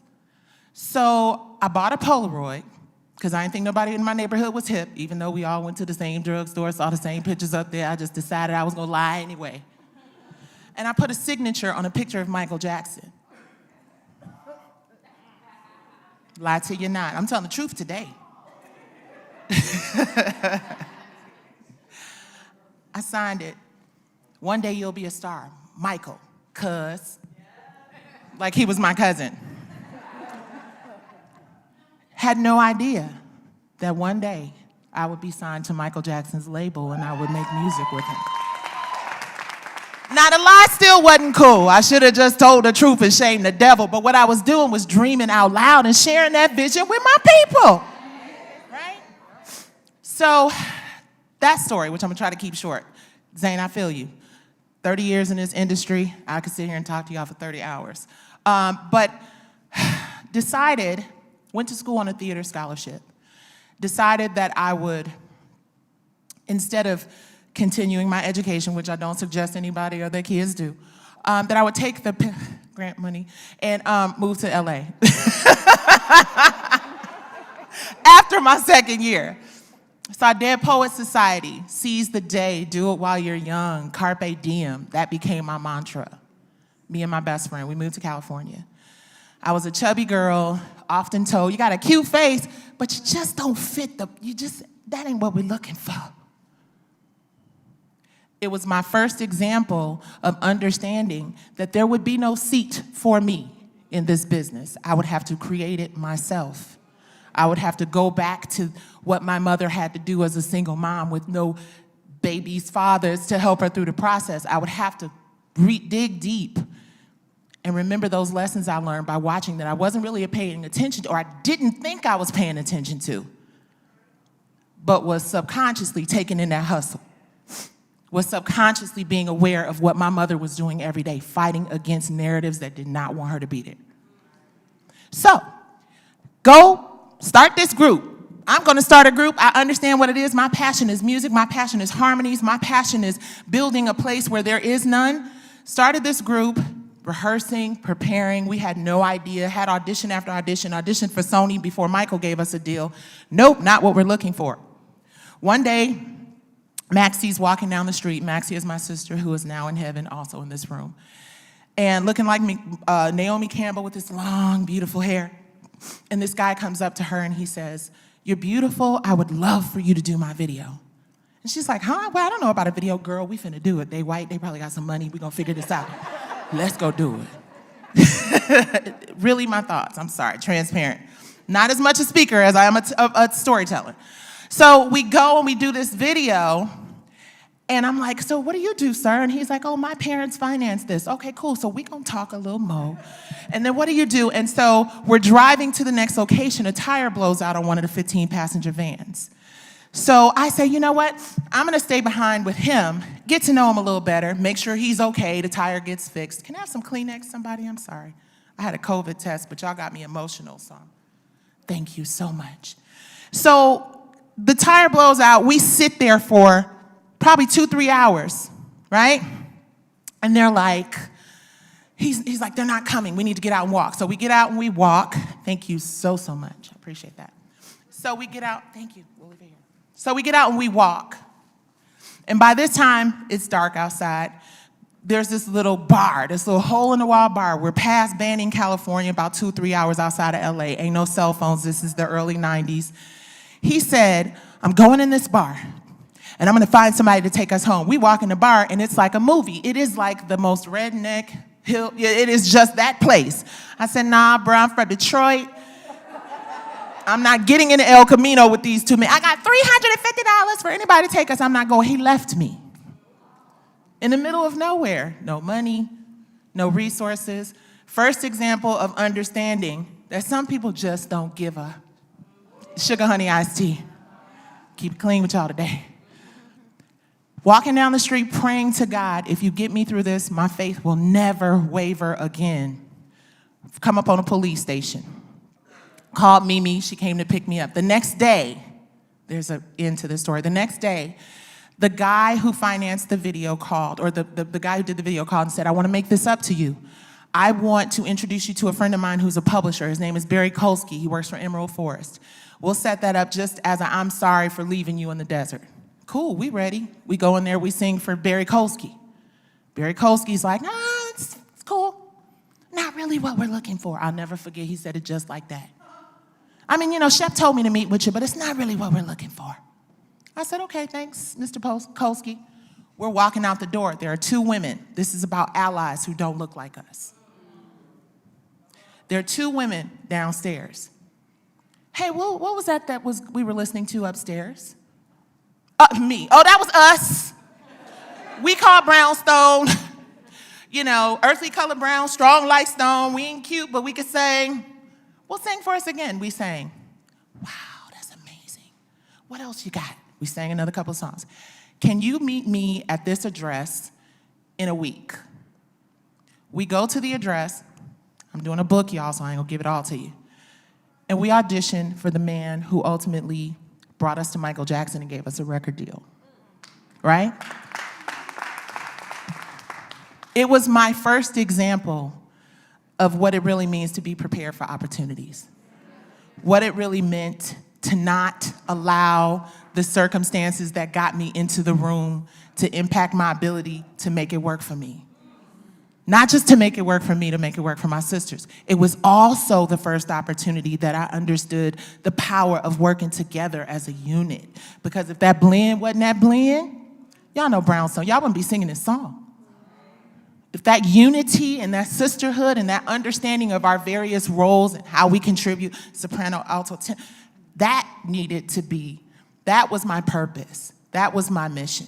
Not just to sing, not just to be famous, not just to be the chubby girl from Detroit who lacked confidence, but to understand what it is that got me there and what it is that allowed me to maintain it, right? So, went on, sang a bunch of songs, asked a lot of questions in the process. Got labeled difficult. Oh yeah, because what you gonna do is shut up and sing. Don't ask about these contracts.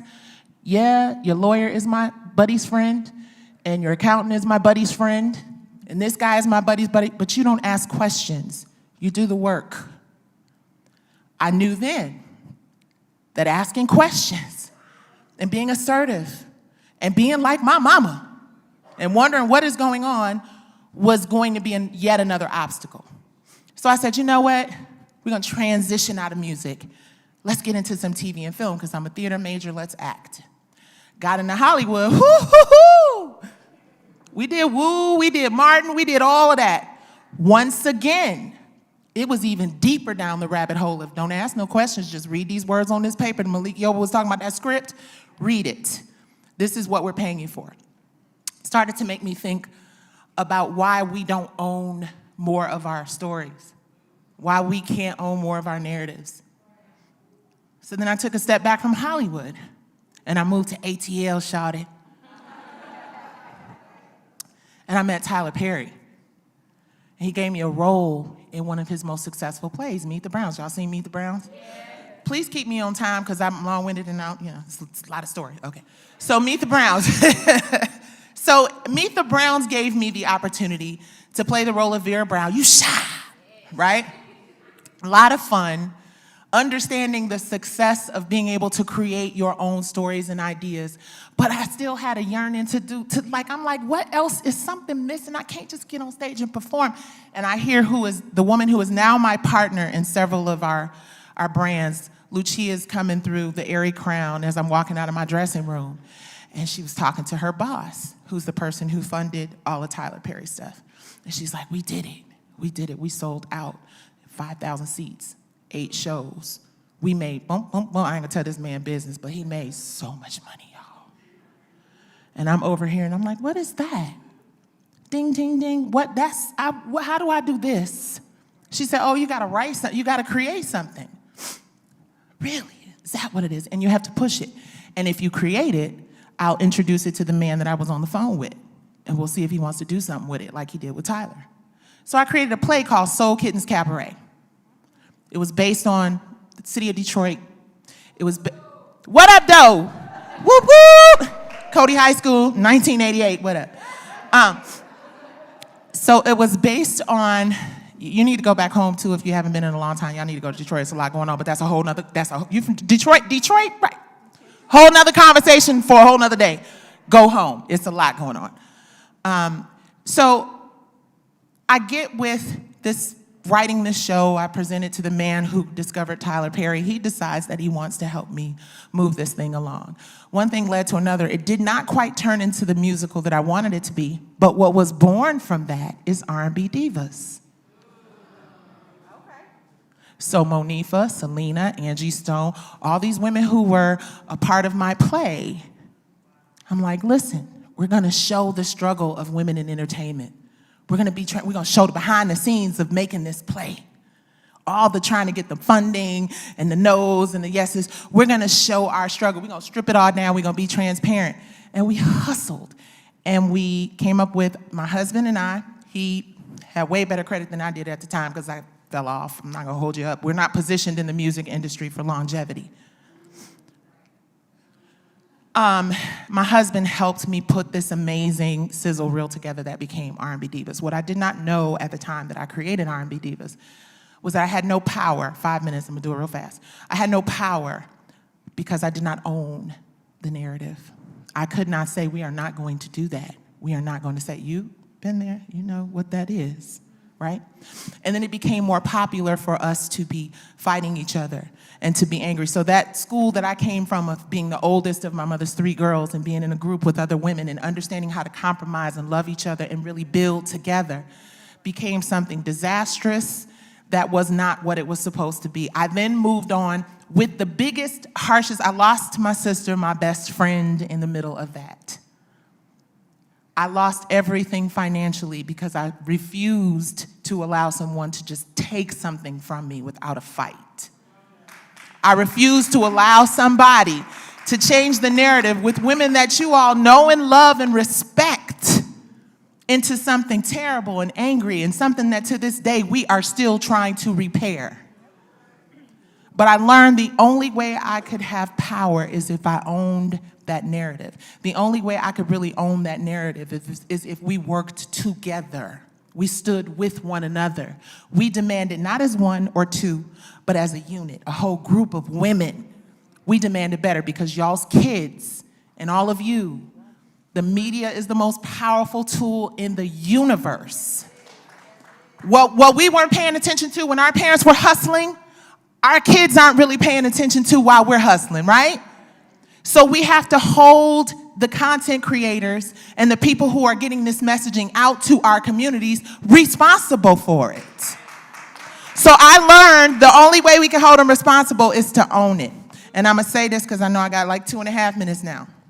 So from Brownstone, from creating R&B Divas, from doing all this stuff that people recognized and saw, the thing that got me to generational wellness and the ability to create generational wealth, to buy the home that my husband and I dreamed of and all that other stuff, was a show many of you didn't even see. From the Bottom Up on BET Her. Queen Latifah and Shakim coming to me saying, we saw what happened over there. Let's do this, but this time, you need to own it. You are our partner. You're gonna help direct this train. And as a result of that ownership and understanding marketing and licensing and entrepreneurship and business, I was able to really start building generational mental, spiritual, and financial wellness. And it wasn't the thing that made me most popular, but it definitely helped my family, right? So what I wanna leave you ladies with is this: whatever it is that you're pursuing, whatever it is that you want for yourselves and for the future of your children, do not be afraid to fight for ownership.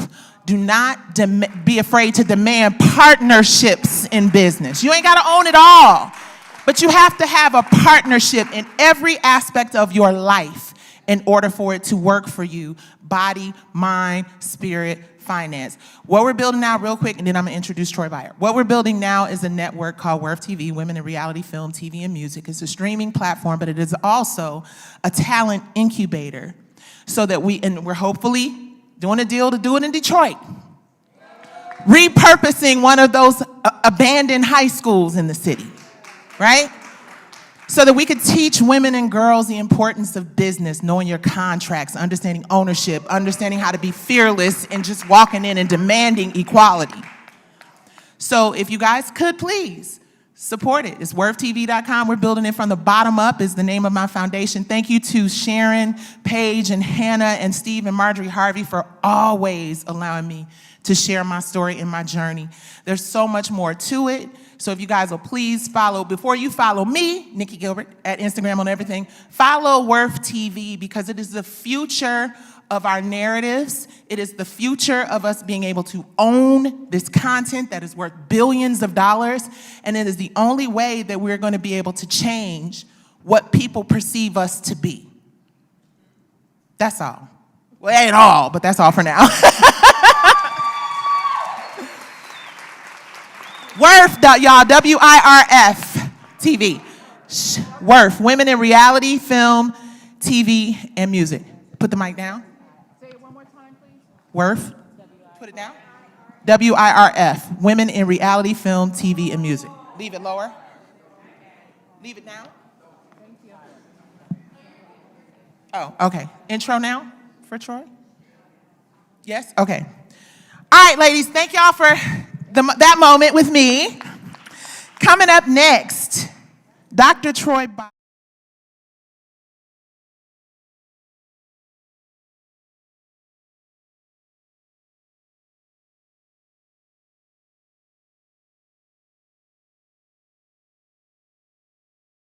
clinical psychology, a master's degree in eco-liberation and community psychology, and recently completed a doctorate in clinical psychology with a current ABD status. Troy has coached and led workshops for thousands of people worldwide, including working as a transformational seminar leader on behalf of one of the world's largest organizations focused on personal and professional growth and development. Troy's books, plural, X-Free, 9 Keys to Happiness After Heartbreak and How to Be a Powerful, Responsible Bitch, I love it. How to Be a Powerfully Responsible Bitch, topped Amazon's bestseller list. Troy has worked with convicted women assigned to her anger management program and leads life-altering workshops as a certified heart math trainer. Troy spent a good deal of her life as an actress and director. Appearing on Sesame Street at age 4, she had a starring role in television show Dynasty in the 1980s and wrote and directed films for major Hollywood studios such as Warner Brothers and Lionsgate. Troy exchanged her career in show business for her true passion, teaching others how to identify and shift their limited and isolating beliefs. On a personal note, Troy is a single mother and a biracial daughter of a Black mother and a white father. Troy has an inspirational story to tell about surviving and being the victor of child abuse, child abandonment, molestation, juvie hall, and the foster care system. Ladies and gentlemen, Troy Byer. Hi. How's the sound? Is there an echo? No, we're good? Okay. Thank you so much, Nikki, for that introduction. And thank you so much for your inspiring talk. As someone who used to be in Hollywood, I know what it's like not to own my narrative. I've been there. And that's one of the reasons why I decided I wanted to do something else with my life.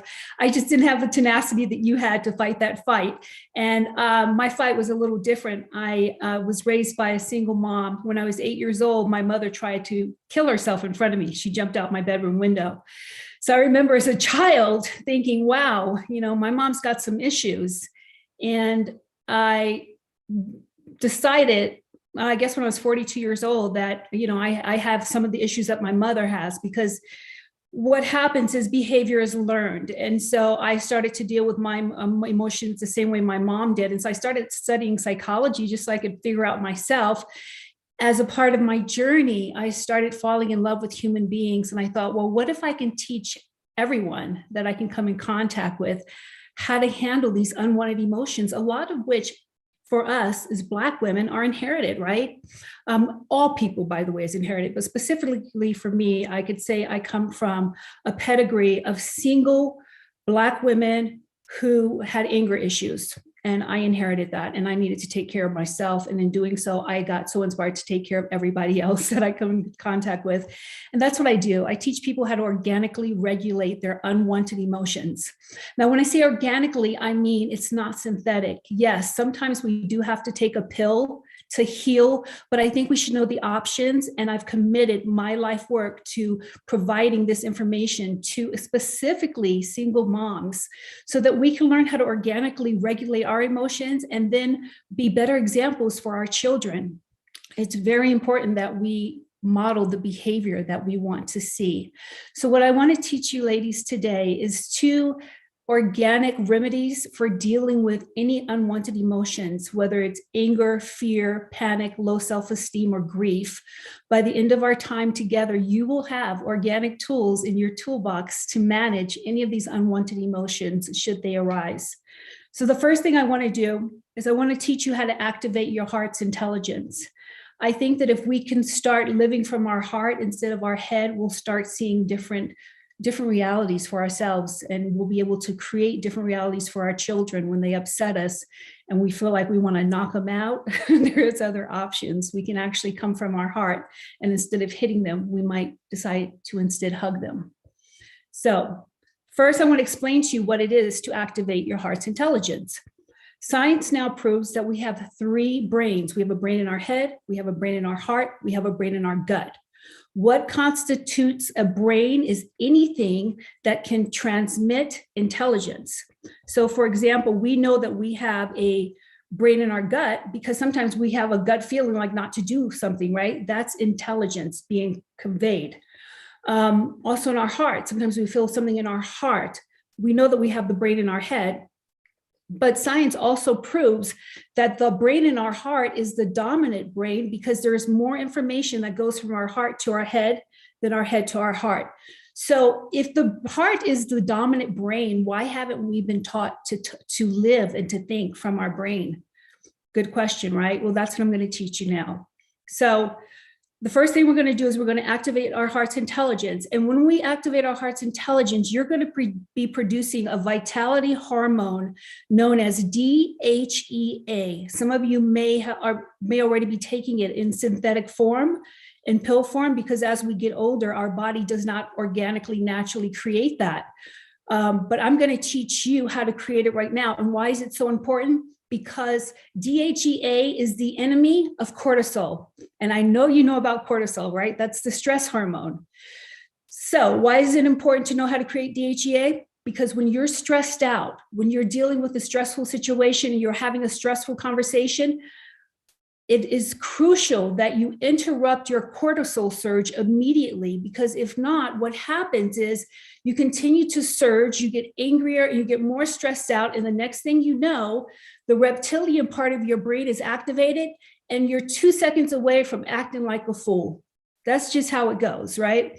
So if we can interrupt that cortisol surge and we can keep you in your heart and keep that vitality hormone running through your body, the conversations that are stressing you out are going to have different results. You're not going to be victims of these conversations anymore. You're not going to have to run, dodge people in the hallway. Zane was saying, there's some people that you wish you never met. Yes. But for me, there are a lot of things that I wish I'd never said. And if I knew how to control my cortisol and my stress level, I would have known how to control my mouth. And so that's another reason why it's really important to learn how to interrupt the cortisol surge and put some DHEA in its place. I want you to think of this whole thing. It's like there's one garage and we have 2 cars. One is the DHEA car, one is the cortisol car. You want to park the DHEA in there because they both of those are neurotransmitters that occupy the same receptor site. They want to park in the same garage. But if you got a lot of DHEA in that parking spot, there's no room for cortisol to get in. So you start becoming this whole amazingly different person when you're confronted with stressors, threats, or challenges. What I want you to know about the DHEA is that for every 5 minutes you're creating DHEA, it stays in your system for 12 hours. There's no shelf life. So you start stocking up on this good, yummy vitality hormone, and people can't press your buttons anymore. However, the same holds true with the cortisol. For every 5 minutes of cortisol you're surging, it stays in your system for 12 hours. That's why if you fight with your partner or your child in the morning, you're fuming all day because you really still do have cortisol left in your system. So we're going to now learn how to create this DHEA and just organically put you in the driver's seat when it comes to being messable with, okay? So please take your right hand. I want you to touch your heart. Close your eyes. Where our touch goes, our attention flows. So as you close your eyes, I want you to pretend that your heart has a nose, that your heart has nostrils. And I want you to now slowly start breathing through your heart's nostrils, 5 seconds in and 5 seconds out at a pace that feels comfortable for you.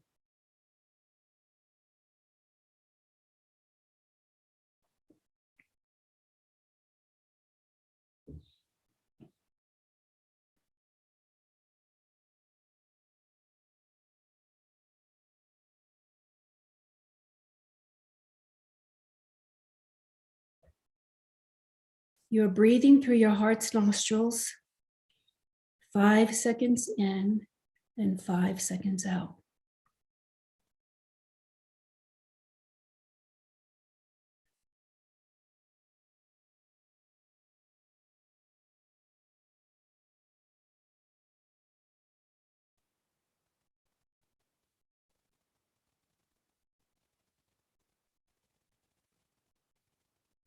Thirty seconds more.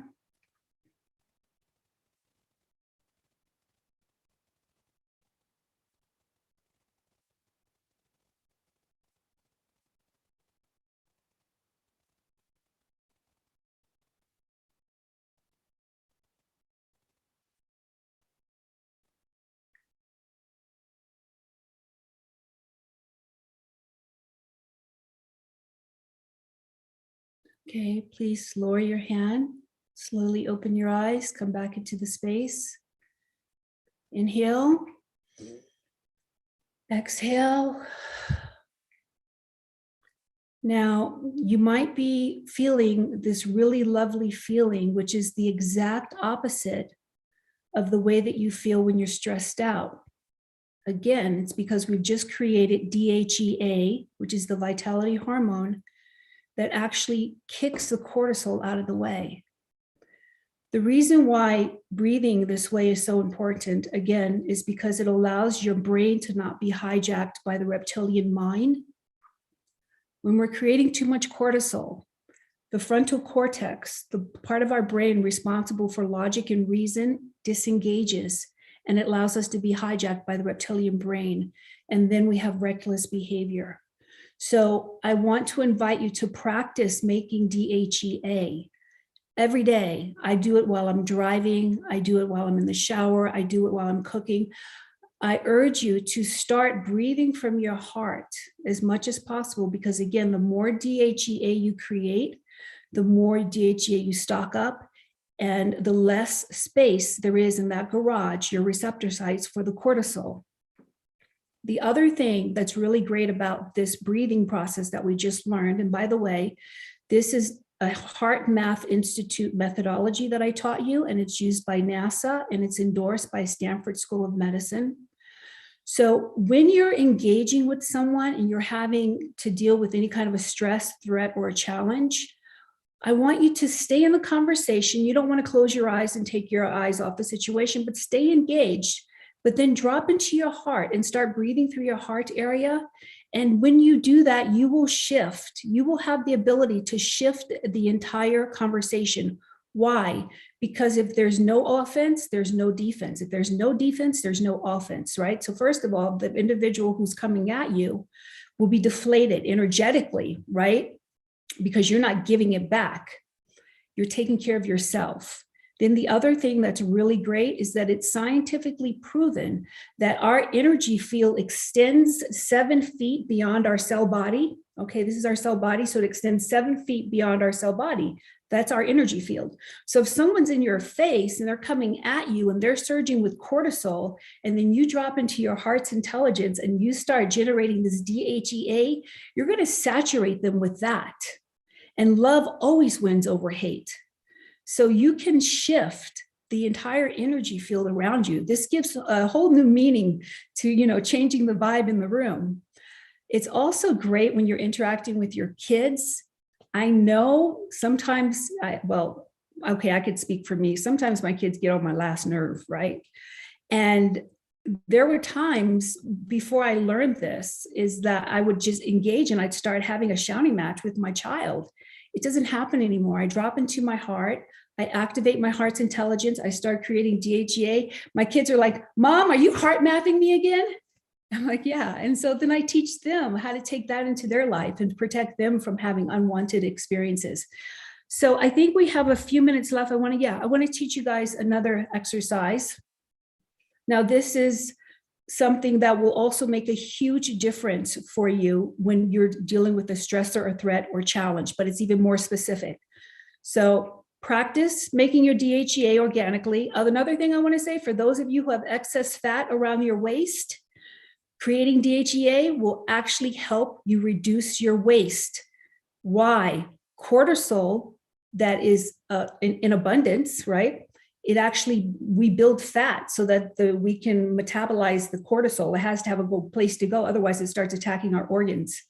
So that fat is, it's serving as a home for the stress hormone cortisol. So when you're not producing a lot of cortisol, you're not going to need a lot of fat. DHEA will give you a different waistline. So there's some more inspiration for you. Okay. So the next trick I'm going to teach you, and they really are tricks because they physiologically make a difference whether you believe in them or not. Once you start doing it, it works. That's why all of my stuff is science-based, which I'll talk to you about in a little while. But I want you to hold up your hand like this, okay? And I'm just going to label these fingers, and then I'm going to explain to you what they are, okay? So the thumb is the finger that I'm going to have you squeeze if you're experiencing grief. The index finger is for panic or fear. The middle finger is for anger. The ring finger is for worry or anxiety. The pinky finger is for low self-esteem. Don't worry about memorizing it. I'll give you a mnemonic device when we're done, so you'll be able to remember it a lot easier, okay? So here's the science. Each finger has a meridian in it. A meridian, just think of it as like a cluster of nerves, right? So when you go and get acupressure or acupuncture, what they do is they activate the meridians. So our fingers each finger has a meridian. Each meridian is correlated with a specific emotion. So the meridian for the thumb finger is correlated with grief.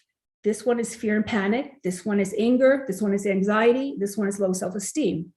So whenever you're experiencing any of those emotions, the first thing I want you to do, if you don't drop into your heart and activate your heart's intelligence, squeeze that finger. This is usually the first go-to when people are dealing with stressors, threats, and challenges, because then it helps them to settle down and then they remember to go to their heart. So you squeeze the finger, you want to squeeze it until it's throbbing. So go ahead and squeeze one of your fingers. So when it starts throbbing, what it's doing, it's helping that particular emotion be in motion. So the middle finger is for anger. So if you're angry, you squeeze that. What you're doing is you're helping your body allow that neurotransmitter, allow that emotion to move through your body. So as you think of the word emotion, it's motion. That's energy in motion, okay? So we want to have that energy in motion because it's the stopped and stuck energy that gets us in trouble, that activates the reptilian brain. So if you're feeling any grief, remember you want to grab your thumb, okay, and help that emotion move through you. Cry, allow yourself to release these emotions. We don't want to stop anything. Energy is emotion, right? Emotion and energy and motion is emotion, excuse me. Okay, if you're feeling any kind of fear, right? Squeeze this index finger. Angry, squeeze the middle finger. I know a lot of people will be squeezing this middle finger. Any kind of anxiety or worry, you want to squeeze the ring finger. And if you're feeling low self-esteem, you squeeze the pinky finger. And you squeeze it until the emotion goes through you. And it will blow your mind how fast that emotion goes through you, because you're actually helping your body process a very organic experience, which is upset. It's inevitable, okay? Now, how do you remember these fingers? Here you go. If someone says, how are you? You're like thumbs up or thumbs down, right? So that's grief, not so good. When you see something and you're afraid, what do? You point, like there's fear or panic. You're like this, right? So that's the finger like this. When someone makes you angry, what's the finger you give them? Right? So that would be an easy one to remember. Now this one's a little chauvinistic example, but please bear with me. Ring finger, worry or anxiety. Beyonce says it best, put a ring on it, right? You're worrying, is he going to put a ring on it? So that's worry or anxiety. And then the pinky is for low self-esteem. When you're feeling small and you're feeling inadequate, you got a job interview, you got to have a conversation that's challenging, you want to squeeze your pinky finger. Okay, so great. That's what I have to offer you today. Thank you for your time and your attention.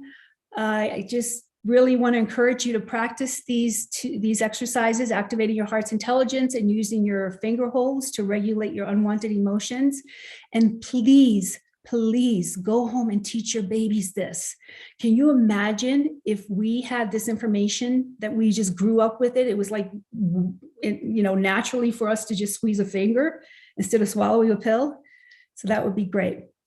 I also want to say that I do teach Mindology fitness classes. It's a program that I created. So I found a way, it's like aerobics for your mind, like an aerobics class, but it's for your mind. So you don't have to worry about all the movement. But I do teach Mindology fitness classes Monday, Wednesdays, and Fridays on YouTube. And for the month of November, I'm only doing it for November, but the classes are free because I'm really committed that everyone learn all of this. It's a 26-minute class. There's about 25 other organic things that you'll learn how to do, including how to stop a child from having a temper tantrum, or also how to stop yourself from uncontrollably crying. Oh, there's my timer. Okay, it's been great. Diallo, I don't know if you want to roll the video, but I've been working with single mothers for the last 5 years, and I did a workshop especially for single mothers last year.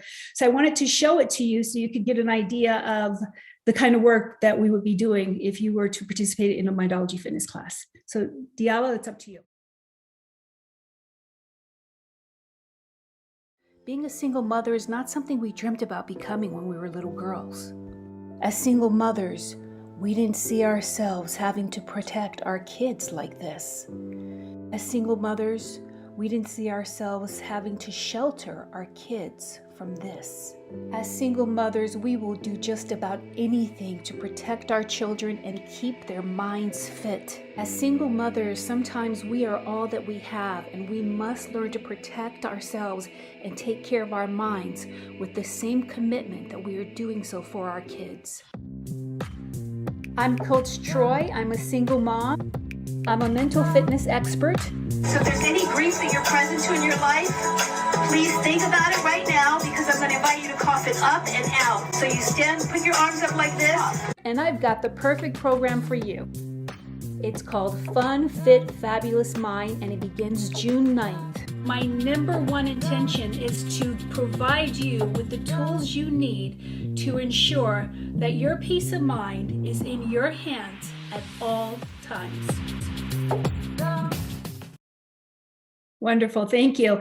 Thank you, Marjorie and Steve Harvey, for having me. Paige, thank you, Hannah. It's always a pleasure to be with you guys.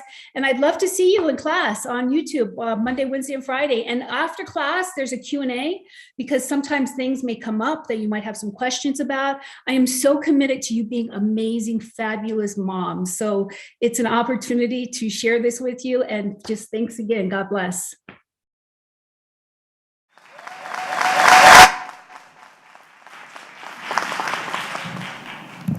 Let's hear it again for Troy Byer. Wow, I've got my new position. I'm going to be making lots of DHEA. How about you all?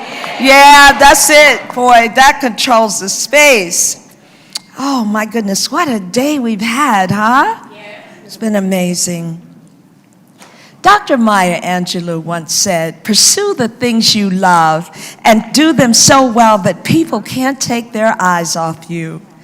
All other tangible rewards will come as a result." Well, our next speaker has done exactly that. The devoted mom and advocate for women's rights created time to start Honey Shine Inc., a mentoring program dedicated to encouraging the balance of mind, body, and soul for girls across South Florida. Dedicated to providing nurturing experiences to enlighten their paths and inform their decisions. Honey Shine offers a holistic approach to bridging educational, social, emotional, and opportunity gaps. She also gave birth to Honey Child Enterprises, her uniquely designed luxury lifestyle collection of dresses and accessories created to inspire women to look and feel beautiful by indulging in moments of self-celebration with effortless style.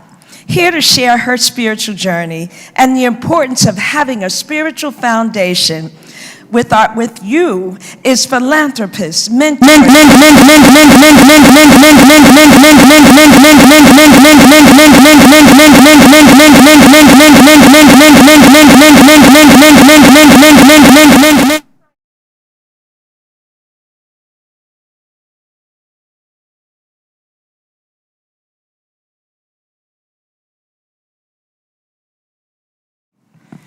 Hello, everyone. First of all, I just want to say thank you. Thank you for showing up and being here. Thank you to Marjorie and Steve and Miss Page and Hannah and the whole team for making this happen. Like I was introduced, my name is Tracy Wilson Mourning. I live in Miami, Florida. And when Miss Nikki spoke, when Miss Zane spoke, like everyone that was up here today, I feel like by the time it got around to me, I'm just going to repeat everything everyone else said because, you know, our stories may be different, but there's similarities. And I saw myself all day on this stage in the stories of the women that were presented here. When Miss Page asked me to speak, I wasn't sure everything that I was going to share, and I know we've been here a long day, so time, I want to be mindful of that. But I have a mentoring program for young girls called Honey Shine, and how Honey Shine started when I was a little girl. I would love to share the story of my mom. Miss Nikki, you mentioned your mommy, and you know, I hear that your mommy passed too. My mommy passed last year too, and that is the worst club in the world to be a part of. And I know we all get so emotional about it, but I thank God for that woman. I thank God for her. My mom, you know, when people look at me, they might think, oh, she's this way or that, but if you saw my mommy was a piece of work. Ornery as a snake, mouth like a sailor, call you everything but a child of God. Politically incorrect in every way. And she used to say to me, Tracy, you wouldn't say shit if you had a mouth full. Because she would say everything. And my mom was this little white woman, German Jew.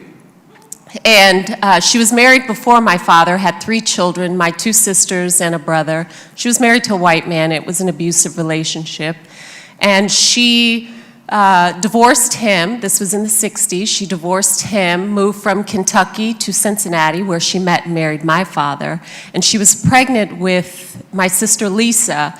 And during this time, it was against the law for a white woman to marry a black man. So her ex-husband takes her to court to get custody of her children. And the judge says 20 years from now, it's not going to matter. Right now, it's a civil rights matter. Granted custody to the father. The father stands up and says, well, I don't want them. I just didn't want her to have them. And her parents stand up and say, well, we'll take them. And if you get rid of the one you're carrying, my sister Lisa, who's 5 years older, you can have them back. When I tell you, all of my life, I've never wanted for anything. My mother has sacrificed her whole life for her children. And she would, like I said, she would always tell me I wouldn't say shit if I had a mouth full. And I was always emotional, just like now. I get emotional about a lot of things. But I had never seen my mother cry until I was an adult with children of my own. It was when my brother, her only son, from her first marriage, passed away. And I said, Mommy, I've never seen you cry. And she says that Christmas she lost the kid, she left every tear she had on that tree. So this was a woman, when I tell you, she had to be the crazy white woman in the neighborhood where we grew up. Everyone was intimidated by her. We lived in the hood, born in Cincinnati, Ohio, lived in Kennedy Heights, and she was the only white woman in the neighborhood, but they knew not to mess with her girls because she was not having that. And people believed her when she said that. my situation, I know it was mentioned earlier, we were talking about school and strength and all of that earlier, but it's because of her that I am able to sit before you now in my truth. You know, my truth is I am passionate about service, I'm passionate about giving back, I'm passionate about making a difference. I have 3 amazing children, and Zane, when you said, have there been people in your life that you wish you never met before? I'm so thankful for every single person that I met. I'm thankful for them, and I say that because they might not be in my life now, or I might not agree with them, but I'm thankful for the lessons that I've learned because of that. And Troy mentioned it, and I know we've been talking about single mothers. None of us expected to be single mothers, I don't think. I think a lot of us didn't plan on that being the case. But when it is the case, my mother is such a beautiful example that giving up is not an option. I remember when I had just given birth to my daughter, in 2000, and her father was playing in the Olympics at the time, and he had come back from the Olympics for her birth, and then right after that, he was diagnosed with a kidney disorder, and he had to have a transplant, and mind you, they didn't have any test or know any answers about what would happen to him.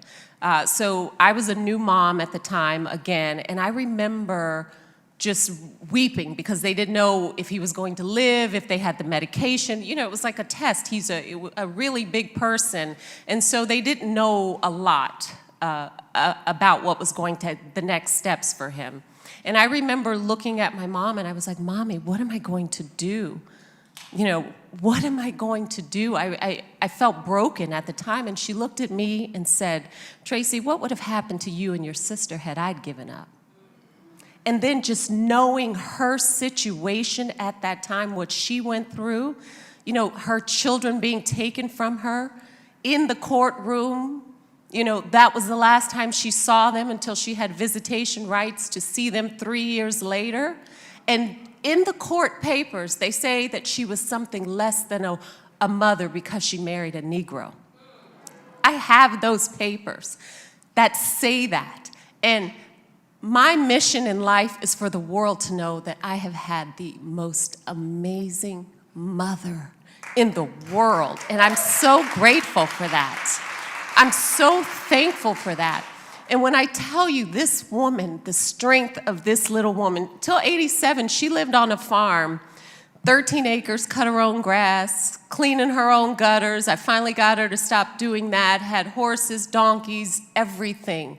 And she sacrificed her whole life for her children. When I tell you, I never wanted for anything. I had to remind my spouse at the time that it wasn't because of you that I like nice things. My mother made that happen early on. You know, I was born that way.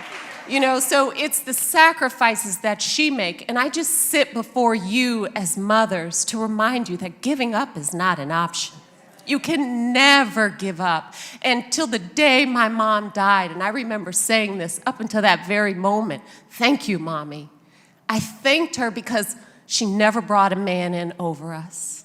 She never brought a man in over us. And me being newly divorced, I use that as my guide. Like, I will, not to say that I won't be in a relationship, because that's not the case. I know what God has for me in that area. But I recognize that my children must always come first, no matter what. As moms, they always must come first. But before then, we have to take care of ourselves. And I look at it as, there were times where I would look at it as being selfish if I took time for myself. You know, you do your nails, or you do your hair, or you do something for yourself. Just quiet time, and I would look at it as being selfish. I had to get to a point where I had to look at it as being self-full, because I had to fill myself up before I could even serve anyone else. And Honeyshine, my mom, when the program started in Miami, Florida, and we lived in Florida when I was a little girl. That's where my father lived and died, and my grandparents. And people, wherever we lived, still thought we were adopted because my mom would lose jobs when they found out about us. She would lose jobs. And this amazing woman, Miss Annie Lou Johnson, used to take care of me while my mom worked. She cleaned houses all of my life and worked at the jail downtown. And when God brought me full circle back to Miami, I would go visit the amazing woman, Miss Annie Lou Johnson, who used to take care of me in the same house down in Goulds. And I'd see groups of girls walking around the neighborhood, babies on the hip, house shoes on in the middle of the street. And I'd wonder, which one am I out of that group?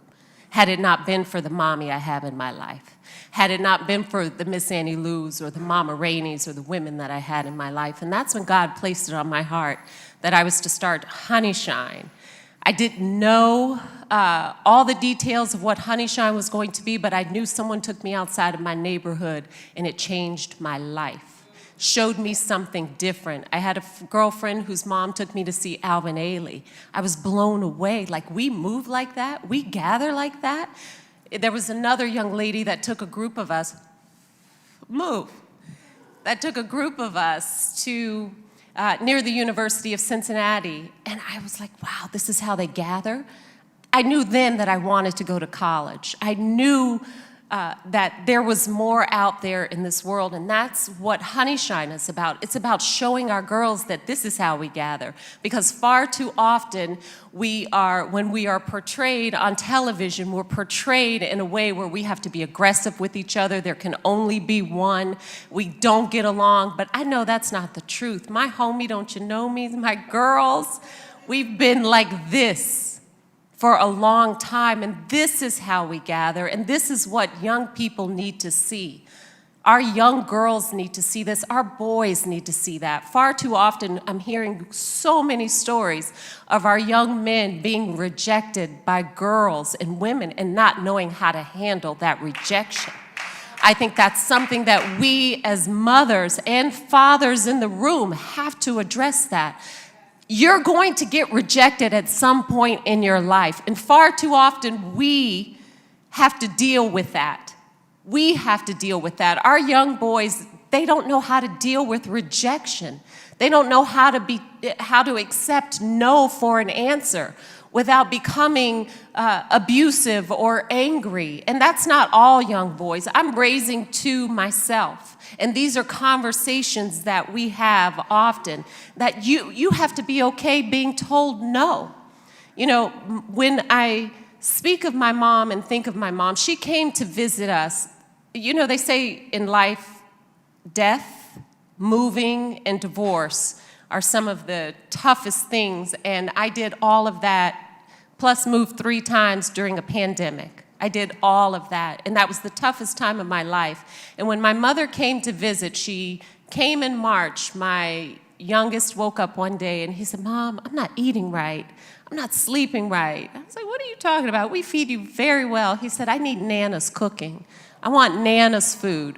So she got on a plane a few days later. This was in the beginning of March. She came down. She cooked a huge meal for him, all of his favorites. She helped me pack up to move. We moved into a temporary home. She wasn't feeling well. Mind you, I told you my mom, 87, lived on a farm. She never lays down or rests for anything, but she was laying down a lot. And so finally, during the pandemic, we didn't want to go to the hospital, but it got to the point where we needed to go to the hospital. And so when we finally went to the hospital, this was on April 4th. My birthday is April 5th. And on April 4th, the doctor comes in and he says to me, "How long has she had that mass in her colon?" And I said, "Well, what are you talking about?" He was like, "She has cancer." I said, "What are you talking about? That is my mother. Like, don't say that." I got very angry. Like, don't say that about my mom. This was on April 4th. By April 20th, she transitioned. She transitioned.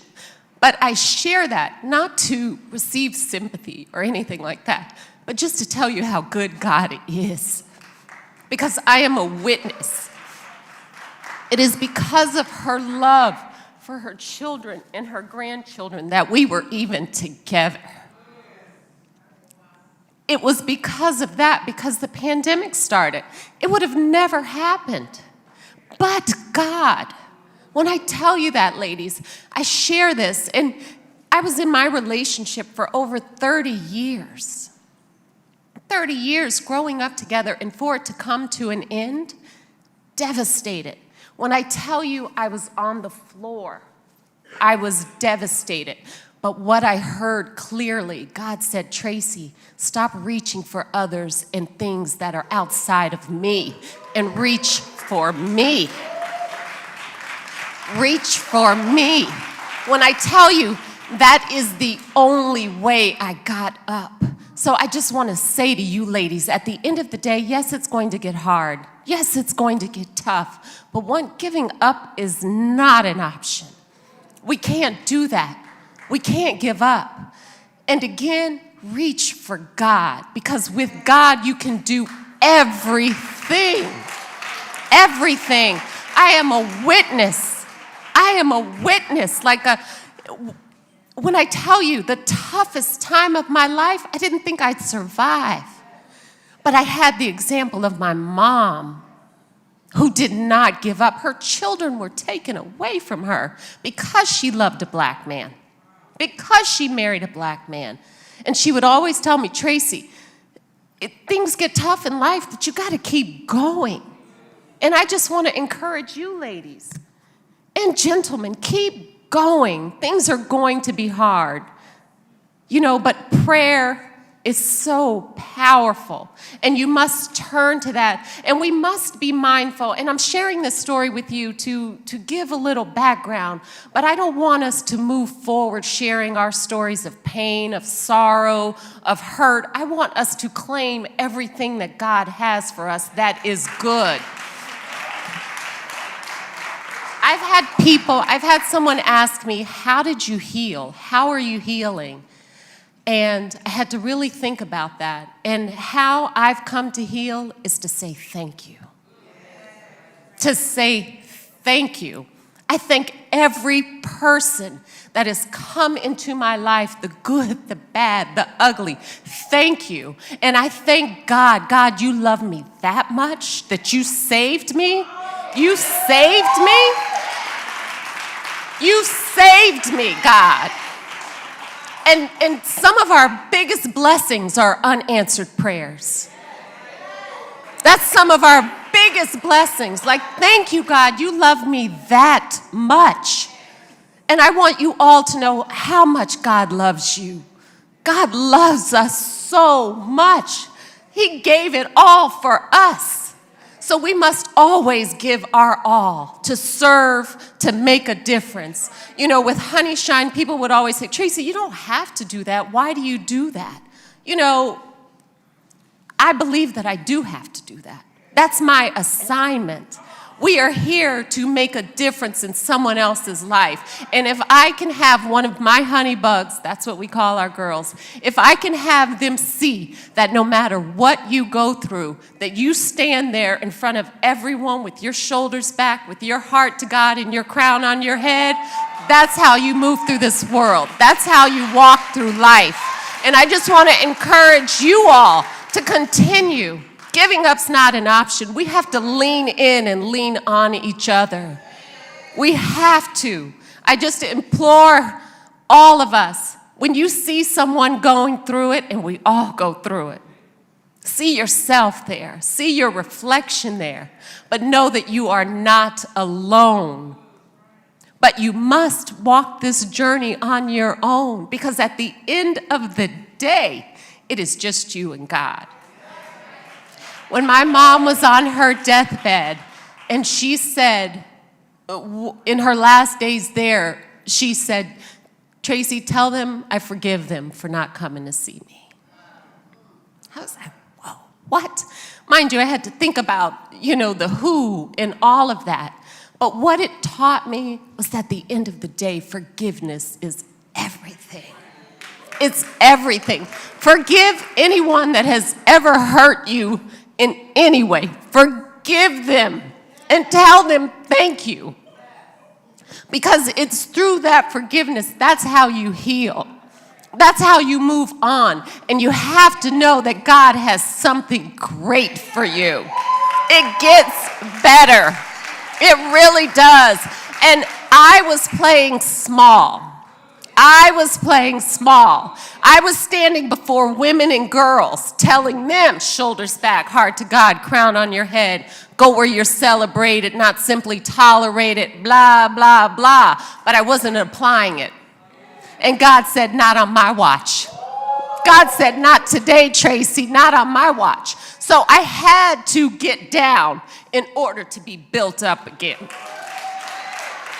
And anything that you all are going through, know that it is just a moment in time. It is a moment in time.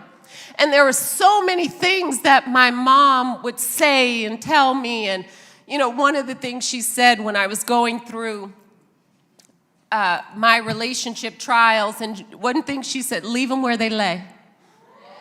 Leave them where they lay. And that's what we must do, leave others where they lay, because they can't go where God is taking you. They can't do it. I know, Paige, we're working on time and all of that, but a few things. And I write all the time, like you, Zane. I write. I wish I were organized. I feel like I'd have so many great books, too. One day I will be organized, but like you, I write about it. Ladies, write what you're feeling.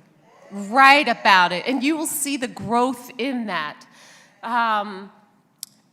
So many great things that my mom has shared with me, but one of the greatest lessons that I've had to learn or be reminded of is in life we will all have disappointments, and those that hurt the most usually come from the ones we hold the closest.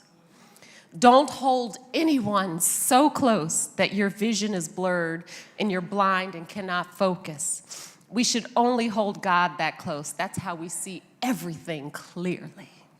That's how we see it all so clearly.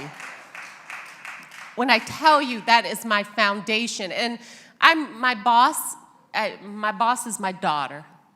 I have a 21-year-old daughter. She is my everything. 2 sons and a daughter, 25 son, 21-year-old daughter, and 12-year-old son. And the 12-year-old will tell me in a minute, Mom, you know I'm a deep brother. He is a deep brother, very much so. But my daughter, she has developmental delays in different areas. We're gonna be together a long time. Like, we're gonna be like this a long, long time. But when I tell you all of the challenges that we've had to experience together, she is my greatest teacher. She's taught me things I don't even wanna know about. I think all of our kids have done that. But she is my greatest teacher. And I just implore all of you moms to always, and I know you do, put your children first. Don't bring anyone in over your children. Anyone. And again, that doesn't mean sacrifice your life. My mom literally sacrificed her whole life for her children. But at the end of the day, she was with who she wanted to be with. And it was those that she chose that chose her at the end of the day. We have to stop waiting to be the ones that someone chooses. We have to have that power, and we have to choose who we decide to interact with and share our time and space with. Because at the end of the day, our window is only so big. And we need to live it in a way where we are happy. God wants us to be happy. God wants us to be joyful. God wants us to have a good time and to have fun. But far too often, we're so stressed. We're so consumed by our troubles or our issues. But when we focus on the truth that God is in control of everything, I'm telling you, it lightens the load. So again, Miss Page, thank you. Thank you. I love you with my whole heart. And this woman, this smile lights up the entire space. And we salute you. Thank you. And I thank you, ladies, for sitting here and spending your time today. Miss Nikki, I love you. I love you. And keep going. Keep doing it. And that's what we have to encourage each other. Keep going. Pat that next sister on the back and remind her, keep going. Keep going. You got this. Because alone, nothing grows by itself. We have to keep going. You're beautiful. Beautiful. And I love spending this time with you. Again, Miss Page, thank you for inviting me. Thank you for having me. And Steve and Marjorie Harvey, God bless you both. Was she dynamic, y'all? Give it up for Miss Tracy Morning. You see why I saved her for last? You want to go out like that, right? Wow, we had a full day, right? A full day. LaShannon, can you hand me that paper right there, please? Wow, a couple of things. One thing that I want to just say that's been on my heart, just with women and with sisters, I just think that we have become so ungrateful. I just think we need to start being grateful and learning how to say thank you. It's just been so heavy on me because you do so much for people, they won't even say thank you. So I want us to just practice daily, just saying thank you. Thank God when you wake up, but during the day, just say thank you to somebody. Okay, if you don't remember anything else, just say thank you and give each other grace because everybody's going through something right now. All right, we're going to end this. Where is my guy? Tracy's going to be coming back. I think we need all of them to come back. What y'all, do you think we need a part 2 on this? I mean, I have a waiting list of speakers, but I just think we just tapped into something here. Who wants these speakers that spoke today to come back? I think I'm going to bring them back with Marjorie. How about that? With Mrs. Harvey. I think she would love that as well. Malik had to leave. He was dynamic. We will be doing the project that he talked about. So funny, when we were speaking about weight loss and fitness, something that I didn't mention, and you guys I don't eat meat either. I haven't in 20-some years. And I think that's a big part of it. When he was talking about the meat and the chickens, guys, you have to look at what they put into those things. And that's what's giving you the weight gain. So be careful with eating a bunch of meat. There's a new term called flexitarian. Steve and I play with that. We eat fish every now and then, and it's a flexitarian. But just watch your diet and be careful with that chicken and that meat. Just do your research on it. Where is Travis Malloy? Y'all, Travis is here. Y'all know about Travis? Y'all know, but who knows about Travis? All right, come up here, Travis. So Travis is here, and we're going to be out of here in 5 minutes. And Travis invented this line, millions, billions, trillions. You guys have probably seen him with Leandria and everybody else. But he's here. He's blessed the foundation with some shirts. I've got the Delta shirts here for my 2 Delta friends that asked for them. I told him you guys wanted them, and he bought them especially for you guys. Guys, we're going to be, he's going to have his shirts in the back. Please support a Black-owned business. Please support a Black-owned business, guys, because you will want him to support yours. But Travis, just give me a little bit. Never could have made it. Just 1 minute. 1 minute. Just 1 minute. What? I thought I was getting ready to speak. You want me to I want say you to do what something? you do. Yes. Whatever. You gotta hear this voice. Oh my goodness. Get out of here. Never would have made it. Never would have made it without you. I would have lost it all. But now I see you were there for me. Yeah. I never could have made it. And I never would have made it without you. I would have lost it all. But now I see you were there for me. And I can say I'm stronger, I'm wiser, I'm better, so much better. After all that I've been through, I can say I never could have made it. And I never would have made it without you. I would have lost it all. But now I see you were there for me. And I just want to say thank you.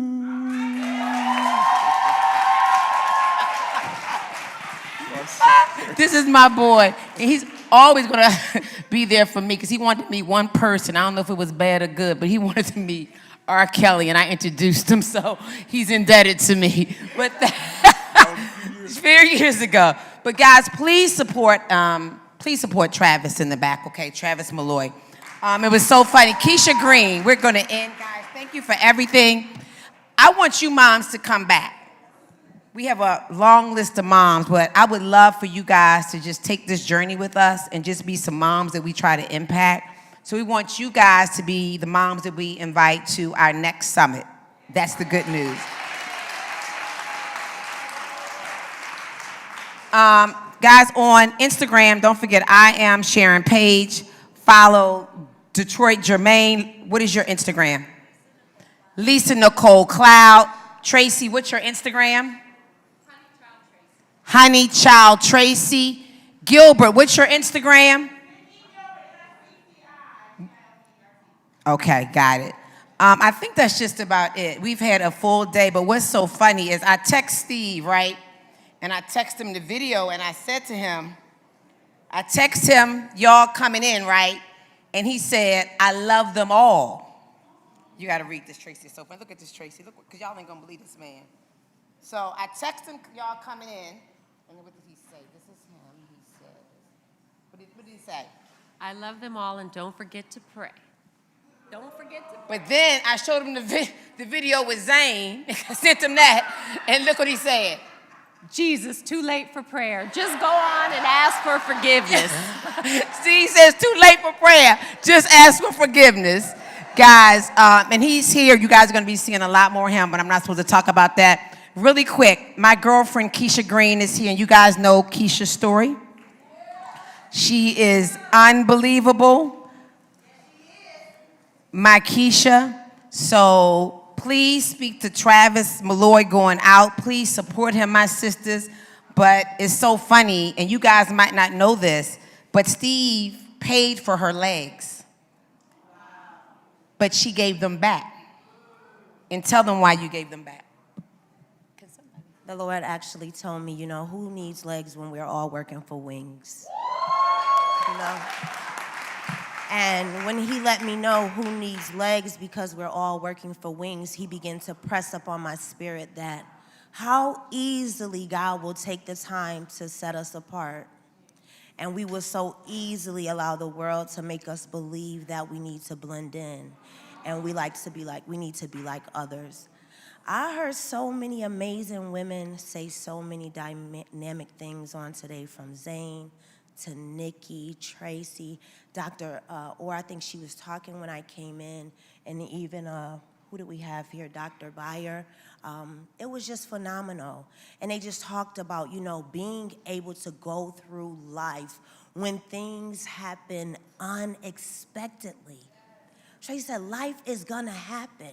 She gave us some tools to use, and I was watching you, and you were pulling your thumb, and I was pulling my thumb, and I was squeezing it, because I just recently lost my dad 2 months ago. This goes out and it hits to the different. This goes out to the stress. They said, you know what, we're gonna pray. Sorting out and I don't know if you guys million noticed when I thoughts came in, running through your head. To everyone that's waiting for better days ahead. And I started to feel the hearts of the women in the room. So many sacrifices we've made, and I feel so many women just feeling like each and every time I feel like I'm getting ready to get up, there's just something that life brings forth that makes me feel like it's not gonna happen. She talked about breathing. Place your hand upon your heart and act as though your heart has nostrils, because there's something happens when we breathe. So many of us, we live life literally holding our breaths and we don't even realize it. We're so afraid of what's next, not having a plan and not having a strategy. I heard Tracy say, you know what? Let me tell you something. There's no greater place for me than to not be able to walk for myself. And that is the greatest gift that God has given me, because I truly have to allow him to lead and direct my path. How do we heal? I really didn't even know what else to come up here and say because you guys had said almost everything. How do we heal? Going to the King, going to the Father when he breaks you down to that place where you truly have nothing to do but look up so that you can get up. I never knew an amputee before me. Literally, God had to give me the strategies to be who it is that I'm called to be, and I promise you it is only people that see in the flesh that don't see that I truly stand 10 feet. God has truly given me the ability to just be able to pour into you and let you know that no matter what it is that you're going through, God has created something extremely special for you. Lean on him. Depend on him. Don't let anyone steal those testimonies that are truly building you to who it is that God has planned for you in the future, because he says what? All things work together for good. For who? For those that love him. Do you love him? Do you love him? Are you sure about that? I want to know if there's women in here on today that you just feel like it's over. Life is just, it's everything is just not going the way that it should be going for me. I've been living life focused on the we dream because I don't have a me dream. I don't know what God has in store for me, but I know today I want to be free. And you know what? I want to move this chair because I want to actually allow you guys to run to the front the same way you did to do that thing earlier. And I want y'all to come up here for healing. We're going to come forth for healing, and we're going to allow God to move in our lives and to move on our behalf. And if there's something that you're seeking the Lord for on today, for change, just do something inside of me, God. Father, I want to be able to move past excuses. I want to be able to move past what's blinding me. And Father, I know that it is truly you who has the strategies. So Lord, Father, we thank you on today. I just want to come to you on behalf of each and every single mother that has decided to come into this room.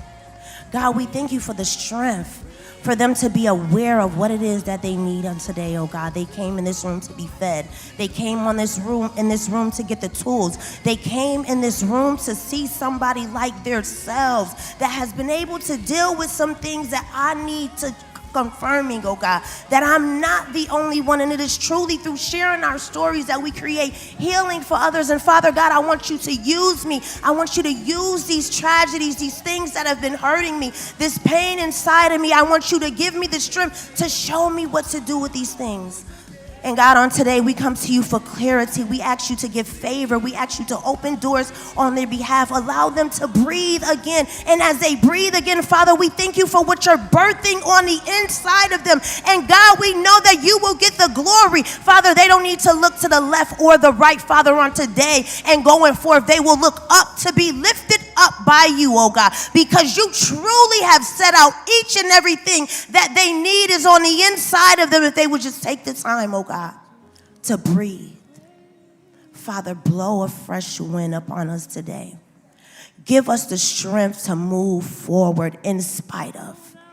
God, I thank you. I thank you for every loss that truly was a gain. I thank you for every hater, every backstabber, every naysayer, every person that said I couldn't do it. God, I thank you. I thank you for going into our butt season. I didn't have it, but it didn't work out, but I lost my car, but, and I lost my job, but God has restored me. He's renewed me. He's lifted me up, and there's no good thing that he will withhold from me.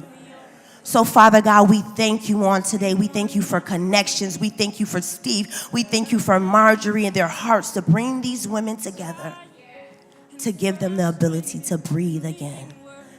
Father, we thank you. Breathe on us so that we shall breathe again. We thank you that every day that you give us breath, everything else is changeable. I want to say that again because I need y'all to feel that thing in your spirit. Each and every day that God gives you breath within you, everything else is changeable. Father, use me. Yeah, I need you to say, Father, use me. Use my journey.